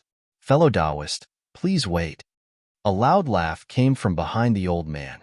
In the sky more than 10 miles away, a person was walking in the air, chasing after the old man with large strides. Not only did the old man not stop, but he flew even faster. He muttered to himself, "What bad luck to meet this crazy old man." The old man seemed to be very afraid of the person behind him. "Fellow Taoist Luo, why are you in such a hurry? We old friends meet again. We should have a long talk." His sleeves fluttered as he took a step forward. It was as if he had teleported 3 to 4 miles away. The speed at which he moved was really shocking. Gu Fei was imprisoned by the old man's power. Apart from his eyeballs, he could not move a single part of his body. He heard the voice of the person behind him, but he could not see the person. However, he felt that the old man who grabbed him seemed to be a bit anxious, as if he was very unwilling to see the person behind him. He brought him away in a hurry, as if he had the intention of escaping. "Fellow Taoist, please wait." The voice of the person behind him got closer, as if he was getting closer. The old man had no choice. Swoosh. Chapter 360. Boom. With a loud bang, 2 unimaginably powerful forces collided violently. The surging force shook the heavens and the earth, and a dazzling light lit up the entire night sky. The huge airwave created a tornado in the sky, and a great pressure enveloped the entire place. The aftermath of the collision caused the ground to shake. The 1,000-foot-long sword light and the huge hand that enveloped the world collapsed and dissipated at the same time. Countless ripples that could be seen with the naked eye spread out in all directions. At the center of the collision between the two forces, there were even spatial cracks that looked like spider webs. The old man landed on a mountain peak with Gu Fei. He raised his head and saw a figure walking down from the sky, his sleeves fluttering in the wind. It was a fat man in a Taoist robe. His temples were white, but his face was rosy. There was not a single wrinkle on his face, and he did not look old at all. Among the cultivators, there were people with white hair and a youthful complexion. They could stay young until the end of their lifespan, but it depended on each person's luck. Shenhongshi, what do you mean by this? Are you trying to cause a conflict between the two sects? The old man placed Gu Fei to the side and stared at the fat middle-aged man who was already walking in the air and said in a cold voice, "My friend Luo Xiao, what do you mean by that?" The fat middle-aged man called Shenhongshi stood in the air and said with a smile, "What do I mean? You know very well." The old man said angrily. His body emitted a heavy fluctuation of Dharma power, and a chilling sword chi spread from his body. Gu Fei, who was behind him, felt a sharp pain on his skin from the impact of the sword chi. He could not help but be shocked. A terrifying old monster was really terrifying. Then, to avoid hurting the relationship between our sects, you should hand that kid over to me. This way, our sects will live in peace, right? The fat middle-aged man, Shenhongshi, still had a smile on his face. You. Luo Xiao could not help but be furious. His cloudy old eyes suddenly widened, and at this moment, they were like two cold stars, shining brightly. Shenhongshi withdrew his smile and said in a deep voice, "Fellow Luo, let's not talk nonsense. We'll rely on our own abilities. If you can defeat me, I'll clap my hands and leave." Preposterous. Others might be afraid of your scribbles, but I, Luo Yunyang, am not. I'll do as you say. As he spoke, Luo Zhao's figure flickered, and a golden sword aura appeared on his body.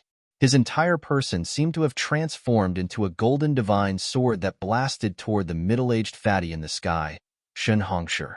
The golden sword chi soared thousands of feet forward. The terrifying sword chi seemed to have pierced through the void as it shot towards Shenhongshi in an instant. "Hey!" Shenhongshi let out a low roar, taking a step forward. He immediately moved 1,000 feet to the side, dodging the sword chi. Then, a golden talisman appeared. It rushed out of his body. That golden talisman? It emitted a resplendent golden light, as if a golden sun had suddenly appeared in the sky, illuminating the world. Pong! With a loud sound, the golden light exploded and turned into thousands of swords and sabers, which pierced through Luo Xiao, who was in the midst of the golden sword chi. "I'll break all kinds of magic arts and magical powers with one sword strike. Let's see what your scribbles can do to me." As he shouted, Luo Zhao's hands burst out two sword lights that were 100 feet long. As he waved them, the sword chi rushed up hundreds of feet, shattering all the swords and sabers that were shooting at him. Those were the thousands of swords and sabers formed by the power of the golden talisman. As long as the golden talisman was not destroyed, the swords and sabers would not be destroyed. They would be destroyed and reborn as if they were endless. Luo Xiao was immediately trapped in the sea of swords and sabers. Shameless boasting. Let's see how powerful my 5 elements divine talisman is, Shenhongshi said. Another faint and illusory talisman? Another faint talisman rushed out of his body. It was a fire talisman that emitted a terrifying divine fire. As soon as the fire talisman rushed out of Shenhongshi's body, it immediately turned into a monstrous fire and swept toward Luo Xiao, who was trapped in the thousands of swords and sabers. 10-direction destruction? An angry roar came from the thousands of swords and sabers. A vast amount of sword chi gushed out of the thousands of swords and sabers and headed straight for the bull.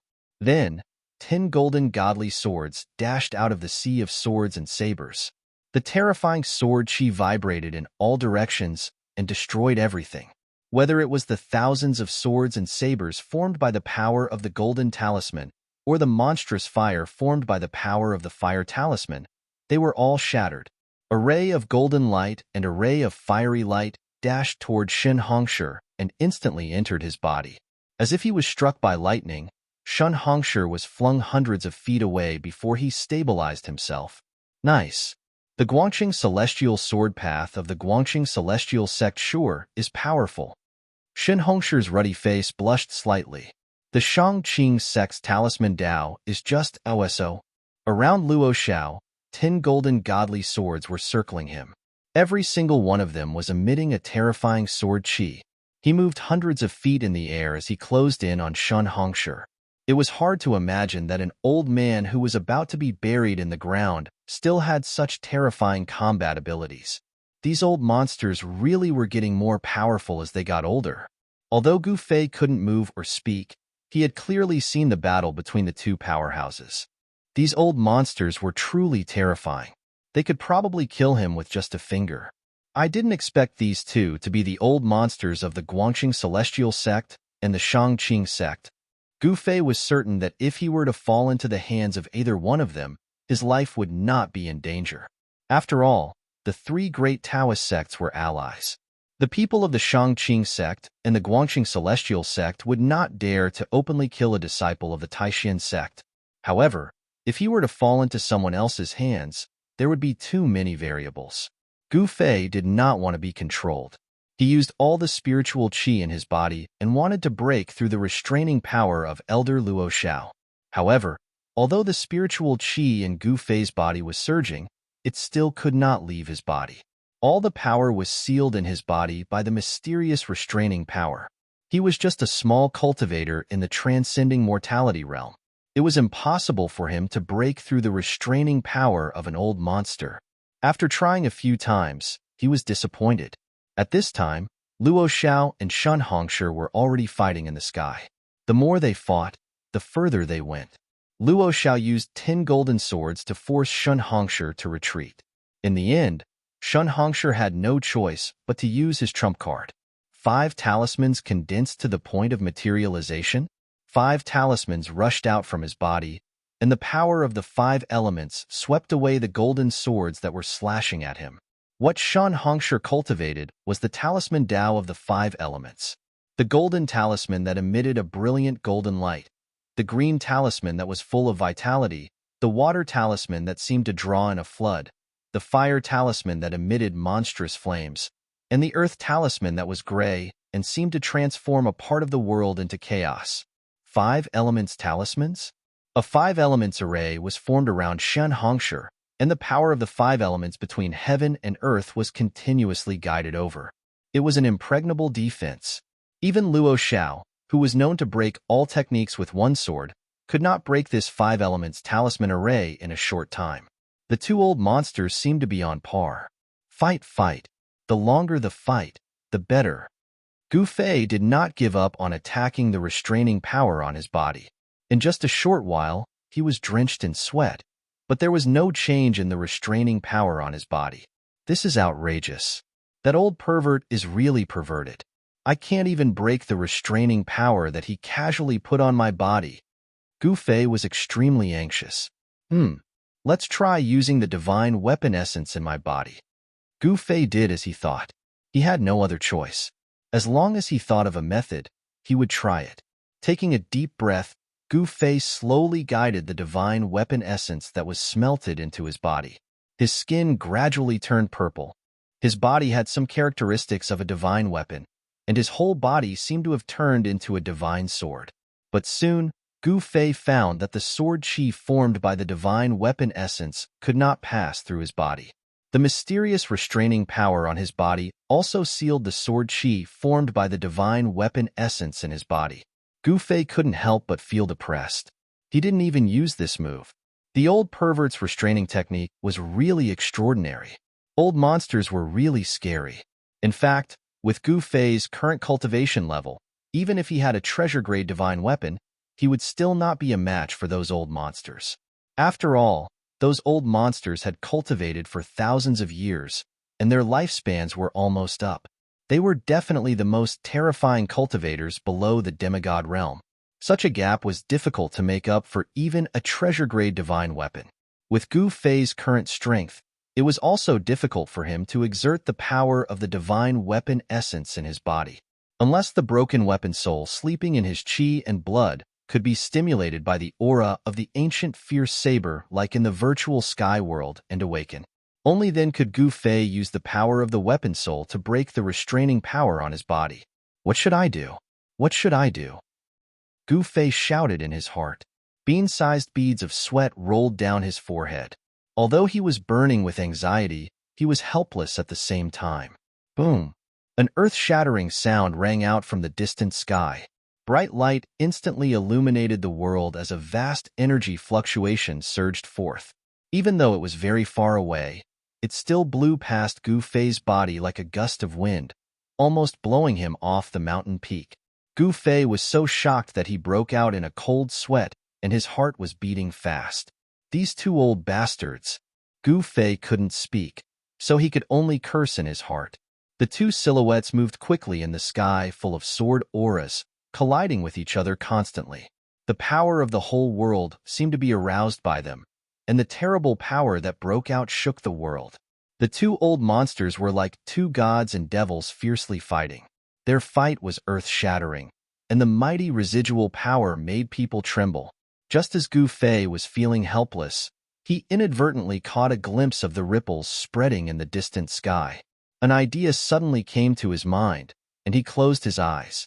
In a short while, the purple vertical mark between Gu Fei's eyebrows began to flash with purple light, and the skin between his eyebrows trembled slightly as if a closed divine eye was about to open. Chapter 361. The purple light emitted from the vertical scar between Gu Fei's eyebrows grew brighter and brighter. Visible ripples spread out from the vertical scar like transparent water. Network, the vertical mark trembled as if a closed divine eye was about to open. The power of the inner space was guided out by Gu Fei. Unexpectedly, the power of the inner space easily broke through the restrictive force on his body. Swoosh! A purple divine light shot out from between Gu Fei's eyebrows.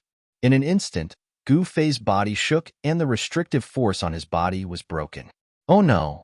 The moment Gu Fei broke through the restrictive force, Elder Luo Xiao, who was fighting with Shun Hongshi in the distant sky, immediately sensed it. He could no longer care about fighting with Shun Hongshi. He controlled the 10 golden divine swords and rushed out of Shun Hongshi's 5 elements talisman array. He flew toward the mountain peak where Gu Fei was standing. Haha! Fight, fight! I won't keep you company. Gu Fei laughed wildly. The next moment, there was a cracking sound as he crushed the jade talisman in his hand. A dazzling light immediately shrouded Gu Fei. Swoosh! It was as if he had escaped into the void. Gu Fei, and the sudden explosion of light, instantly disappeared. Roar!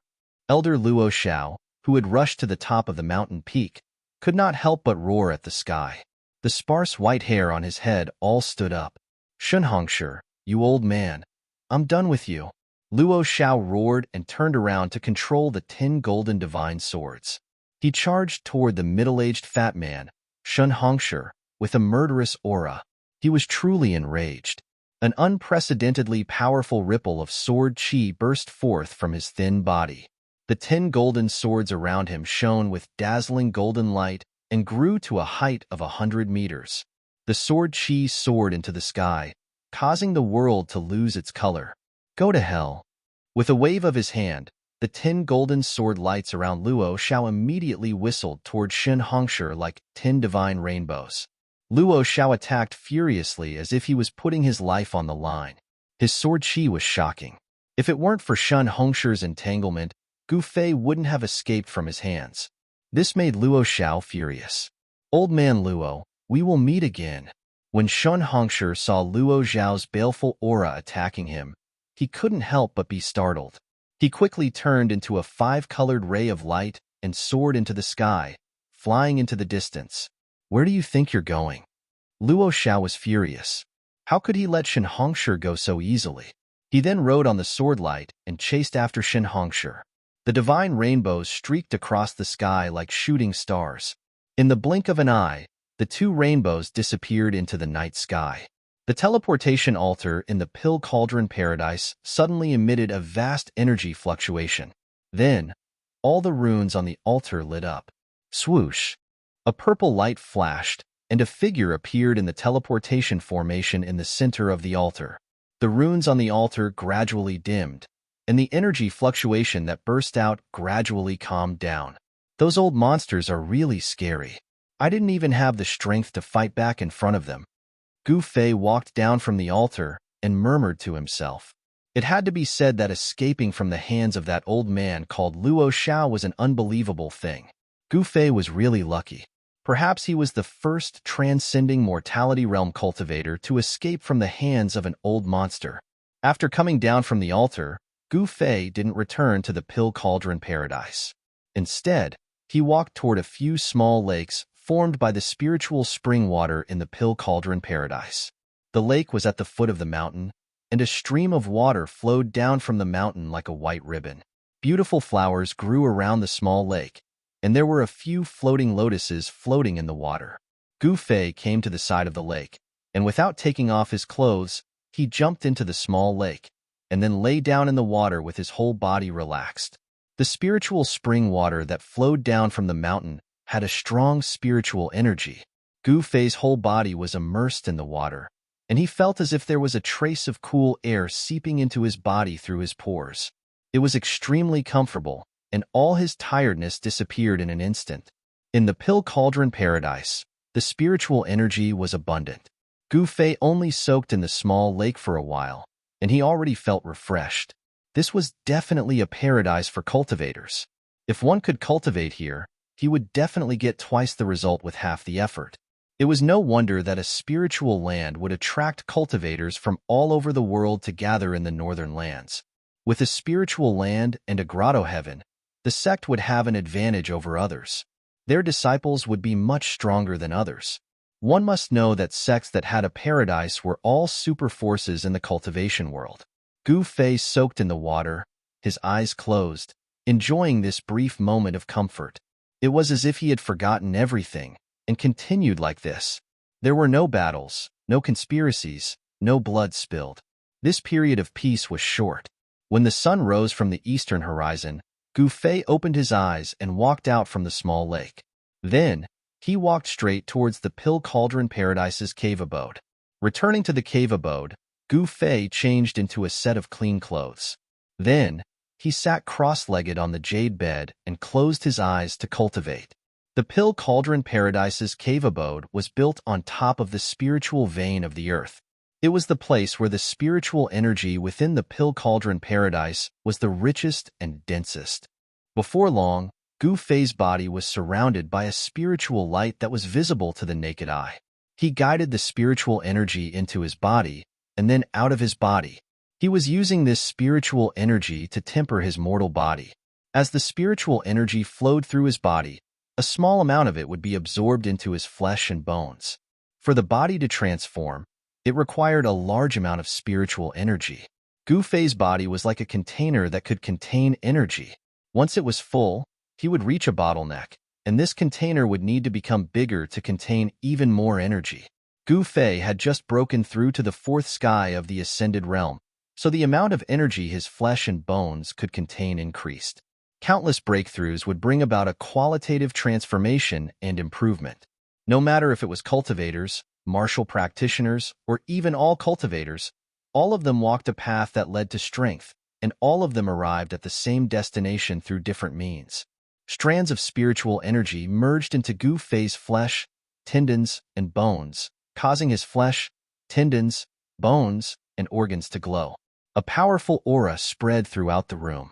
The gathered spiritual energy flowed through his body like a trickle, seeping into his flesh, blood, organs, and bones. Gu Fei's body emitted a dazzling brilliance.